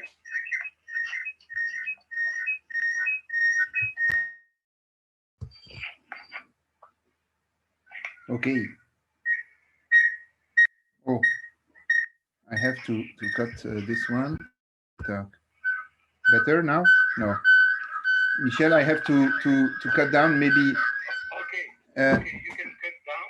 Yes. And I follow you. Okay. Bye. Bye-bye.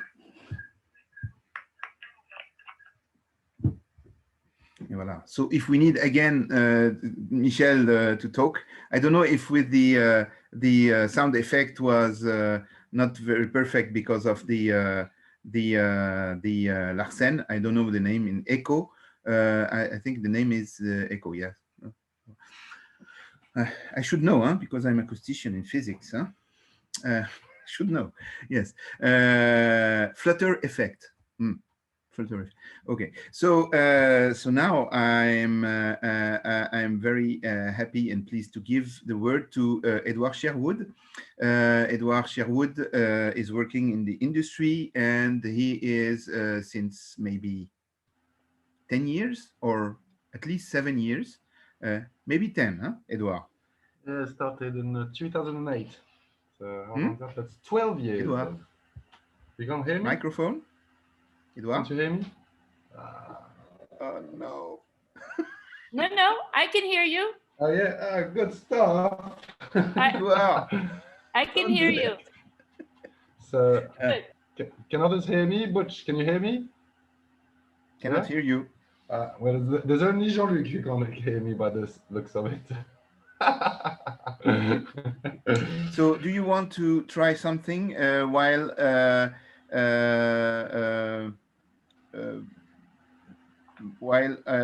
can we switch with Butch or not? What do you think, Butch? Is it okay? Can you hear me okay?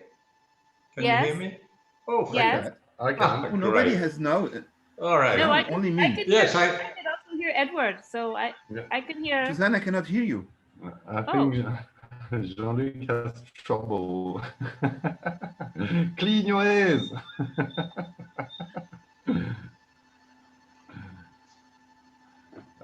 Are you muted, Jean-Luc? Jean-Luc, can you hear me?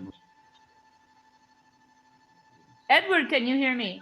Yeah. Hello. Yeah, I can. If You can hear me. If you want. Okay. And Michelle? But Edouard Michelle? cannot hear, and Butch cannot hear. Michel neither. I can hear I'm you. the only one to talk. Yeah, well, we cannot. Look at me. Well, if we can all hear each other, I don't know. I think the plan was. Suzanne, what can we do now? Well, can you hear me, I Jean-Luc? cannot hear anybody. Oh, I'll send him a text message. we can hear everyone. I can hear everyone. Oh, the question is now. No, do I you don't know hear the problem. When one of you talk. Can you hear me now? If, for instance, Edouard talk, nobody can hear him. No, we can hear.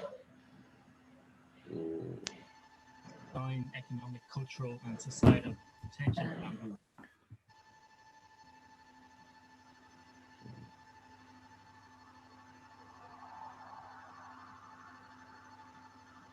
I'm just sending him a text message just in case.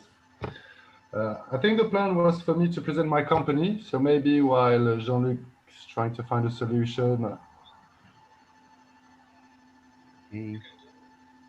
I could talk about Cobratex. What do you think, Suzanne? Michelle? Yes. Yes. Is that a good idea? Yes. Okay.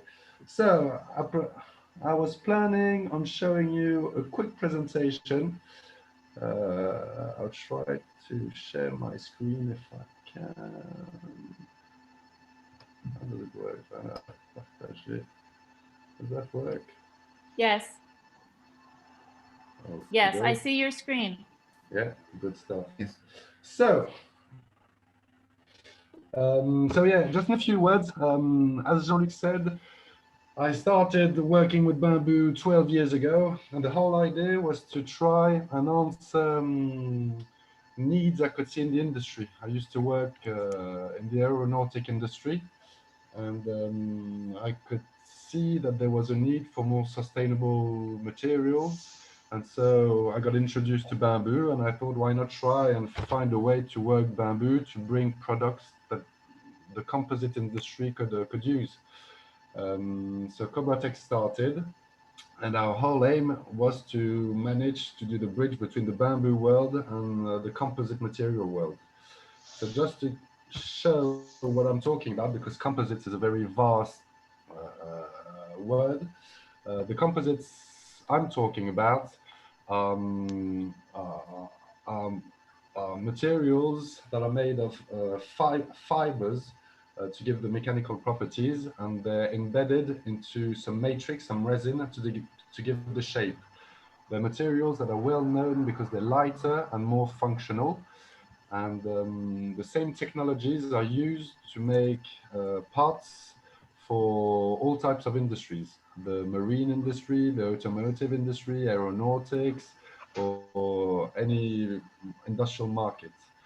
We focused on the reinforcements side, so all that's to do with fibers, yarns, and fabrics, and as I said, on the bamboo as the raw material. I tried several technologies and existing products, and I realized that they didn't really answer the needs for the market we were aiming for. So we developed our own technology in order to extract the fibers without damaging them, and then weld them together in order to get a continuous ribbon. And our technology enables us to have an industrial and a quality product that's necessary for our market. And also it's a unique product because we embed air molecules in between two welding points, which gives very specific properties to our product, and therefore for the end composite product. I don't know if you can see very clearly, that's our current product data sheet. What we can see on the top left are the bobbins. We can sell our ribbon conditioned onto bobbins. We can use it to weave different types of fabrics, so either twill fabrics, unidirectional fabrics, multi-axial fabrics.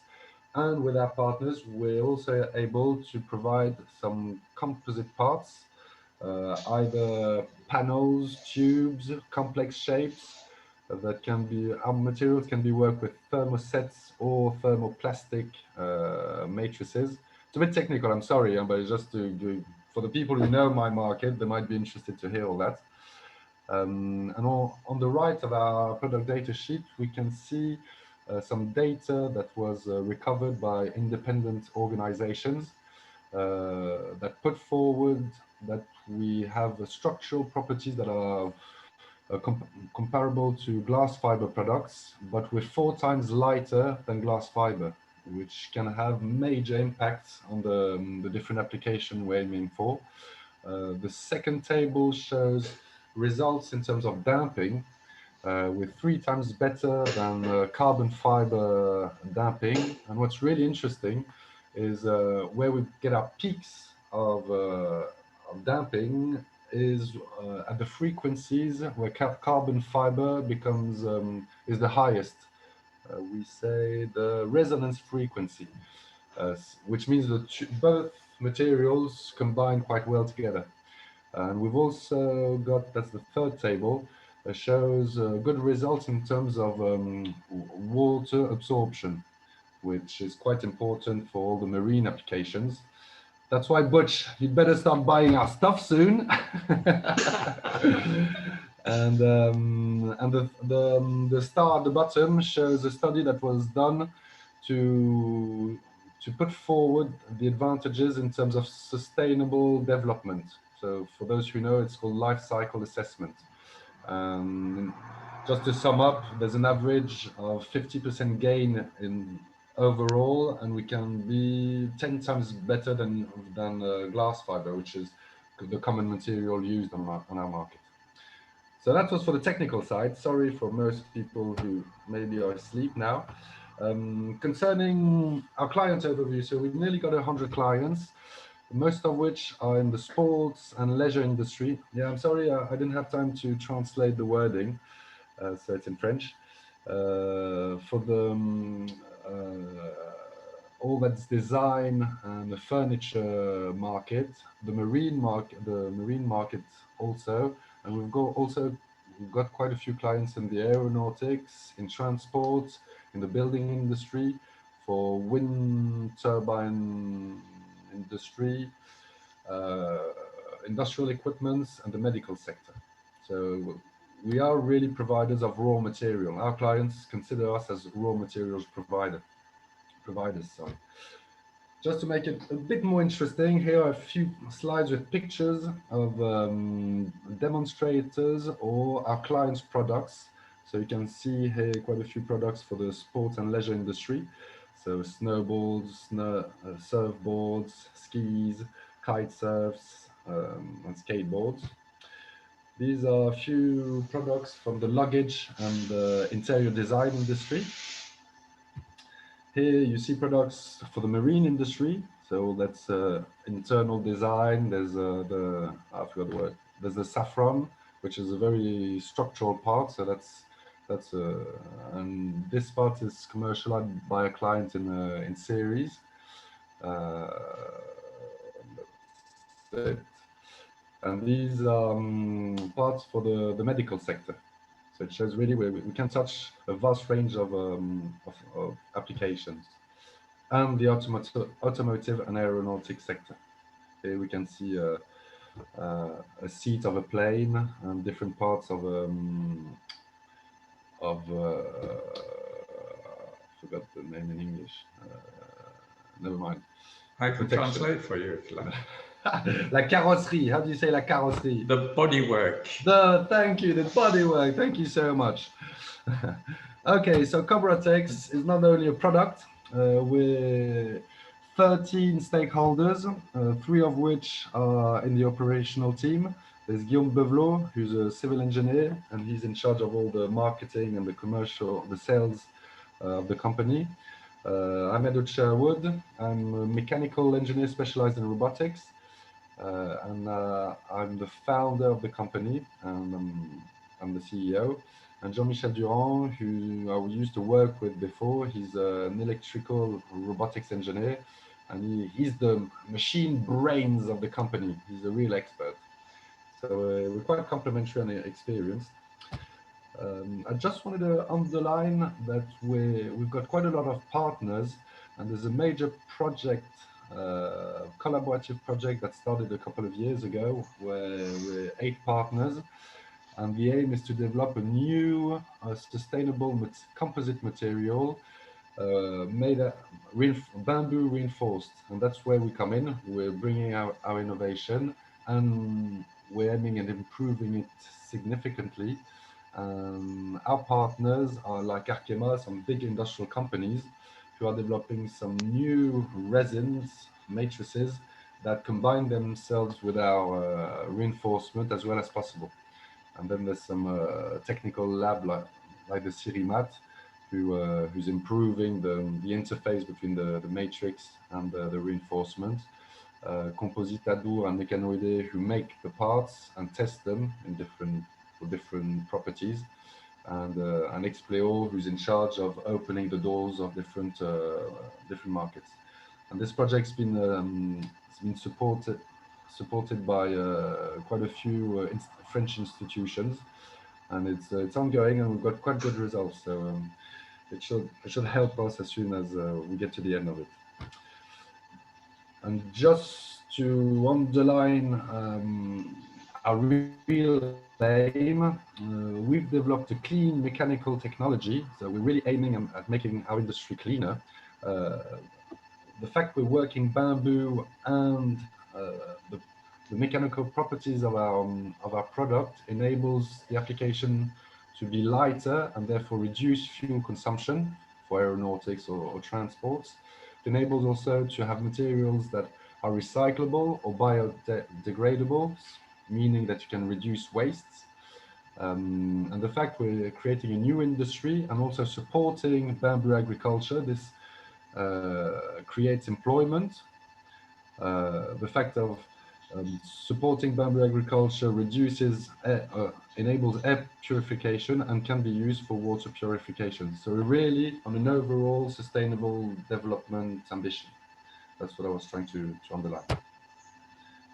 Thank you very much. That's Cobratex. I hope it was interesting. Yes, thank you very much. Thank you very much. I think we will start. I have some question for you, but maybe we wait until we talk also with Butch.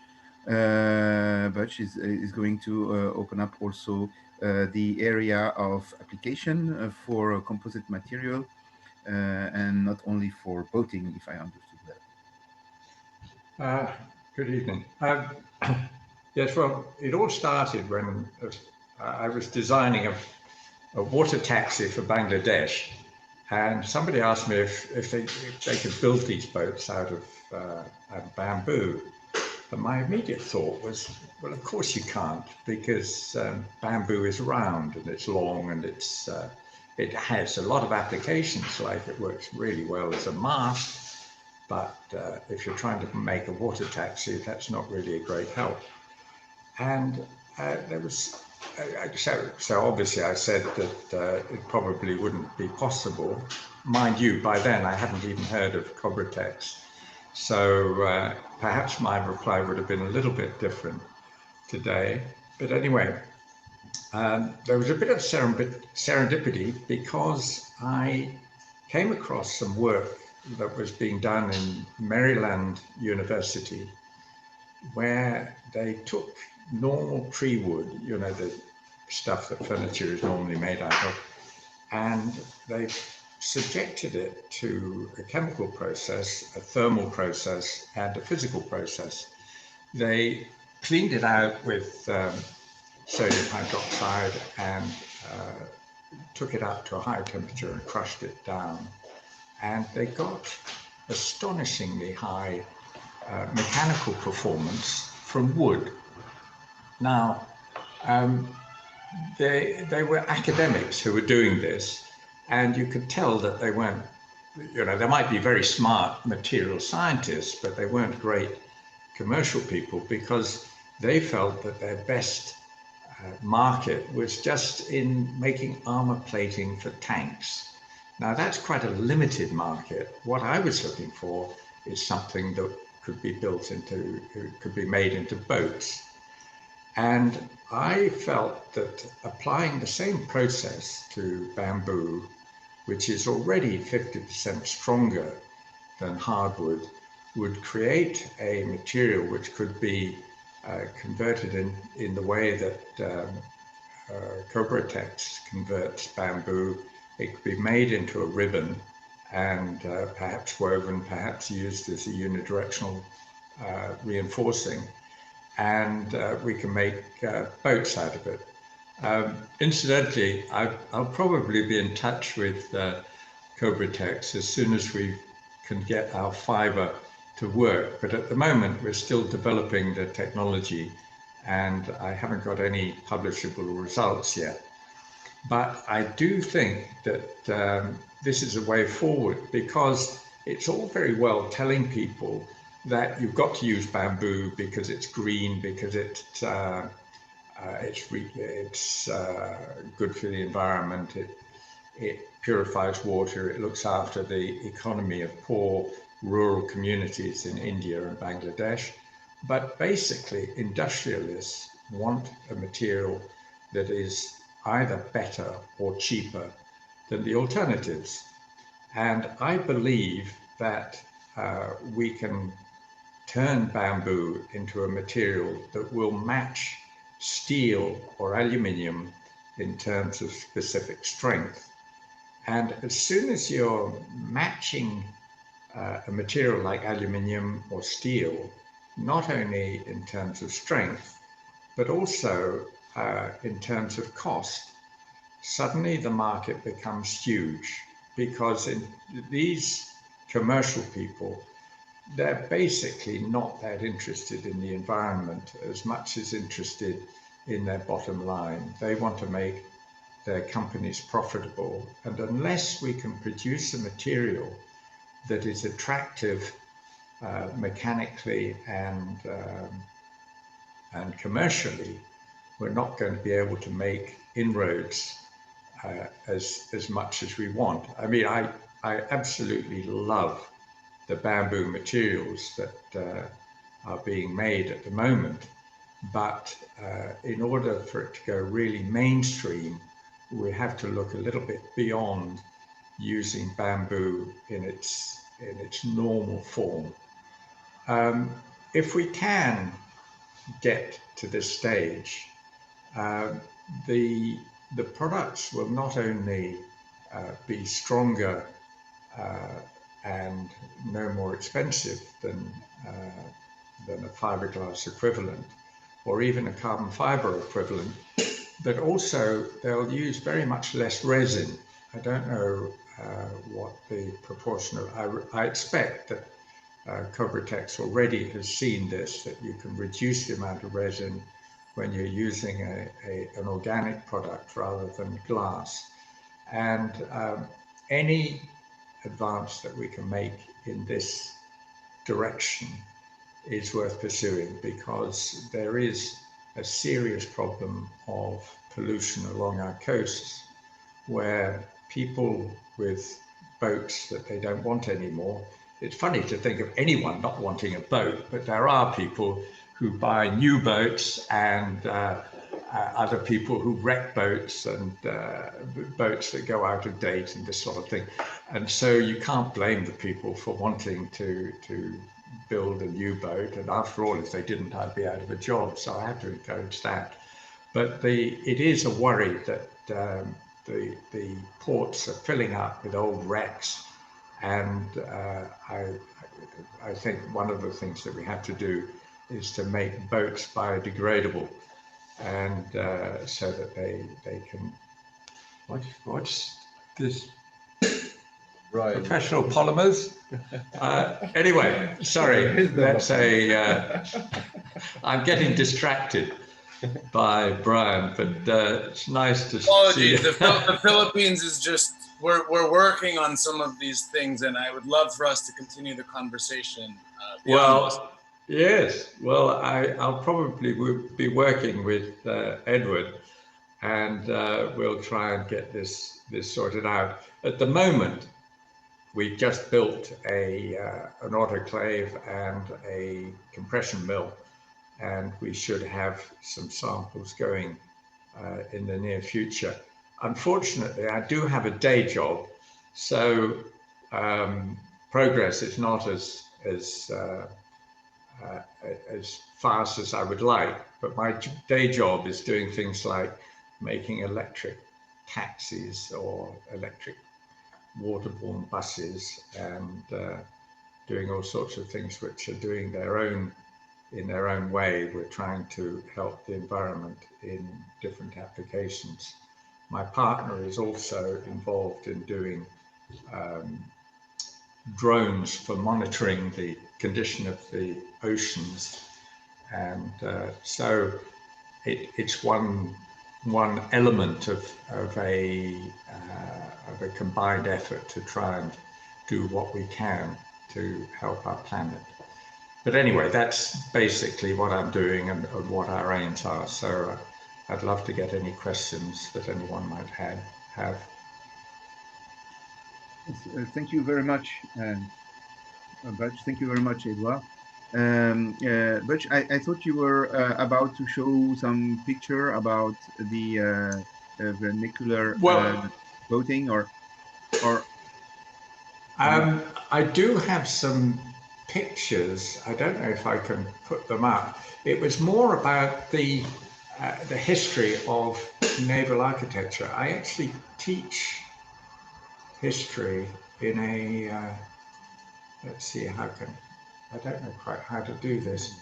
I think we might have to go without the pictures, unless I can. You're sharing, I can see it. Can you see my, you can see the boat? Yeah. We can see the desktop on the boat, yeah. Well, I've lost you, but anyway, this is just to show, this is really what I believe is the beginning of naval architecture, when people actually started to fabricate boats, because initially you could imagine that our caveman ancestors actually would have grabbed onto floating logs or something and drifted off downstream and perhaps got blown out to sea and landed on foreign shores and things. But that wasn't really boat building. That was just grabbing onto a tree trunk. They might have then got used to sort of hollowing them out, but that wasn't much better. This is a reed boat, and the same vessels can be found on the Nile or in the Andes in Lake Titicaca, and they're still being built today. but of course, reed boats, they're made out of grass, just like bamboo. Bamboo is a grass, it's not a wood, it's not a tree, it's a grass. And they soon found that you do actually have to turn the ends of the bamboo or the grass up to stop the water from going down the middle. This is actually in Lake Titicaca, where they're building these reed boats. And it sort of gives you an idea of the limitation of bamboo as a product for making boats, but I thought it was interesting. This is a bamboo raft that was built by Tim Severin, trying to prove that the world was conquered by people on bamboo rafts. As you see, it wasn't all that successful because it sunk due to the waterlogging the bamboo. The bamboo entered the columns, and the boat subsequently sunk. Here's another. It's a commercial ship boat that would have been used on the Yangtze River in China. Same sort of thing, bamboo raft. This shows the application of bamboo for things like attaching outriggers, but that was about the only application for bamboo in naval architecture that was really successful. Until this boat is actually made by opening out the columns. What they do is they just slash the tubular trunks of the bamboo and cut it. They split it down until they can sort of flatten it out, and then they use glue to make planks. But the picture you're showing is still the first one. Yes. Okay. Yeah. You can just change. Or has Thomas made some more? Or? Yeah. Well, if you want, look, Butch, I will present. I will present one. Yes. With the picture you have, huh? Okay. Well, I'll get mine off the screen then. Let me see here. If I get that off. Can you see? Everybody can see, or? I can't see yet. Yes. Where are we? Butch, we were stuck on the first picture. Here. Oh, were you? Oh dear. Yeah, we were. Just have a look on the screen. On the screen of Zoom, the Zoom screen. I don't know quite how to do that.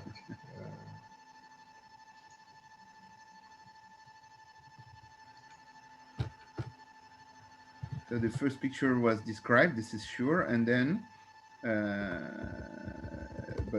we are. Oh, okay. So this you were talking and we were stuck on this first picture. Oh dear, I'm sorry about that. Yeah, that's terrible. No, it's okay. It's okay. Well, I don't know if we full screen. Can you go on to the next slide, because I think I just have another shot at if I second one. Let's see. Okay. Well, this shows. Have you got my cursor? Can you see the little arrow? No. Oh. Well. Oh, I've got your arrow down here. Yeah. Anyway, we've got Tim Severin's raft, which sank. Can you go on to the next slide? Yeah. Because the next slide shows this is the way that the boat on the right was built. And this is done by taking the bulkheads out of the culm, taking all the diaphragms out of the culm, and then cutting and splitting the bamboo to make it flat, and then using an epoxy resin to glue the strips of bamboo together. But this is, it's quite a limited technology, and I think anyone who is involved building a boat like this would probably prefer to do it with the Cobra-Tex fabric. But anyway, it was quite an interesting development, and certainly it lends itself to local boat builders who don't have the resources to build molds, or to even if they can get a less sophisticated glue than epoxy, it means that it might be within the range of people who would otherwise be unable to afford a properly built boat. If we can try, if you could pull on the next slide, I can show you. Can you get the next slide across? There we go. Now down on the bottom left, you can see a typical boat being built the way that we do it in a mold, with wet layup, people just rolling the resin onto a reinforcement. But one of the interesting products of Cobra-Tex is a continuous ribbon, which lends itself to an alternative technique, which at the moment is used in making sails. And the picture on the right is actually a sail making machine. And the way that you make sails is you get a thin mylar film, and then to give it strength, you lay down continuous ribbons of a reinforcing fiber. And then when you've laid them down, and you glue them lightly into place, and then you get another film of mylar, and you glue a second film over the top to sandwich the fibers in the middle, which protects them from chafe, and it makes the whole thing watertight and cohesive. And you can build a complete sail like this. And the whole process is automated. You have this machine which is driven by a computer, and it lays down the fibers. Now, one of the developments which I think needs to be done is to get a fiber like the fiber that Cobra-Tex is making out of bamboo, and apply that sort of technology to the mold that you can see in the other picture. And eventually, instead of using handwork to laminate these boats, and I should add that it's a horrible job to build a boat in this way, because it's subjected to a lot of volatile organic compounds in the air. It's very bad for the health, it's bad for the environment. And by automating it, you can actually make boats in a less expensive, much more efficient way that saves people from working in this sort of toxic environment. So anyway, that's a sort of look at the future of where we can go, perhaps with the help of Edward's company, or perhaps using a compressed bamboo to provide an even stronger fiber than the fiber that the raw bamboo fiber. I think what we're doing is complementary rather than competing against the existing uses of bamboo in composites. And hopefully, eventually, we'll be able to amalgamate the two and produce a product which will be so superior to the products that are available today in terms of strength, weight, environmental impact, and and also commercially, it should be a big improvement on what we've got today. So that's the end of the presentation. And if there are any questions, I'd love to field them. I'm sure the same questions can be applied to Edward as well. I've got a question actually. Can you see automation happening in boat manufacturing? Yes, I think it can start with relatively small products before moving to big products. But the way that sailmaking went is that the moment they started using non-woven technology for making sails, they went straight to an automated, computer-controlled solution rather than doing it by hand. Well, actually, one company, Armacolius, went to manual application of the fibers, but all the other manufacturers went straight over to much more sophisticated automatic laminating machines, or the fiber deposition machines. Yeah. So I think this is definitely going to come. How soon it comes, I don't know, but there are pressures from health and safety as well as everything else. So you're saving materials, you're saving paying lots of people to do the job, you're getting a much more accurate result.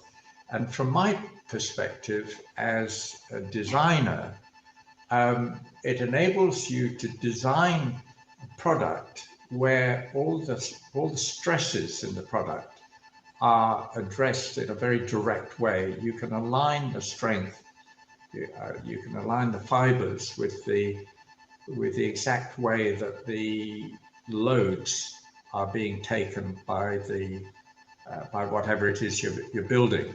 So I can see this. That's why you reduce weight of the actual part. Yeah, absolutely. Absolutely. You add lightness, and what is it that some famous aviation engineer said, simplicate and add lightness. And you're certainly doing that if you apply computer fiber application. But you do add massive investments. And that's absolutely. Absolutely. It is a massive investment. But on the other hand, the prices of these machines are coming down dramatically.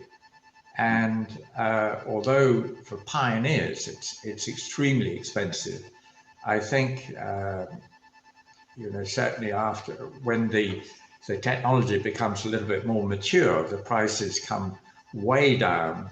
And after a little while, as you see with things like computer cutting of materials, as with 3D printing, with all these new technologies, the price comes down fairly dramatically, particularly when the other economies are brought into play.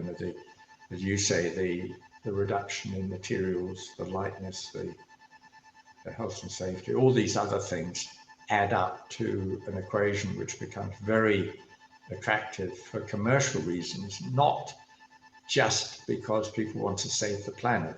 Saving the planet is a byproduct, as it were. The main thing is to get a less expensive, better product, and that's what will attract the big money. Industry, yeah. So you open two big subjects. First is lightness. I wanted to stress with all our friends that are here today that I would say that lightness of bamboo is a very strong point, especially if you compare it to resistance. Of course, Edouard knows about that. it is maybe the start of his work in this area. Resistance of bamboo is very high. You can compare it to glass fibers that are widely used. But fiberglass is 2.2 weight density, 2.2 density, and bamboo is in between 0.4 to 0.6 density. So if you are as high in resistance as glass fiber, and your lightness is around 600 kilogram per cubic meter, then with the same shape, you are getting the same performance, but your weight is really smaller. Maybe it is higher than 600, but anyhow, it cannot be like fiberglass. But you're not, to my knowledge, you're not comparing fiber data to glass fiber. You're comparing the actual bamboo pole data, because the actual fiber cellulose has tensile strength more around 1.2, 1.4, and that's more or less all natural fibers. To my knowledge, maybe I misunderstood what you said.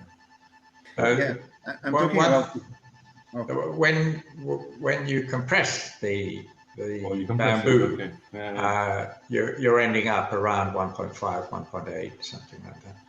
Yeah, if the nominal, la résistance nominale of Yes. a fiber is similar to the glass fiber. Yes. Not far from the glass fiber. So this we keep in mind, huh? But the stiffness is not the same, huh? No. Be aware, huh? The stiffness is not the same. So all motion is still very big for this material, anyhow. So you cannot make very stiff like fiberglass, but it is because allongement is bigger, you know? Displacement is bigger. The elongation, the modulus is less. So the rest of my phrase was that first you have lightness, and also second, automation of the product. Let me give you, because now I have white hair, I can give you something coming from last century. In 1998, just at the end of last century, but still last century, when we were working on Bamboo for Europe project, we were in charge of mapping all products getting out of bamboo, and we got a lot of products that are woven products. And very quickly, we had to stop working on this product because we couldn't imagine that this machine can exist, you know, because everything was woven with the hands. So when you know what is the price of a panel, and if you want to make a competitor using bamboo with this technology, then it's never possible, because the handmade things are really more expensive than any machine that will automate. So yes, so we waited for 20 years more, and now we are having information coming from Guadua bamboo. We have information coming from China for making fiber, and also creating fiber like Brian is showing now. We have also people that worked on the lathes, like Edouard, and all of this is now, I would say, ready for technology transfer. There's no more the area of, and even product making, and this is what's the work of Edouard today, is to create those products. And he showed a very interesting set of products that are today in bamboo that we couldn't dream about in the past. Yes, and I have a small question for Edouard. By the way, Butch, the question cannot come from everybody, because the session is not open for everybody to talk. Only the people, three of us. Okay. So the question for Edouard is about the life cycle assessment. I saw very quickly in your presentation the life cycle assessment with a big surface, and that means that it's good, no? More or less. So it's good in a lot of criteria from life cycle assessment. But when you were talking very quick, and I think this is a very important matter to stress on. How environmentally friendly your product, your processed product is. Can you talk a little bit more about that? Yeah, I think the main advantage comes from bamboo. The actual plant is a fast-growing plant, which means it absorbs a lot of carbon dioxide, which it stores in the fibers, and also it doesn't use a lot of land. So it has very good results in a lot of land area impact. Land. Yeah, that's one of the criteria that's looked at. Then the second part is the actual process used to manufacture the reinforcement, and that's what can impact this type of analysis. And we're only using mechanical systems which consume very little energy. So the whole thing makes the product really interesting. Combining the raw material, which has very good properties, with our technology, which has a good environmental impact. And from what we saw, that's what you saw. Actually, the graph was a comparison with standard glass fiber products. And what you can see is on all criteria, our product is better, with an average of 50% comparison better. And on some criteria, we're up to 10 times better. I think the criteria where we're 10 times better is to turn non-cancerous or cancerous impact on the human being, which is something that Bush talked about. When you process a product like that, you have to protect the guys that work on it. And the worst criteria was the land use, and that's very well known for other natural fibers, because you need a lot of land in order to grow the crops. And when you're in competition with, when you're competing with the glass fiber comes from sand. So you can get a lot of sand per square meter. So they've got quite good results on that criteria. There's another thing I wanted to underline listening to you, Jean-Luc, is the fact that on our market, every single person talks about the modulus and tensile strength. What we've discovered going forward with our product is actually natural fibers in general, but also bamboo reinforcements, and ours, because it's quite unique, it's very different to filaments, rovings, I mean, is that it brings other functionalities like absorption, like acoustics, thermal. So you end up giving functionality to the end product. If we don't manage to make products that have interesting properties, other properties, you end up fighting against glass fiber that's massively produced, and that's where the cost comes in, and you're fighting the wrong war, in my opinion. And that's what we're trying to do, to show that there's other advantages. Bamboo fibers are well positioned compared to glass fiber or carbon fiber. It is a position that's interesting for most applications, but if the more we can advantages we can prove, the more expensive you can sell your product, and so you can penetrate the market much faster. I wanted to underline it because I've noticed that we have to, if we want things to go faster, we have to find advantages. The market will pay if there's advantages to sell. I don't know if you agree, Butch, to that, but that's something. I think there is a very big advantage. What is it they call it? A specific sales. I forget what it's called, but anyway, yes, there is an advantage from a marketing perspective, that people like to think that the product that they're buying is good for the planet and that sort of thing. But I think for the real high volume stuff, you end up having to do something which is going to be less expensive and better for the manufacturer. But I think one of the things that you must, that a lot of people aren't really aware of the fact that they say that to save the planet, we've got to plant trees. But actually planting trees doesn't really help. What you've got to do is you've got to take the plant and use the product, use the wood, use the bamboo, and not leave it lying on the ground to rot, because if it rots, the CO2 just goes back into the atmosphere. If it is burnt, the CO2 goes back into the atmosphere. And one of the huge advantages of bamboo is that it grows so fast that in the 50-year harvest cycle of a hardwood, you can get whatever it is, I don't know, probably 20 harvests of bamboo.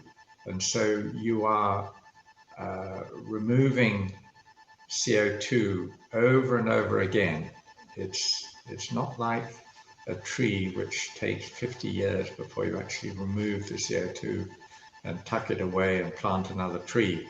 With bamboo, not only do you renew this idea of removing the CO2, you don't even have to replant it, because when you cut it down, it'll grow all by itself. It's a wonderful plant. Actually, Butch, you can harvest every year, but not too much. Otherwise, you're killing your sourcing, because yes, if you go back to baby, you better cut a little bit. And this is completely known and can be planified, can be planned. I mean, it can be planned. Well, I wonder if that fact was actually used when calculating the environmental impact that Edward was talking about. That perhaps if the true figures were used, you might find that in fact the land use is not as bad as people think, because you have this short harvesting cycle.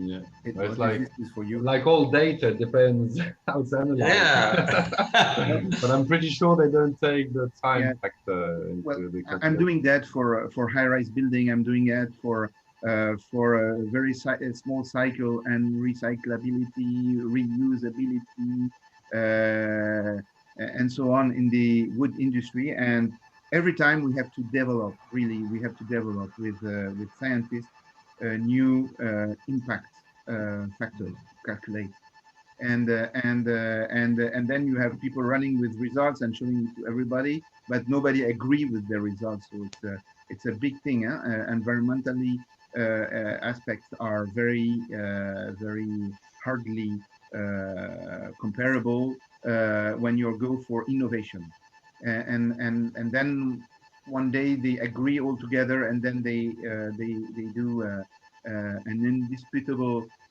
way of rating the products, and then we are happy. I wanted, before, I don't know how much time we still have, I wanted to talk a little bit about safety for workers, and also about resin developments and so on. I don't know if we still have time. I think we're running. Oh, we still have 3 minutes. Maybe we can talk a little bit about this subject. Maybe we can talk both with Butch and Edouard. Which one want to talk about this subject first? Well, I don't have much to say, so I'll be very quick. We certainly found when doing the numbers that unfortunately it looks to me as if at the moment we have to use epoxy resin because the resin, the matrix, has to match the mechanical characteristics of the fiber. And when you have a high performance fiber, unfortunately, you need a high performance resin to go with it. Mind you, resins are being developed all the time, and there might be vegetable resins available in future. I don't know. Edward probably is more up to date with this.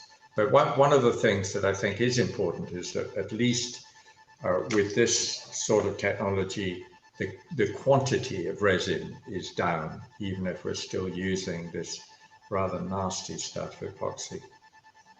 In my opinion, a lot has been done for technical applications. Thermoplastics are growing. There's more and more developments are going forward, and some products are getting interesting with certain limits. And thermoplastic, the advantage is you can reuse them, so you end up having a life cycle that's continuous.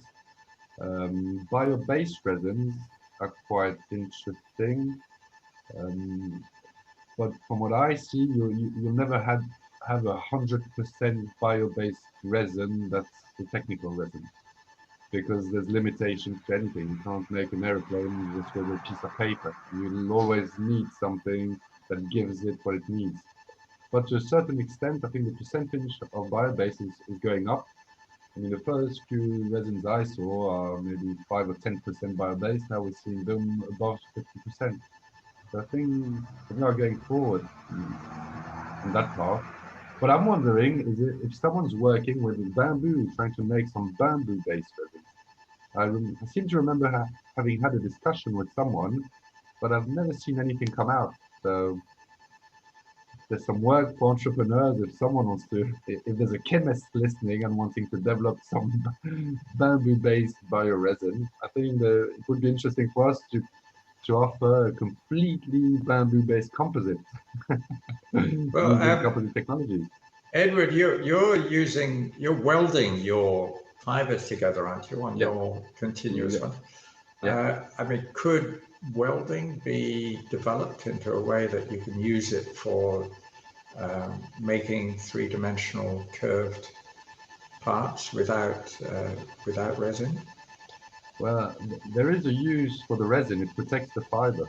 It gives it the shape and protects the fiber. So in my opinion, doing that will... And then again, we've developed a technology to make a very precise welding point. But maybe I'm misunderstanding your question. Because for me, 3D development is quite complex, very expensive, and I've got trouble finding money already. So.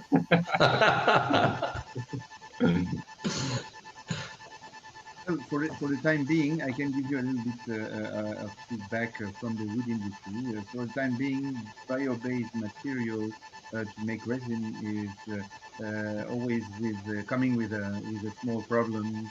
And well, it can be very big also, the problem like money. It's always more expensive for the time being. That is what I have. It is, I think before we go for bio-based material, the people are using resin that are used already in the wood industry.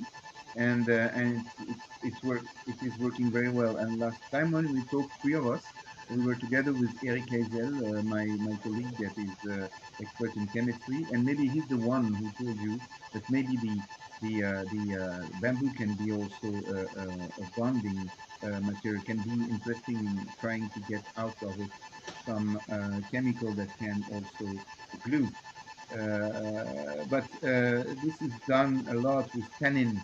You have tannin. You have also the plants that grows under the water. What is the name? Algae. Algae. Yes.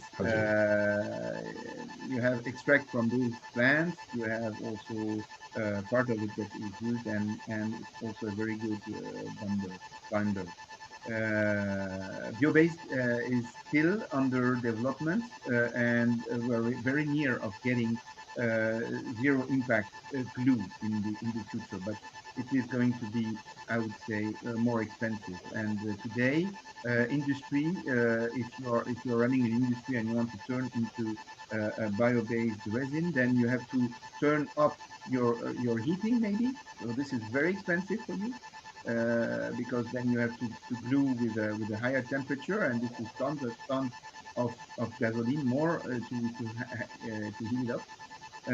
So, and it has a cost also. It comes also with problem of colors and so on. So for the time being, industry is not ready for this transport technology, and this was only 2 months ago.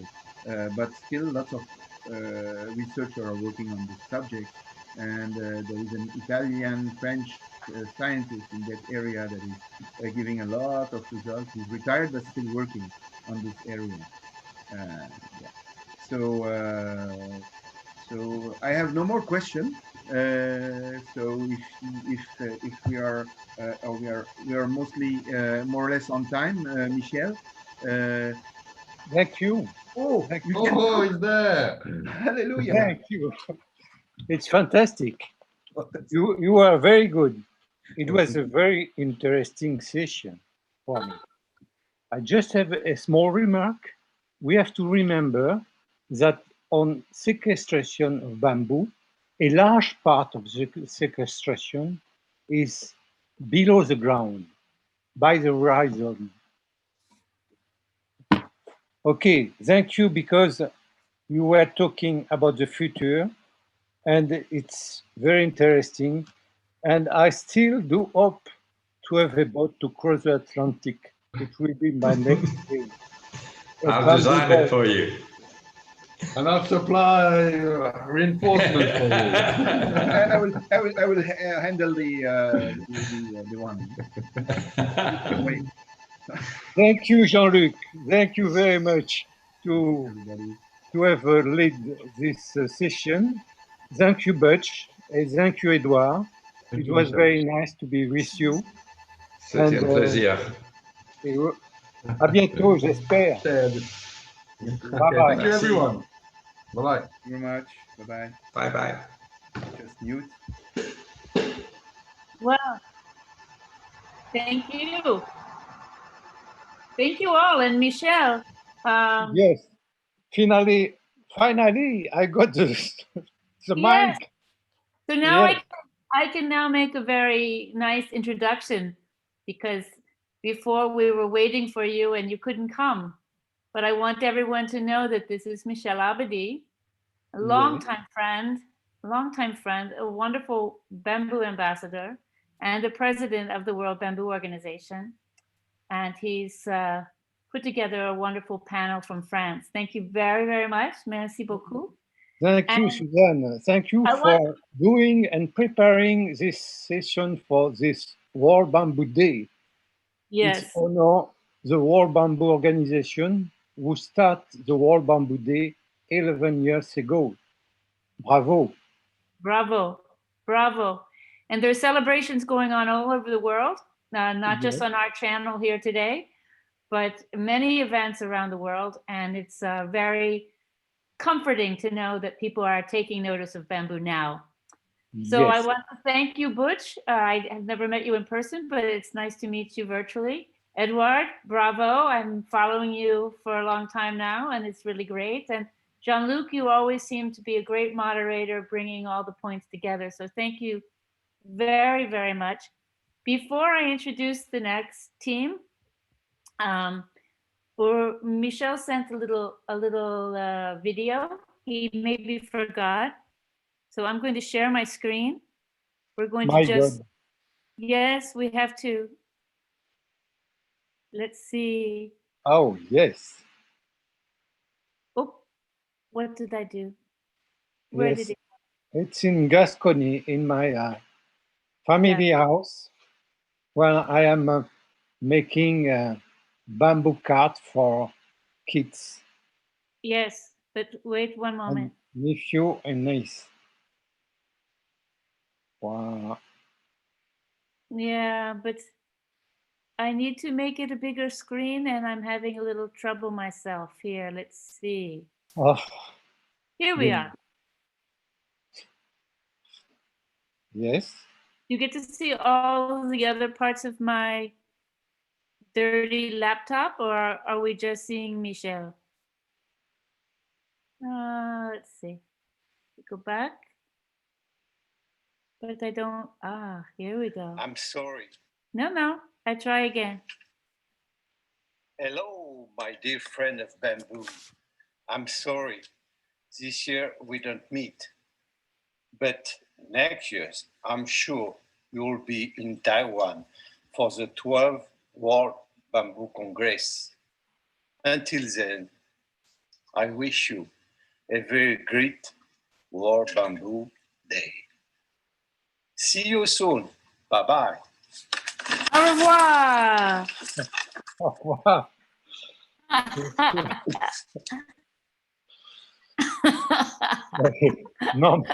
Normally, it's going very fast. There was a little problem. That's okay. Bravo, Michelle, bravo. Okay, merci, Michelle, and au revoir for now. Bye-bye, everybody. It was a great session. Thank you, Paul. Okay. So now it's my pleasure to introduce Ivan Platas from Spain, and he will introduce the other panelists. A great guy. A great guy. A great guy who can build a really fast bamboo soap car, but I'll let him tell you the rest of the story. Thank you. It's all yours, Ivan. Hello, everybody. Thank you. Good afternoon. Hello, Ivan. I'm going to start in English, thanking the last panelist. It's incredible to see how much is happening in bamboo engineered products in Europe, and it has been great to follow your conversation. Actually, we're also working with bamboo composites in straight and curved shapes. So we have many things in common, and we have to collaborate and celebrate all together as today. It's my pleasure. Here are the other participants. With this, we are almost in the last year. Now we have one more last video from UN Peace Video. I would like to request Rado to say a few words, and then you can start the video. This is Rudolph. Can you see me? Yeah, you are not visible.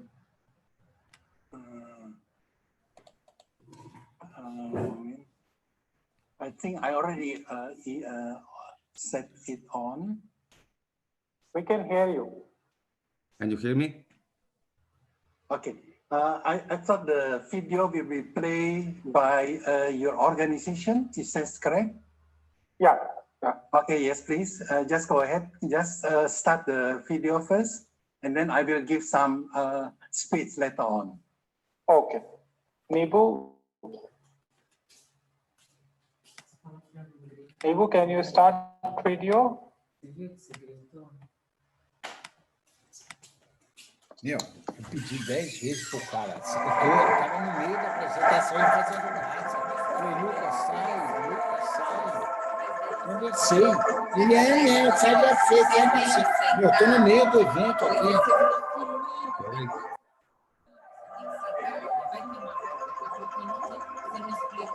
Eu tô no meio da live aqui. Você tá ouvindo que eu tô na live?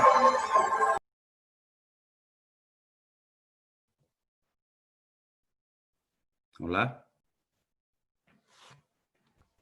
Hello. Hello. Hello. Hello. I can hear you, Michelle. I cannot hear Suzanne. It's on mute. Yes. I can see Pablo Jacome. There's a problem. Huh? I'm here, Ivan. I think there was some interruption, but I don't know now. You are trying to show a video? Yeah, we were going to start the presentation, and I was going to use a PowerPoint to introduce the people that are going to share with us this time. Yes, you can share your screen. Yeah, we will be presenting the people, and each of us will be sharing the screen with the presentation or a video. So I'll start sharing the presentation we've prepared. Happy World Bamboo to everybody. We have prepared it in Spanish, as we are here in the Iberian Peninsula, and later comes Mexico. Así que cambiaré ya a castellano, si os parece bien. En este 50 aniversario queríamos agradecer y dar las gracias a Dennis Hayes por haber empujado la fecha del Día Mundial de la Tierra. en el que basamos un poco también el Día Mundial del Bambú, ¿no? Al final es la unión para hacer un movimiento de la defensa medioambiental y, bueno, que sea un referente y que seamos nosotros también los que con nuestro granito de arena hagamos mejor el planeta. Hoy queremos dar también las gracias a Susan y a todo el equipo que ha preparado este evento y que nos ha invitado a participar. Y quisiera empezar presentándoos a Pablo Jacomé de Inbar y Francesco Intrer y Isaac González de Bambusa, que fueron los coorganizadores del primer simposio ibérico del bambú, celebrado el año pasado en Madrid. Luego pasaremos a ver un vídeo del Colegio de Arquitectos de Barcelona con Greta Terserra presentando qué es lo que se ha desarrollado hoy como celebración del día y en qué están trabajando. Y luego pasaremos a Jaime Espinosa, que nos contará también las construcciones en las que están trabajando y los elementos modulares en los que andan trabajando. Luego, para el final, pues reservamos una pequeña sorpresa y comenzamos. ¿Si te parece, Pablo? ¿Te parece, Pablo? Dejo de compartir. ¿Compartes tú? No se te oye. Laisse 5 minutes. C'est Yvan qui va mettre le film. Pablo, no se te oye.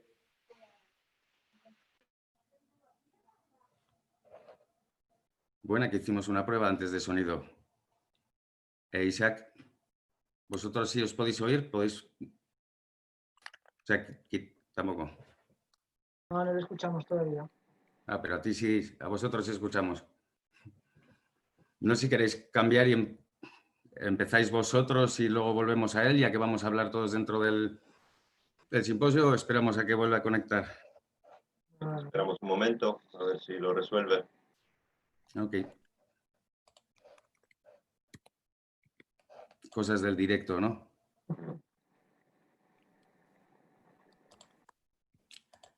Como queráis, si no... Yo creo que podríamos, no sé, entre que entra y sale, avanzar, pero... Ahí viene. Ahí viene. Ok. Pablo. ¿Ahora sí? Sí. Okay, okay. No. Hey, hello, Susan. Hey, Hola. nice to see you. Nice to see Hola. all of you and feliz Día del Bambú. First of Sí, all. sí, sí. Muchísimas gracias, Iván, y bienvenidos a todas las personas que están participando de esta sesión. Justamente voy a compartir este trabajo interesante que se hizo sobre el simposio, el primer simposio ibérico, ¿sí? Sobre el bambú. Déjenme un ratito. Ok, ¿estamos viendo la pantalla completa? Excelente, gracias. Bueno, el año pasado, en octubre, se tuvo este evento muy importante, ¿no? Que justamente tuvo un trabajo organizado entre Inbar y Bambusa con la articulación de varias instituciones, ¿no? En este caso como COPADE, la Cooperación Española, la Universidad Tecnológica de Madrid, Bambulogic y otras instituciones del gobierno de España. Este simposio es muy importante porque tenía algunos objetivos, ¿no? Primero era recabar todo este apoyo institucional y empresarial para impulsar la industria del bambú. Por otro lado, también teníamos toda esta oportunidad de lograr una cooperación internacional que logre, en este caso, potenciar la economía para Iberoamérica, el continente europeo, pero también pensando en alianzas con África y Asia, ¿sí? Igualmente, este congreso buscaba dentro de sus objetivos presentar al bambú como unas oportunidades de política económica, ¿no? En Europa, pero no solo focalizarse en ese aspecto, sino también conectar con las problemáticas que existen en la península ibérica y en el resto de los países europeos, aportando soluciones a temas como es la construcción sostenible, el reciclaje de agua, el reemplazo de plásticos de un solo uso, la producción, en este caso, de construcciones sostenibles, entre otras. Y con esto, hacer unas recomendaciones de política pública que se puedan considerar para implementar o ir impulsando justamente a nivel de Iberoamérica. Este simposio tuvo la participación de más de 100 personas, ¿sí? Y con grandes expositores que lograron posicionar en distintos aspectos al bambú en, en Europa. Y entre ellos tenemos, por ejemplo, la presentación que tuvo el profesor Guerreiro de Brito, que es presidente del Instituto Superior de Agroeconomía de la Universidad de Lisboa, donde presentaba justamente algunos estudios y trabajos sobre tecnologías ambientales para el reciclaje de nutrientes, ¿no? Igualmente el simposio tenía varios módulos, ¿no? Dentro de estos módulos se presentaron, por ejemplo, un módulo relacionado con el tema de políticas públicas sobre bambú frente a los desafíos globales, donde se presentó y tuvo la participación el embajador de China en España y contribuía justamente con ideas de cómo el bambú puede ayudar a mitigar los desafíos medioambientales que se presentan en este caso en Europa, ¿no? También se habló sobre los temas de bioeconomía, que es muy interesante, y los procedimientos también legislativos que tienen que seguir los países muchas veces, en este caso España, para lograr plantar el bambú. Entonces ahí la participación del Ministerio de Agricultura fue muy importante. Otro módulo interesante fue justamente dedicado al tema de mercado favorable, donde se identificó justamente todo ese programa de plantaciones de bambú que lo está impulsando Bamboo Logic, y también la generación de alianzas con mercados sostenibles entre el bambú y de bambú en España, presentado por COPADE, ¿no? Vale recalcar que cada uno de estos módulos tenían al menos unas 5 o 6 presentaciones, que ya más adelante mis compañeros van a detallar un poco más, ¿no? En construcción sostenible, por ejemplo, tuvimos a Mauricio Cárdenas, que fue justamente el que construyó el Ojo del Bambú, que es una de las construcciones más grandes que se desarrollaron en el norte de China recientemente, y también el análisis, en este caso, del ciclo de vida del bambú importado en Europa, que fue justamente Bambús Studio quien lo hizo. Y también otro módulo que era desarrollar, que se encargaba, en este caso, de cómo potencializar el tema de políticas